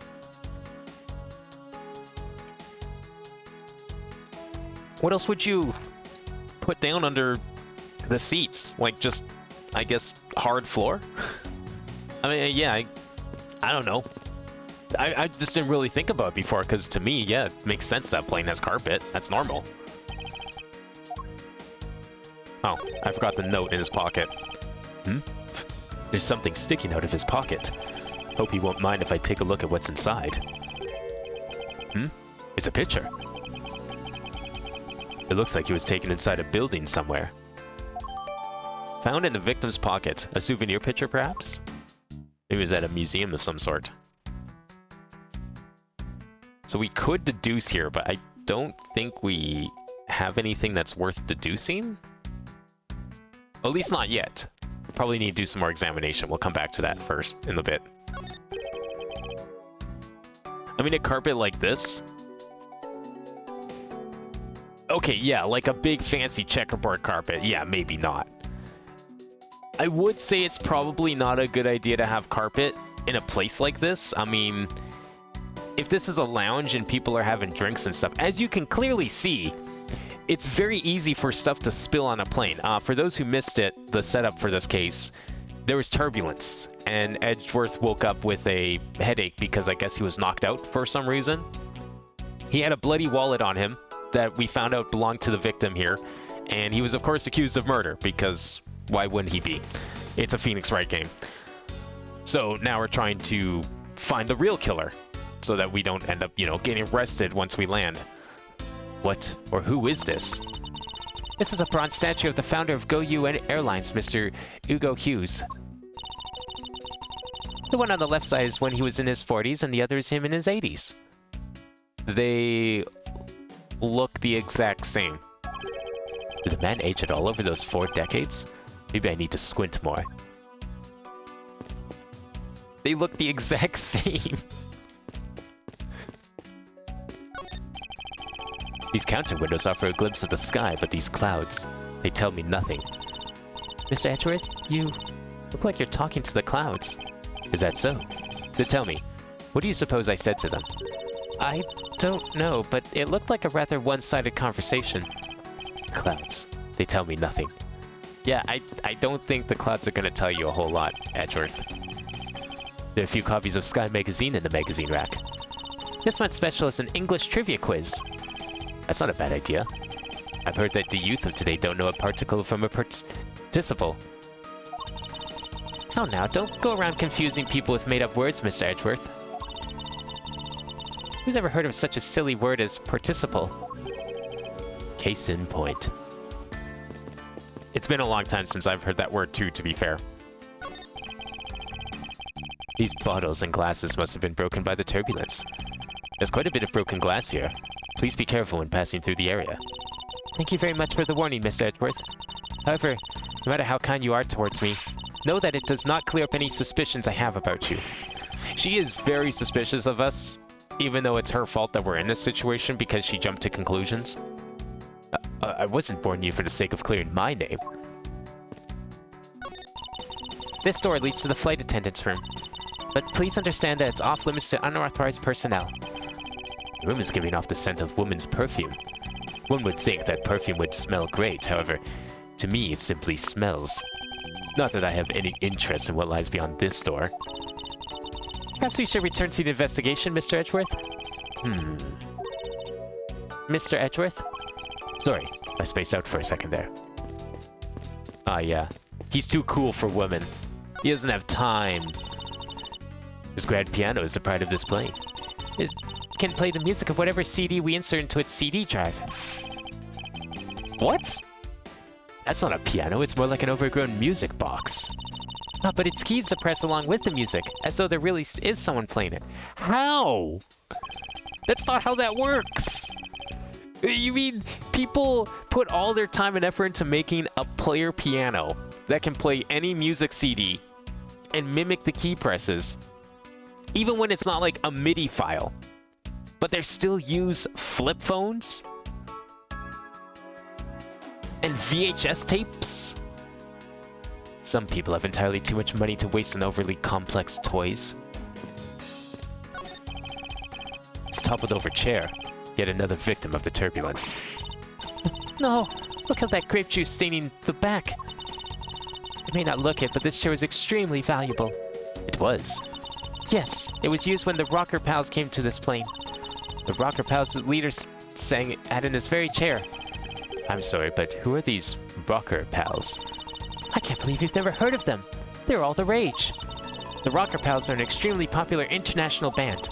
They added the Pals part as they became more popular, especially among teens. Ah, that explains it. I'm not really one for the music of today. Maybe I should ask Detective Gumshoe about them later. On second thought, I can already see how confusing the conversation would get.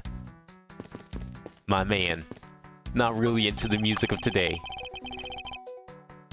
Glasses and candles thrown into disarray by the turbulence. It's been a while since I've seen this big of a mess. It's terribly embarrassing, but I thought it was an earthquake for a second. And I frantically started searching for gas valves to shut off. I guess the shaking of the plane was bad enough to be mistaken for a real earthquake. Not that I would know, since I was unconscious for most of it. The in-flight shop is just beyond these shutters, but we don't have permission to open them, so I'm afraid I must leave them closed. There must still be clues to be found here in this lounge. I must remain ever vigilant. Alright, looking for more things to click on. Can't go upstairs. Okay, it's time to deduce then. Alright, let's take a look at our facts. Oh, we got lots of facts this time. Rocker Pals sounds like some kind of kids band like the Wiggles. It does a little bit.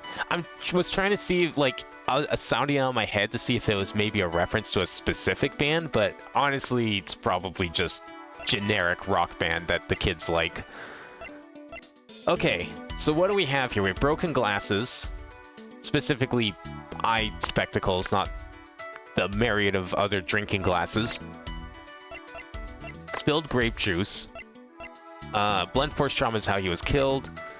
Probably with this. That would make a lot of sense, wouldn't it?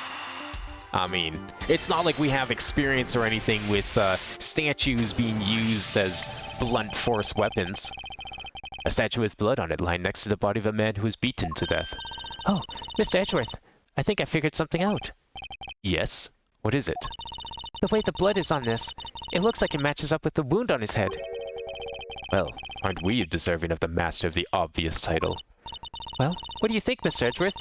Don't you think that's worth investigating? It would appear that this figurine is our murder weapon. I just knew it! I mean, I can't think of any other connection. Perhaps Master of the Obvious would be more... Oblivious would be more befitting. Usually on display in the flight shop. Found at the crime scene with blood on it. Victim's body was found inside the elevator that connects the first floor with the second. Broken glasses, spilled grape juice.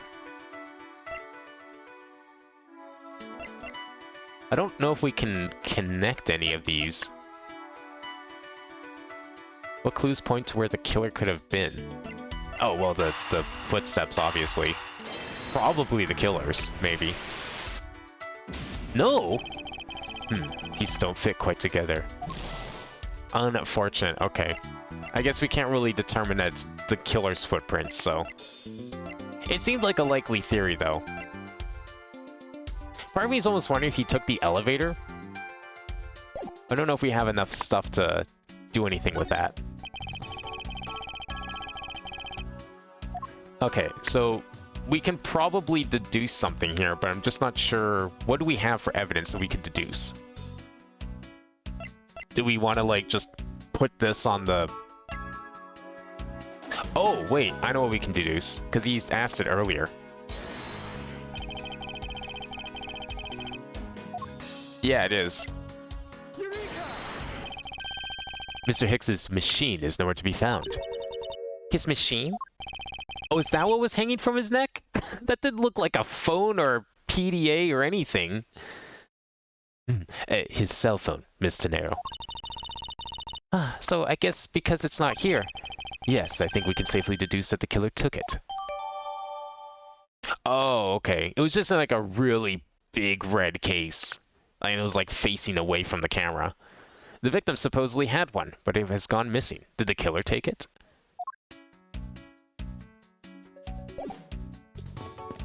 Is that something else we want to piece together? No, it's not even on here. Okay, what else can we do? Should we try and leave? Okay, no. Oh, we can hold B to skip text fast. That's sick. I don't think you could do that on PC. Maybe there's something else we can deduce here? Or should I talk to her?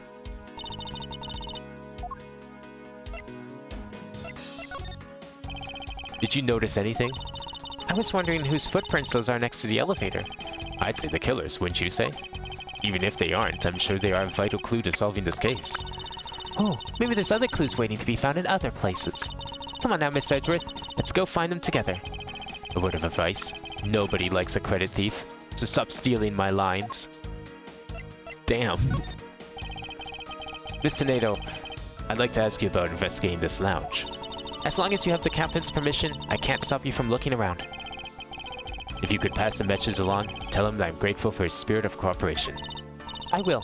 However, please realize that you're still under suspicion. To be honest, I still have my doubts about you.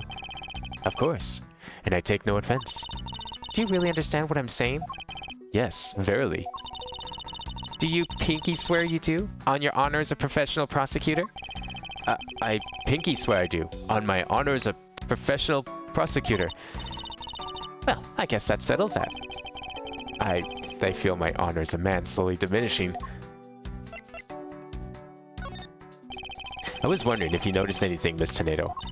Yes, I can't help but notice the sad atmosphere in here. Yes, it is a wretched, tragic crime. I'll say, robbing the poor man of life after bludgeoning him to death. Talking about rubbing the salt. Do you want to run that sentence by me again? Just one more time? Oh, okay, I misread it. Sorry, never mind, continue. I can't forgive someone who would do this to a passenger of mine. I swear as a professional flight attendant that I will capture the culprit with my own hands. And I promise as a prosecutor to solve the case with logic and deduction. I should go over all the leads I've collected so far one more time. Key to solving this lies at this intersection of my logic and the evidence. Okay, so maybe we need to do a little more deductive reasoning. I was saying tornado wrong? How? Is it not Japanese? Where is she from then if she's not from Japan? Okay, there's gotta be one other thing we can do here, right? Did he take the elevator, maybe? Is that a possibility? Oh shit, it was. Okay. I thought that would have been a little too ridiculous for this. True, there wasn't anyone else in the lounge other than myself right before the turbulence. But if the killer was in the elevator along with the victim, then that's a different story. Okay, I really don't think we can do the rest of these, because, like, broken glasses? Maybe it's from this? If only I could prove that the killer rode the elevator with Hicks. How would we prove that? See, it doesn't help that the footprints are going away from the elevator unless he got off the elevator here. Like he killed him, got out, and left. Okay, let's take another look. It says we did everything here, but maybe we can... Oh, we can't deduce anymore, so we're like 100% done then. Then we probably still need... I'm wondering if we're going to need to present something to her to like help prove the innocence. Prove that the killer rode the elevator with Hicks. Actually, wait, could this be him getting off the elevator? Oh, yeah. I have it. I'm sorry, but I don't understand, Mr. Edgeworth. I can prove that someone other than myself was here around the time of the murder. What? Really? Yes. It's rather simple, actually. The proof is in the pudding, or rather, the grape juice in this case. These footsteps here confess to me this very fact, that someone exited this elevator alive. Seeing as how the victim is dead, that would mean a second person. But couldn't the footprints be from Mr. Hicks himself? Ah, but if you take a look at a victim's shoes, you can see the soles are spotless. Which means Mr. Hicks wasn't alone in the elevator. In fact, it's quite the opposite. There was actually one other person inside the elevator.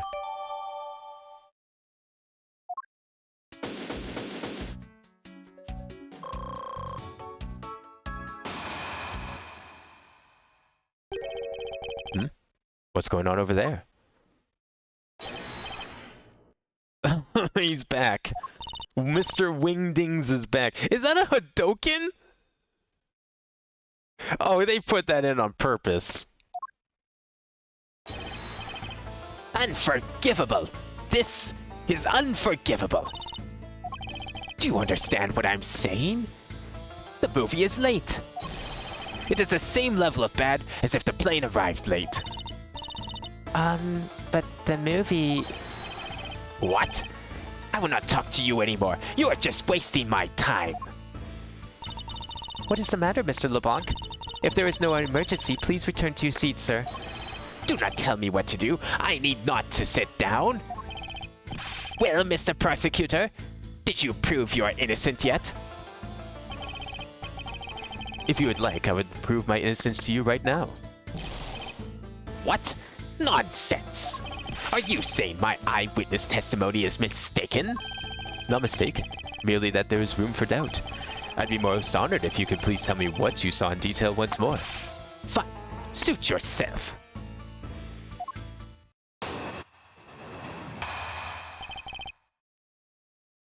I love his necklace. Like, is that just like I love this wrapped spiral look he's got going on there. And then you got it mixed with like the sunflower vest with the other vest underneath. I mean, this is just peak fashion right here. I am certain I saw Mr. Hicks enter that elevator. It was when the needles on my pocket watch pointed to the 6 and the 12. The body was discovered 15 minutes after that in the lounge, yes? Then you, the only person in the lounge at that time, must be the criminal. Mr. LeBlanc's conclusions seem to make logical sense. After all, the only person in the lounge at the supposed time of the murder was me. So, my eyewitness testimony. If you think you can destroy it, then come. Let me see. Hurry. Do I look like a man who is having the time to wait for you? Why is he so irritated? I'm the one accused of murder here. Anyway, I must find a way to discredit Mr. LeBlanc's account somehow, and fast.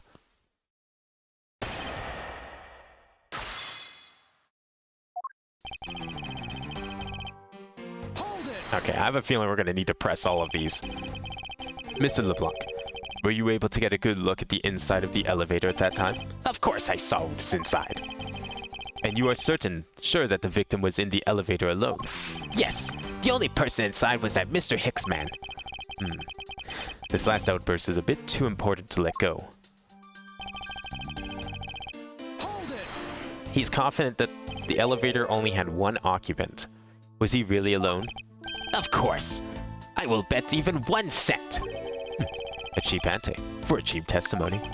But if that's how you want to play it, I'll happily take your 1 cent.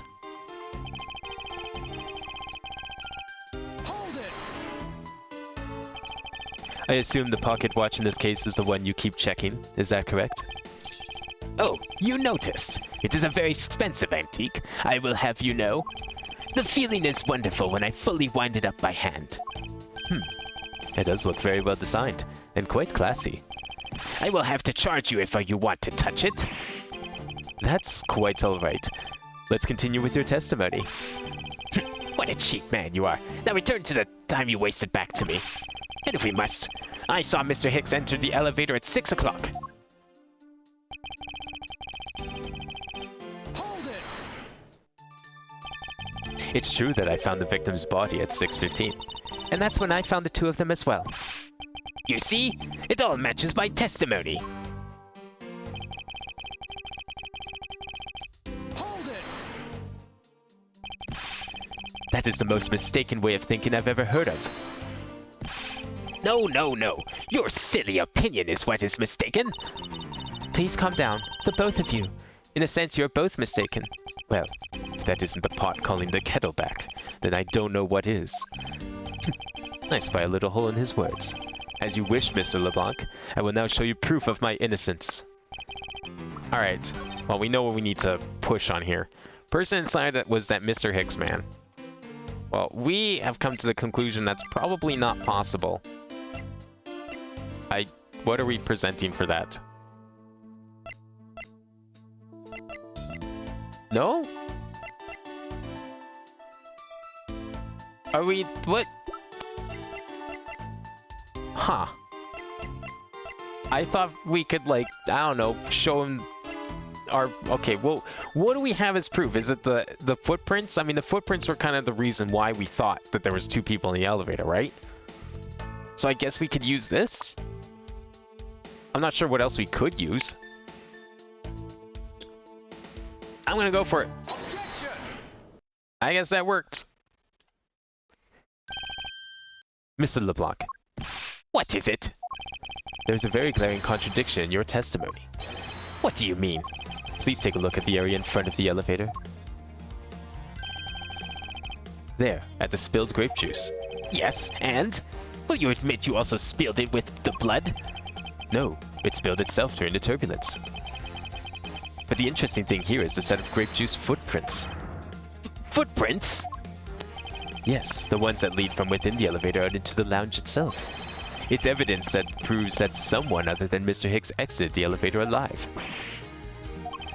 There must have been another person in the elevator with Mr. Hicks. Now then, I'm done playing games. Why don't you tell us the truth? Hey, can you maybe tell the truth in English, please? For everyone's enjoyment?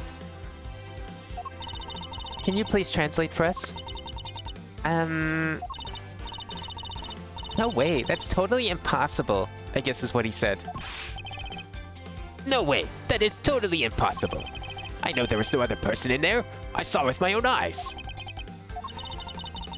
If you want to know what I think, Mr. Edgeworth, I don't think Mr. LeBlanc is lying to us. I suppose she's right. He doesn't seem to be lying. But then, what does it mean? What about this contradiction? What if, like, someone snuck onto the elevator while it was going down? Like, what if they were on top of the elevator this whole time, and they got in through, like, a vent at the top? Mr. LeBlanc, please, just once more, will you recall the details of what you witnessed for me? Wait, we're asking him to do it again? That's a new one. I was very upset with Mr. Hicks passed by my seat. I was always checking the time over and over again. I happened to follow that man with my eyes when he passed me, and I saw clearly into the elevator he was entering.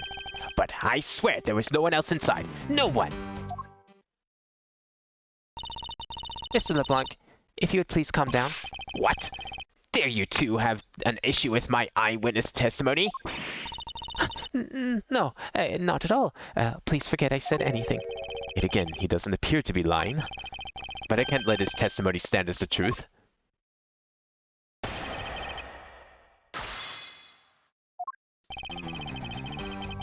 Hold it!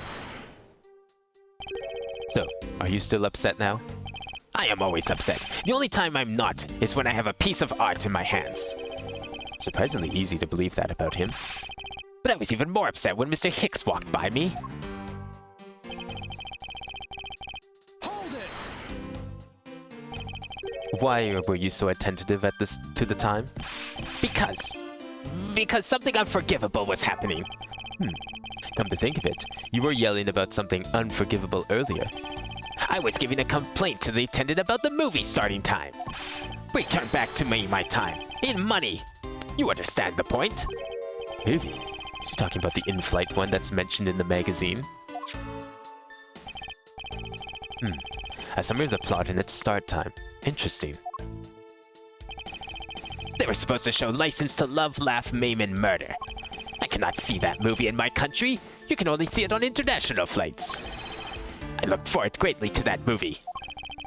I checked my pocket watch whenever possible so I would not miss it.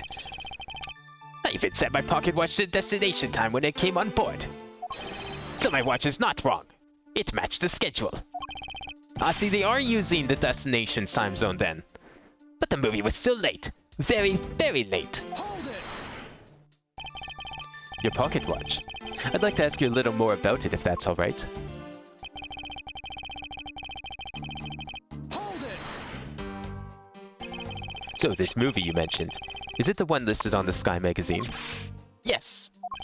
I was so looking forward to watching License to Love, Laugh, Maim, and Murder.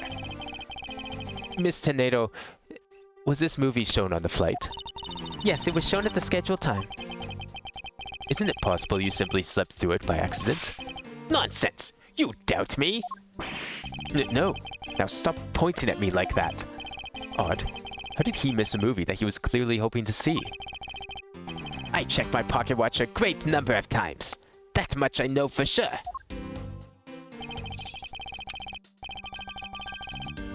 Hold it. You're sure about what you just testified, Mr. LeBlanc? Yes, of course. I'm a very busy man. I'm immediately busy when I land. I have many places to go, and no time to waste adjusting my pocket watch. I see. Then that was a very valuable statement you just made. Flatter me all you want, but you will not get 1 cent out of me. That's alright. All I require is this piece of testimony.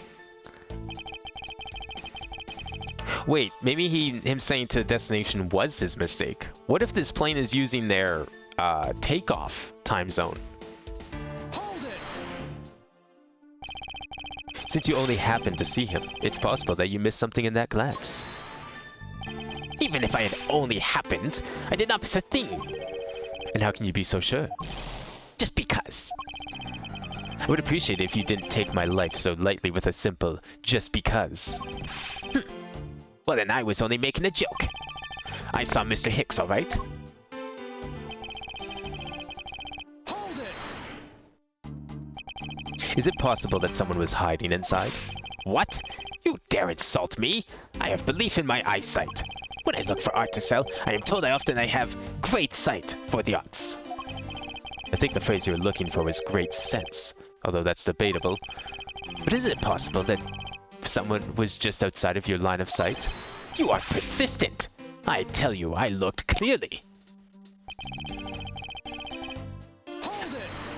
I think this guy's possibly not lying. I don't know. I'm starting to believe him. He's catching on to me.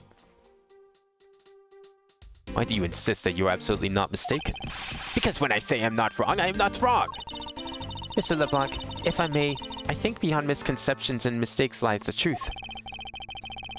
Funny, that suspiciously mirrors something I told her only a little while ago. I honestly don't think Mr. LeBlanc's lying. I don't think he's lying either. But I think he might be mistaken about something. Mistaken? Yes, and I'm going to correct his mistaken recollection with evidence. And this professional attendant shall witness the power of a professional prosecutor.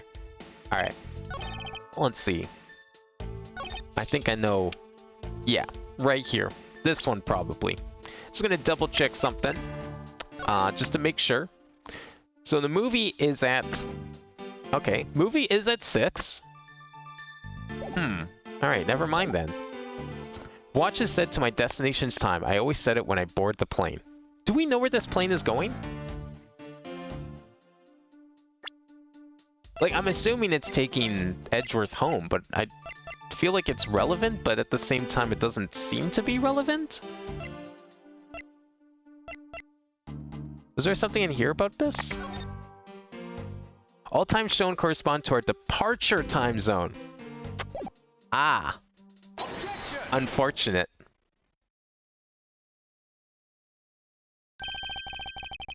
Mr. LeBlanc, you said this just now in your testimony. I even set my pocket watch to destination time when I came on board. Now, if your watch has been set to our destination's time zone, it would mean that your watch is displaying the time of our destination. Yes, and the correct time is worth its 6 cents. I would like you to take a look at this. If you believe this Sky magazine, clocks on this flight run in accordance with the time of our departure time zone. Of course, the movie schedule was also created with that in mind. Miss Tornado, for confirmation's sake. What time zone is this flight aligned to right now? Well, we made a short stop at a transfer point. That's right. It was in that small Asian country, the Republic of Zhengfa. Where was he? Where did he fly? Did he take the long way around? I thought he was in Europe. Why are we going east? Go west. It's easier. But we didn't readjust our onboard clocks at that time. So right now we're still running on Borginian time. Why was he at where even is Virginia? That's a fake country. Why are we making up fake countries? I don't know where he was. Maybe that's why they made a fake country up. So maybe this is their attempt to try and get away from the whole, like, Japan and America thing by making up fake countries. The time difference between Borginia and our destination is 9 hours. Okay, well, if he's in West Coast US, 9 hour difference would put it where? I guess somewhere like East Asia, maybe? Like somewhere, I want to say like somewhere around China, that kind of area. One of those countries. In that case, it's only natural that your watch would be out of sync with the schedule. Oh, I don't like that face. I don't like that face one bit. Further, with your analog watch set to our destination's time, it would appear to be running 3 hours fast when compared to the flight's onboard clocks. Wait, I'm confused now. 3 hours fast? But didn't they just... Did they not just say it was 9 hours? The time difference between our Virginia and our destination is 9 hours. So why would it be running 3... Okay, if it's 6 o'clock in Virginia, 9 hour difference would put it at 3 o'clock. Oh, right, yeah, okay. We're doing that again. There we go. Another classic Phoenix Wright. Straight out of case 1-1. Yeah, that's why it appeared to be running fast, because it would say 3 o'clock p.m., which would look like 3 hours before 6. No, I don't know why that took me so much time. It also changes everything about your testimony. And you can be bet 1 million cents on that. In light of this information, it means you saw Mr. Hicks 3 hours prior at 3 a.m. So in other words, he didn't see shit in accordance with the murder. That has to be the strangest breakdown I've ever seen. Yeah, it took me a second. And then I just had to recall the very first case of the series and how we had to deal with the exact same thing. Because remember, in that case, someone going to Paris put themselves, what was it, 12 hours ahead? Or 15 hours or something like that? So it only looked like it was like X amount of hours, but that's just because if you're thinking of it from a 12-hour clock standpoint. This should clear up all of the remaining accusations. So this is basically what is the time frame for the time of death, right? Yes, because Mr. LeBlanc saw the victim enter the elevator at 3 a.m. It means that the time of our death could be anywhere from 3 to 6:15 a.m. Could it though? Okay, now I'm confused because what time are we saying that the victim was found at? Are we saying it's 6:15 Virginian time? Because if he's using the destination time and they're running on Virginian time, so that's 3 hours difference. Yeah, 6 a.m. for him would have been 3 a.m. Okay, so yeah, that would have been 3 hours prior. No, never mind. That makes sense. Because it's in actuality 3 a.m. when he says it's 6 a.m. Never mind. It took me a second. Question now is, where was Mr. Hicks during that span of time and what was he doing? I've got something to say. And you are? Yeah, I'm Cammy Mail. I'm a flight attendant. And what is it you wish to say? Well, I think your story's a little different from how I remember it. What do you mean, Cammy? I saw Mr. Hicks sitting in his seat at 5 a.m., you know. What? How can you be so sure of the time? Oh, that's right. He pushed his call button while we were parked at the transfer point. A message from Captain Ugo. This flight will be making a brief stop to refuel and transfer cargo in the Republic of Shengfa between 4 and 5 a.m. We ask that all passengers remain on board at that time. Thank you for your cooperation. Ah, the stop we made for refueling and cargo transfer in Shengfa, correct? Yes, it was from 4 to 5 a.m. according to our clocks. And during that time, did any of the passengers leave or did any new ones board this flight? No. Not a single person got off or on at Shengfa. What about the flight crew? The few who were handling the cargo transfer might have temporarily gotten on or off, but eventually everyone, including Cammy and myself, came back to on the plane. So basically, I can assume that no one left or got on since our initial takeoff. Interesting. I should keep that in mind. Made a brief stop from 4 to 5 a.m. to transfer cargo and refuel. Yeah, and I answered his call. I can tell you Mr. Ackby Hicks was there in his seat when we took off again at 5 a.m. Mr. Ackby Seeks was there in his seat when he took off again at 5 a.m. Alright, I'll take your word for it. On paper even. Alright, then that puts the time of the murder between 5 and 6:15 a.m. Okay, now, what time did you come down to the lounge, Mr. Edgeworth? I remember coming down here almost as soon as we left the Republic of Shengfa. Ah. You were here the whole time from 5, yes? Then you are the only one who could be the killer. Mr. Edgeworth, were you really here in this lounge the entire time from 5 a.m. onwards? Unfortunately, yes. But then how do we explain the footprints? Is it not obvious? This man waited for Mr. Hicks here in this lounge, waited to kill him, and then he put the corpse into the elevator. That is when the turbulence happened. My eyewitness testimony may have been mistaken, but what time I saw Mr. Hicks enter the elevator on the second floor does not matter, because the entire incident concluded here in this lounge. Are you implying that this man stayed in an elevator for several hours? I don't believe that for a second. Who wants to hang out in an elevator for several hours? Huh, Edgeworth? Yeah, exactly. No one would want to do that. Everything happened in this lounge. Is that what you really believe, Mr. LeBlanc? Do you have another idea? Based on our clothes, they were together in the employee lounge. Fuck. She's probably sleeping in there. I mean, look, she looks like she just got up. She's not even, like, fully dressed. I simply feel that there is something out of place in the scenario you presented. There's something that can tie this crime to a location other than this lounge. He was in his seat when we took off again at 5 a.m. Could he have been killed in his seat? I don't know what else.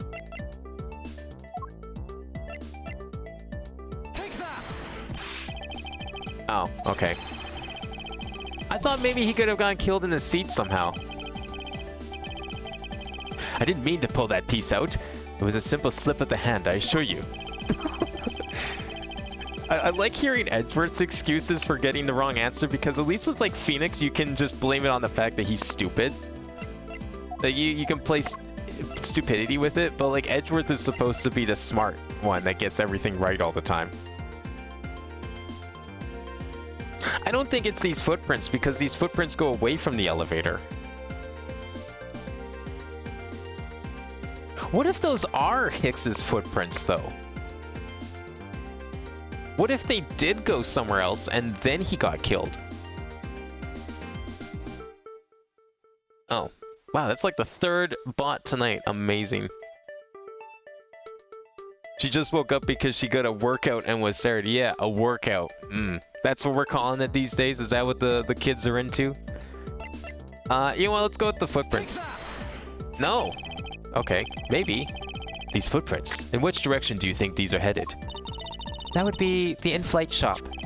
Correct. They're headed in the direction of the shop. But they look disconnected. They end all of a sudden. You're right to point out that they do not form one continuous trail to the shop. However, there is another piece of evidence that connects the shop to our crime scene. Besides the footprints, what else points to the in-flight shop? Ah, the statue. The murder weapon, this little piggy bank, is sold at the in-flight shop. It is sold there and only there, it's not displayed here in this lounge. How then did it find its way here? Don't you find that a tiny bit suspicious? Such a trivial point. It only means you prepared it, taking it from the shop first before coming here. It doesn't prove you're innocent at all. Is there no way to win with this man? If I may, What is it? you see, well, it's just as Mr. Edgeworth says. Oh, and why do you know this so well? Well, it's just that piggy bank was there in the shop. I saw it with my own eyes. And when was this? It was maybe around 5:40 a.m. Isn't that just before we hit that patch of turbulence? That's right. You were in the shop just before the turbulence? Yes, I was. Come to think of it. Miss Tornado, when I found the body, I believe you came out of that door. Yes, I did. And what is beyond that door? That's the flight attendant's room. Then you were on the first floor. Yes. I had to do something at the shop and then the flight attendant's room. So I went to the shop first and then to the flight attendant's room. Are you saying you passed by me at some point? Yes. You seemed really into the issue of Sky Magazine you were reading at the time. I don't suppose you noticed me walking by. I vaguely recall someone walking by, but I didn't take notice of who it was. Anyway, the piggy bank was definitely there at the shop when I went there. Why did you go to the shop in the first place? I went there for a work-related matter. Work, you say? Yes, the upkeep of the shop is also one of my responsibilities. Why did you not say anything about that until now is what I want to know. In any case, I believe it's clear that the shop needs to be investigated as well. Shall we head over there then? What is it now? Aren't you forgetting something, Miss Rhoda? You need the captain's permission to check the shop. No, I haven't forgotten. But I have already asked him for permission to search the entire plane. So I think we're alright. Huh? That's weird. What is? Well, I just talked to the captain, see? And he said he didn't give you permission to do anything like that at all. What is the meaning of this, Miss Tornado? It means she's lying. Go on, admit that you are. You said you had permission to search all over, but you don't. And yet here you are. That makes her extra suspicious. You, flight attendant, what are you trying to do? Pull the sheep over us? The captain's calling for you, Miss Rhoda. I thought Tornado was her last name. Why are you, like, giving honorifics to her first name? That's kind of weird. Oh, but don't worry. I already got permission to search the shop from the captain. Is there a reason why we should be believing her and not Tornado? See, unlike you, I do things the right way. Miss Tornado, why would you do such a thing? Please excuse me.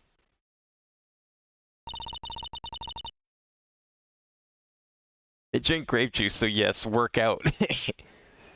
Yeah, you know, the fun kind of workout that you do after you drink a lot of grape juice. And I don't mean the fresh kind. Looks like I get to be in charge now. Please go back to your seat, Mr. LeBlanc. Now then, Miss Edgeworth, if you would follow me, I'll be your guide from now on. There's something about Miss Tornado that has piqued my curiosity, but right now investigating the in-flight shop is my top priority.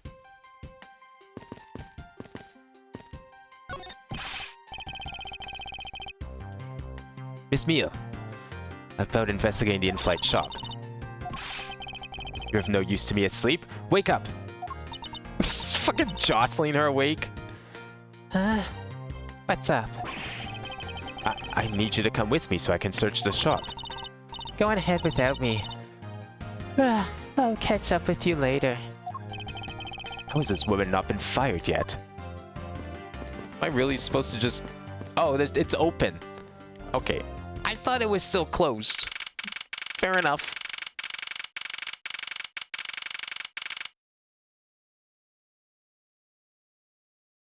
do you get hair buns cubed? I want to know that. Like, I feel like it's not impossible. It's just really impractical. Like, maybe if you put enough, I mean, I don't know. I don't use gel or anything like that. I've never touched the stuff. Actually, I touched it once and I hated it. So I never did it again. I was like 7. But I could imagine if you use like a good mix of like gel and hairspray, you know, and maybe just like a really, like just something really square, you know, you wrap it around something really square, spray it really well, rub that gel in really good. Perhaps you can get it like that. I feel like you could probably do it. Should you do it? I don't think so. I feel like that's probably not good for your hair. But you probably could. Or resin. Yeah, you know, your hair's just like completely coated in resin. That seems like it'd be a pain in the ass to wash, but I mean, hey, if you're the kind of person going for square hair, you know, you probably go to great lengths for that very unique hairstyle.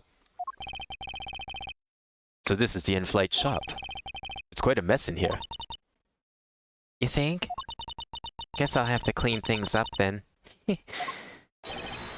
Hold on. You can't clean up a potential crime scene. Oh, thank goodness. I hate cleaning so much. I mustn't rush things here. I must remain cool, calm, and collected. Because this piggy bank was left at the crime scene. There's a very good chance that the killer had paid this place a visit.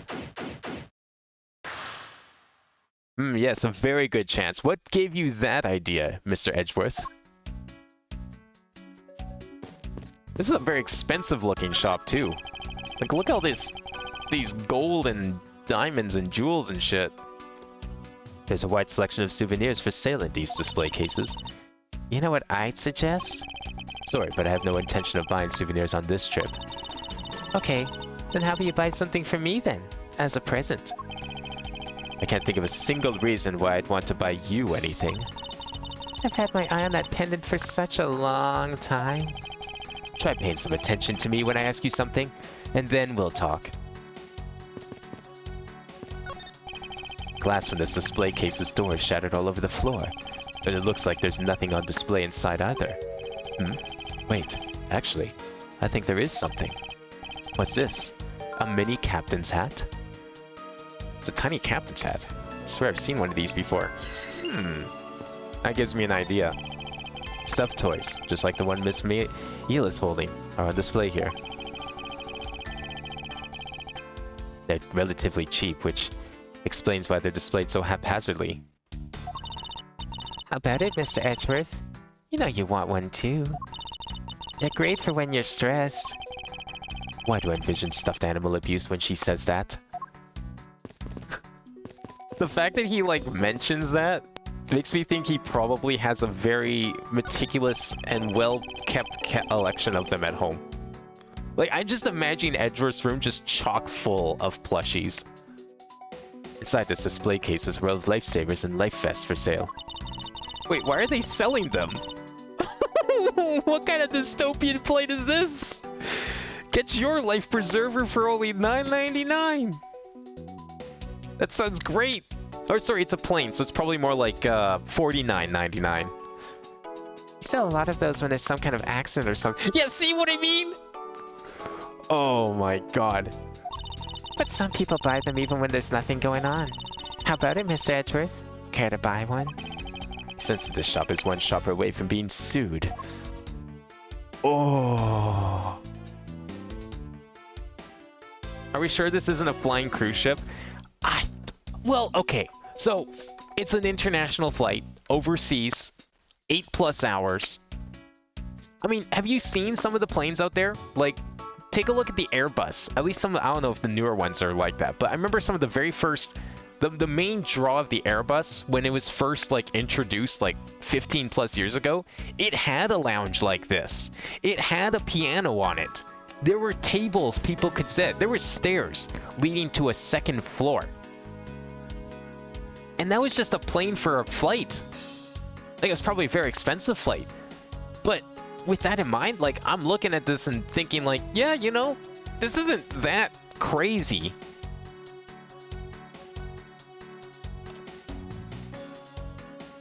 could see a plane like this existing.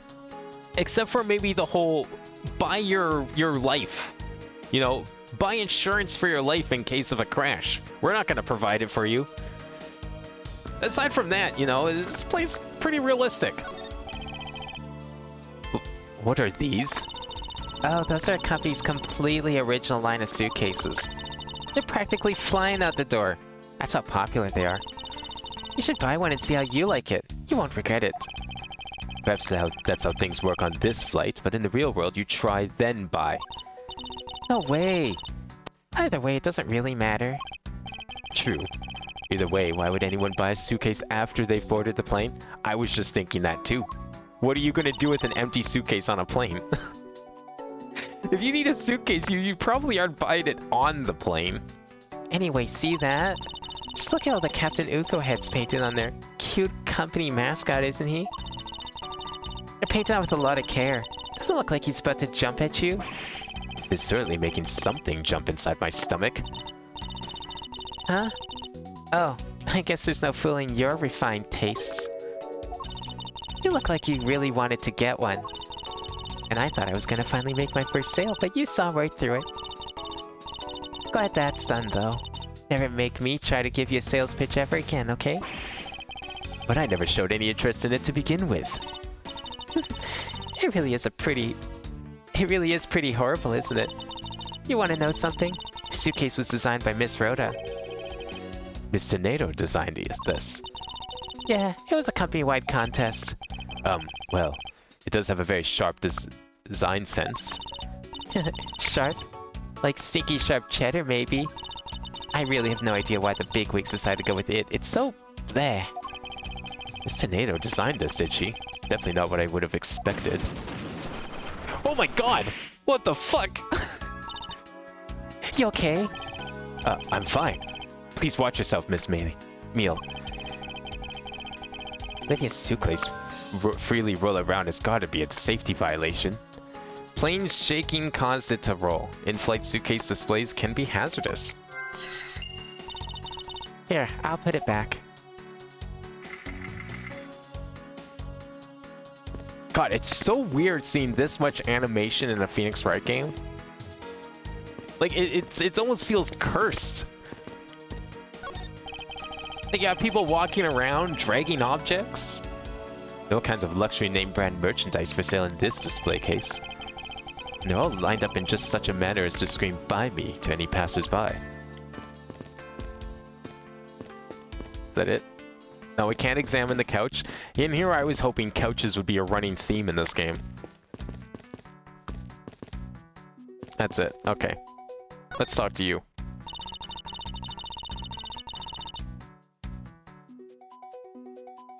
Wait till you hear the price. Look at it, one of the wheels is colored. Oh yeah, one of them's like miscolored. It's like red instead of blue. Why is that? It's like random materials. It's a defect. Man, this shop sucks. It's got all this like stupidly expensive stuff. You have to buy a life preserver and a life vest on a plane? I would never want to board a plane like that. And then to top it off, you got suitcases. First of all, who's buying a suitcase on a plane? Second of all, it's like shoddy products. They're not even, the quality control is like terrible. And it's not a design decision either, because then why is the other wheel not red on the other one? I don't know much about this shop, but you can still ask me about whatever. So, what do you think about what has happened regarding the case? Oh, I don't know. I think you're the killer, though, Mr. Edgeworth. I can assure you that I'm here in this shop to prove just the opposite. Yeah, but it was me that got you the permission to look around. You know. So don't forget that, okay? I like how her hair just like completely engulfs her head when she leans forward. How am I supposed to thank you properly if you insist on falling asleep? Well, you know what really show you thanks? You see that item for sale over there? Sorry, but you're gonna have to make do with my words of appreciation. Okay, probably gotta do some logic here. I keep forgetting this is a thing. I have an idea where this hat belongs.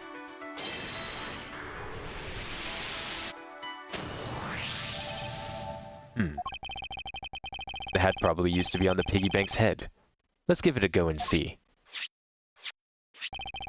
I believe this piggy bank was forcibly removed from this display case. Does this mean that the killer broke the glass to get at it? Found at the crime scene, culprit must have shattered the display case glass to get it. Really? Don't tell me you don't know what things go where in this shop. Well, I don't. Miss Rhoda's in charge of this place. So, come on. How should I know anything? I sense that further inspection of this display case is needed.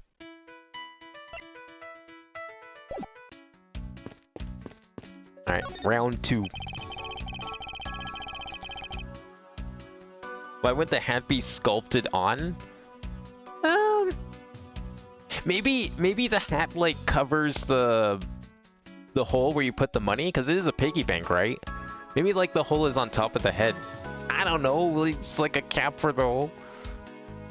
People like removable hats on figurines and stuff. It was probably done that way to appeal to whoever they're marketing it towards. Kids, maybe? Really rich kids who like pure gold statues or bronze or whatever it was. I don't know. Did we see what kind of material it was made of? I don't think so. No. It just says it's a piggy bank. Is this the same man as the one portrayed by the statues around the elevator? Yeah, there's a paperweight of the founder of GoU Airlines, Mr. Ugo Hughes. On the bottom shelf, we have the cute one. The middle shelf is the realistic one. And on the top shelf, that's the floral version. Floral? Are you sure about that? Let me guess. You just said the first thing that came to your mind, right? Looks like I hit the bullseye. Nice word missing. It's okay. I filled it in for you. Game. GoU Airlines related books line this shelf. The history of GoU Airlines. The future of GoU Airlines. The 7 wonders of GoU. Fight on, GoU Airlines. Working name, You Go Airlines. You go you! Titles make it very clear that they won't be making the top sellers list anytime soon. Glass on this door is broken. Perhaps it was the killer who broke it in order to take the piggy bank? But it's a bit odd that the inside of the case is so devoid of glass shards. Plus, the glass broke rather cleanly. What is it? I touched the glass and it cut my finger. It hurts, Mr. Edgeworth. Please tell me you can deal with such a minor cut on your own.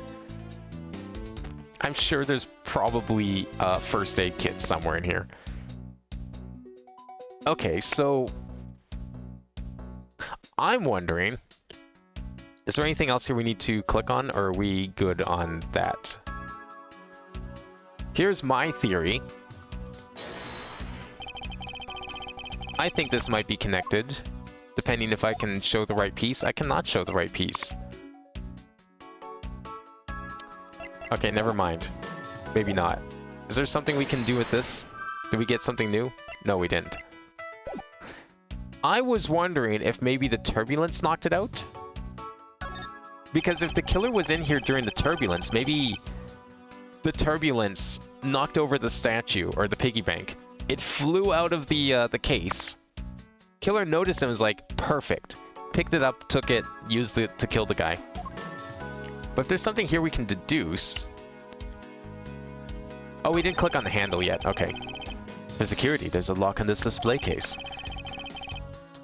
Miss Mia, if I may ask you about this lock? The one who's in charge of the shop is Miss Rhoda, so she's got the keys to all display cases. I see. Oh, I bet you want to buy something. Do you want me to go get the key from her? No, that's all right. So it's all locked up. So yeah, the fact that the glass flew outwards makes me think that maybe the turbulence did it? But I don't have a piece of evidence that like directly talks about the turbulence. I have one of these, but that doesn't help me here.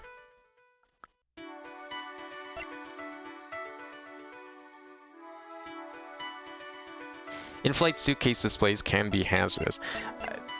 There's no way that, like, the turbulence caused something to break his glasses, right? Maybe? Oh, am I supposed to just put this here? That's probably it.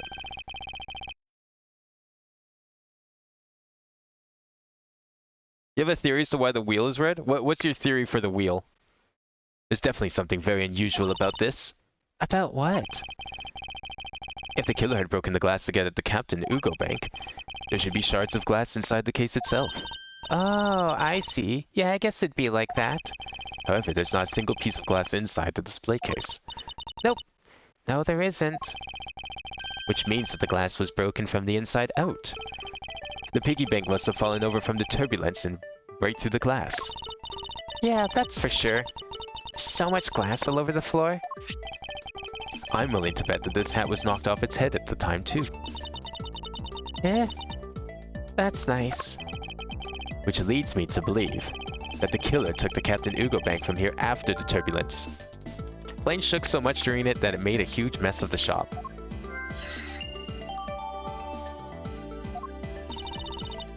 Oh, she's done.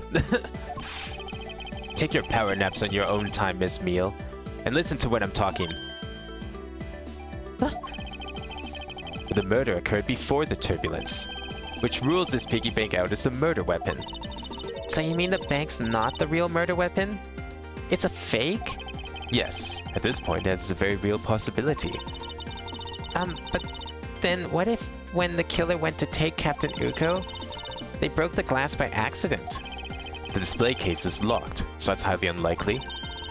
Yeah, but there's one person who could've. Oh? And who would that be? Miss Rhoda, of course.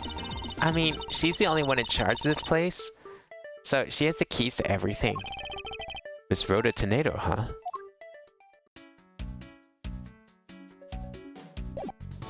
Maybe we should go talk to her? Actually, I think I have one more thing we can deduce here now.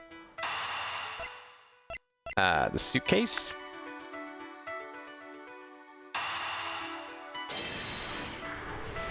Does that do anything for us? It does. Yes, there's definitely something wrong here. What's with the sudden yelling?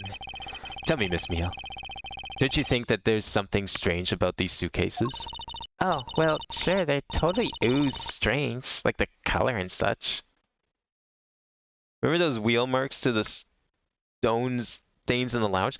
Oh, you think one of them's red because it was in the lounge and rolled through all the juice? That's not what I'm talking about. Now pay attention. You're scaring me, Mr. Edgeworth. Sorry. These suitcases are lined up a bit too prim and proper. Yeah, they look a bit uptight, don't they? But I guess they take after their creator. Again, that's not what I meant, Miss Meal. Don't you find it unusual that these cases are the only things undisturbed by the turbulence? Never mind. I'd sooner find an answer by inspecting these suitcases myself. Upon closer inspection, they really are quite hideous. I wonder how Miss Rhoda would react if she'd heard what you just said. What's wrong? Which makes a good point. It would be wise of me to watch what I say out loud. What's this? I spot something that's not quite right. Oh, are we going with the wheel? Alright, let's see if your theory's correct about the wheel. What is so unusual about this suitcase? Take that! There's something very peculiar about these wheels. Huh? As in, there are no stoppers in place on these wheels. Oh, okay, I thought we were going with the color. Without stoppers, one would think the turbulence would have sent it flying. And so, it is very likely that the suitcase was placed here after we hit that turbulence. Let's take a closer look at it, shall we? Now the wheel? Oh, thank God. Okay. Oh, it's only half red. What's this? The wheel's completely covered in something.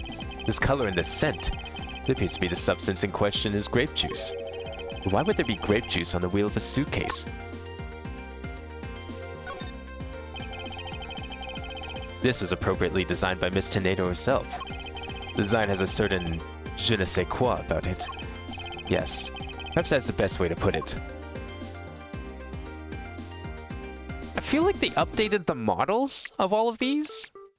Like, they didn't do it with the original trilogy, but, I mean, there's only like 3 items that you have to examine in the first game. So I guess it made sense. Now that it's more of like a consistent feature. $1,200? $1,200 price tag. Not exactly priced by someone with a conscience, I'd say. No one's buying that. Fuck that. Can we open this? Maybe there's something inside. It would appear to be unlocked. Let's take a look at what's inside. Oh, A piece of cloth. And it's soaked with blood.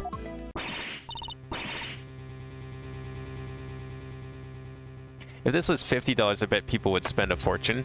yeah, I feel like $50 might be a good price. I don't know, what's like a price of a good suitcase? Take a price of like a half-decent suitcase, but then put it on this. Because this isn't a half-decent suitcase. But it would be marked up like it is a half-decent suitcase because it's in a Planes in-flight souvenir shop. It's blood. It appears that this suitcase is very strongly tied to a murder after all.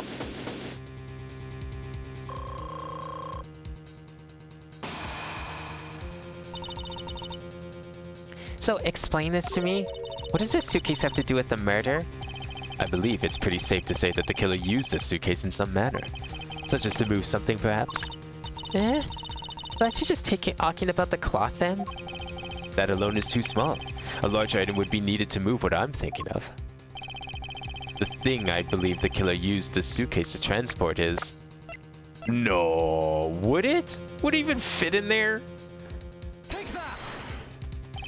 something that would fit inside a suitcase that is also covered in blood. Sounds like a dead body, doesn't it? Found inside the suitcase, its beautiful pattern has been soiled by blood. You know, those colors look pretty familiar. But... In light of this, I'd say that Mr. Hicks was moved into the elevator from someplace else, which means that the murder was committed in an entirely different location.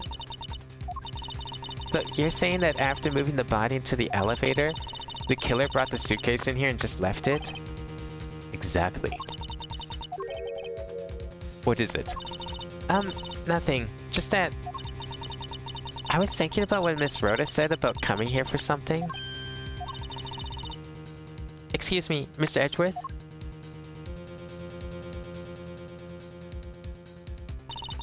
I wanted to give you a bit more time, but I'm afraid I wasn't able to convince the captain. Oh, you talked to the captain for real this time, Miss Fake Cubicle Hair. I bet that hair is as fake as your testimony right now. I'm very sorry, Mr. Edgeworth, but the captain feels that he has allowed you ample time. He says that he'd appreciate it if you could wrap it up here and return to your seat. I understand his sentiment, however, if I'm not allowed to complete my investigation, the crime scene may become contaminated by the time we land. If I must stop, then I insist I be allowed to oversee the preservation of the two sites. Under your supervision, of course. If that's your only condition, then I believe we can accommodate your wishes. I'm here to assist you in any way that I can, Mr. Edgeworth. Sounds like fun. We can camp out and watch over everything together. I found proof that the real crime scene was not in the lounge, and I have enough evidence to prove myself to be innocent of any wrongdoing. And yet, regarding what Miss Eel reminded me about Miss Tornado, I can't allow my investigation to end here. The truth must come to light.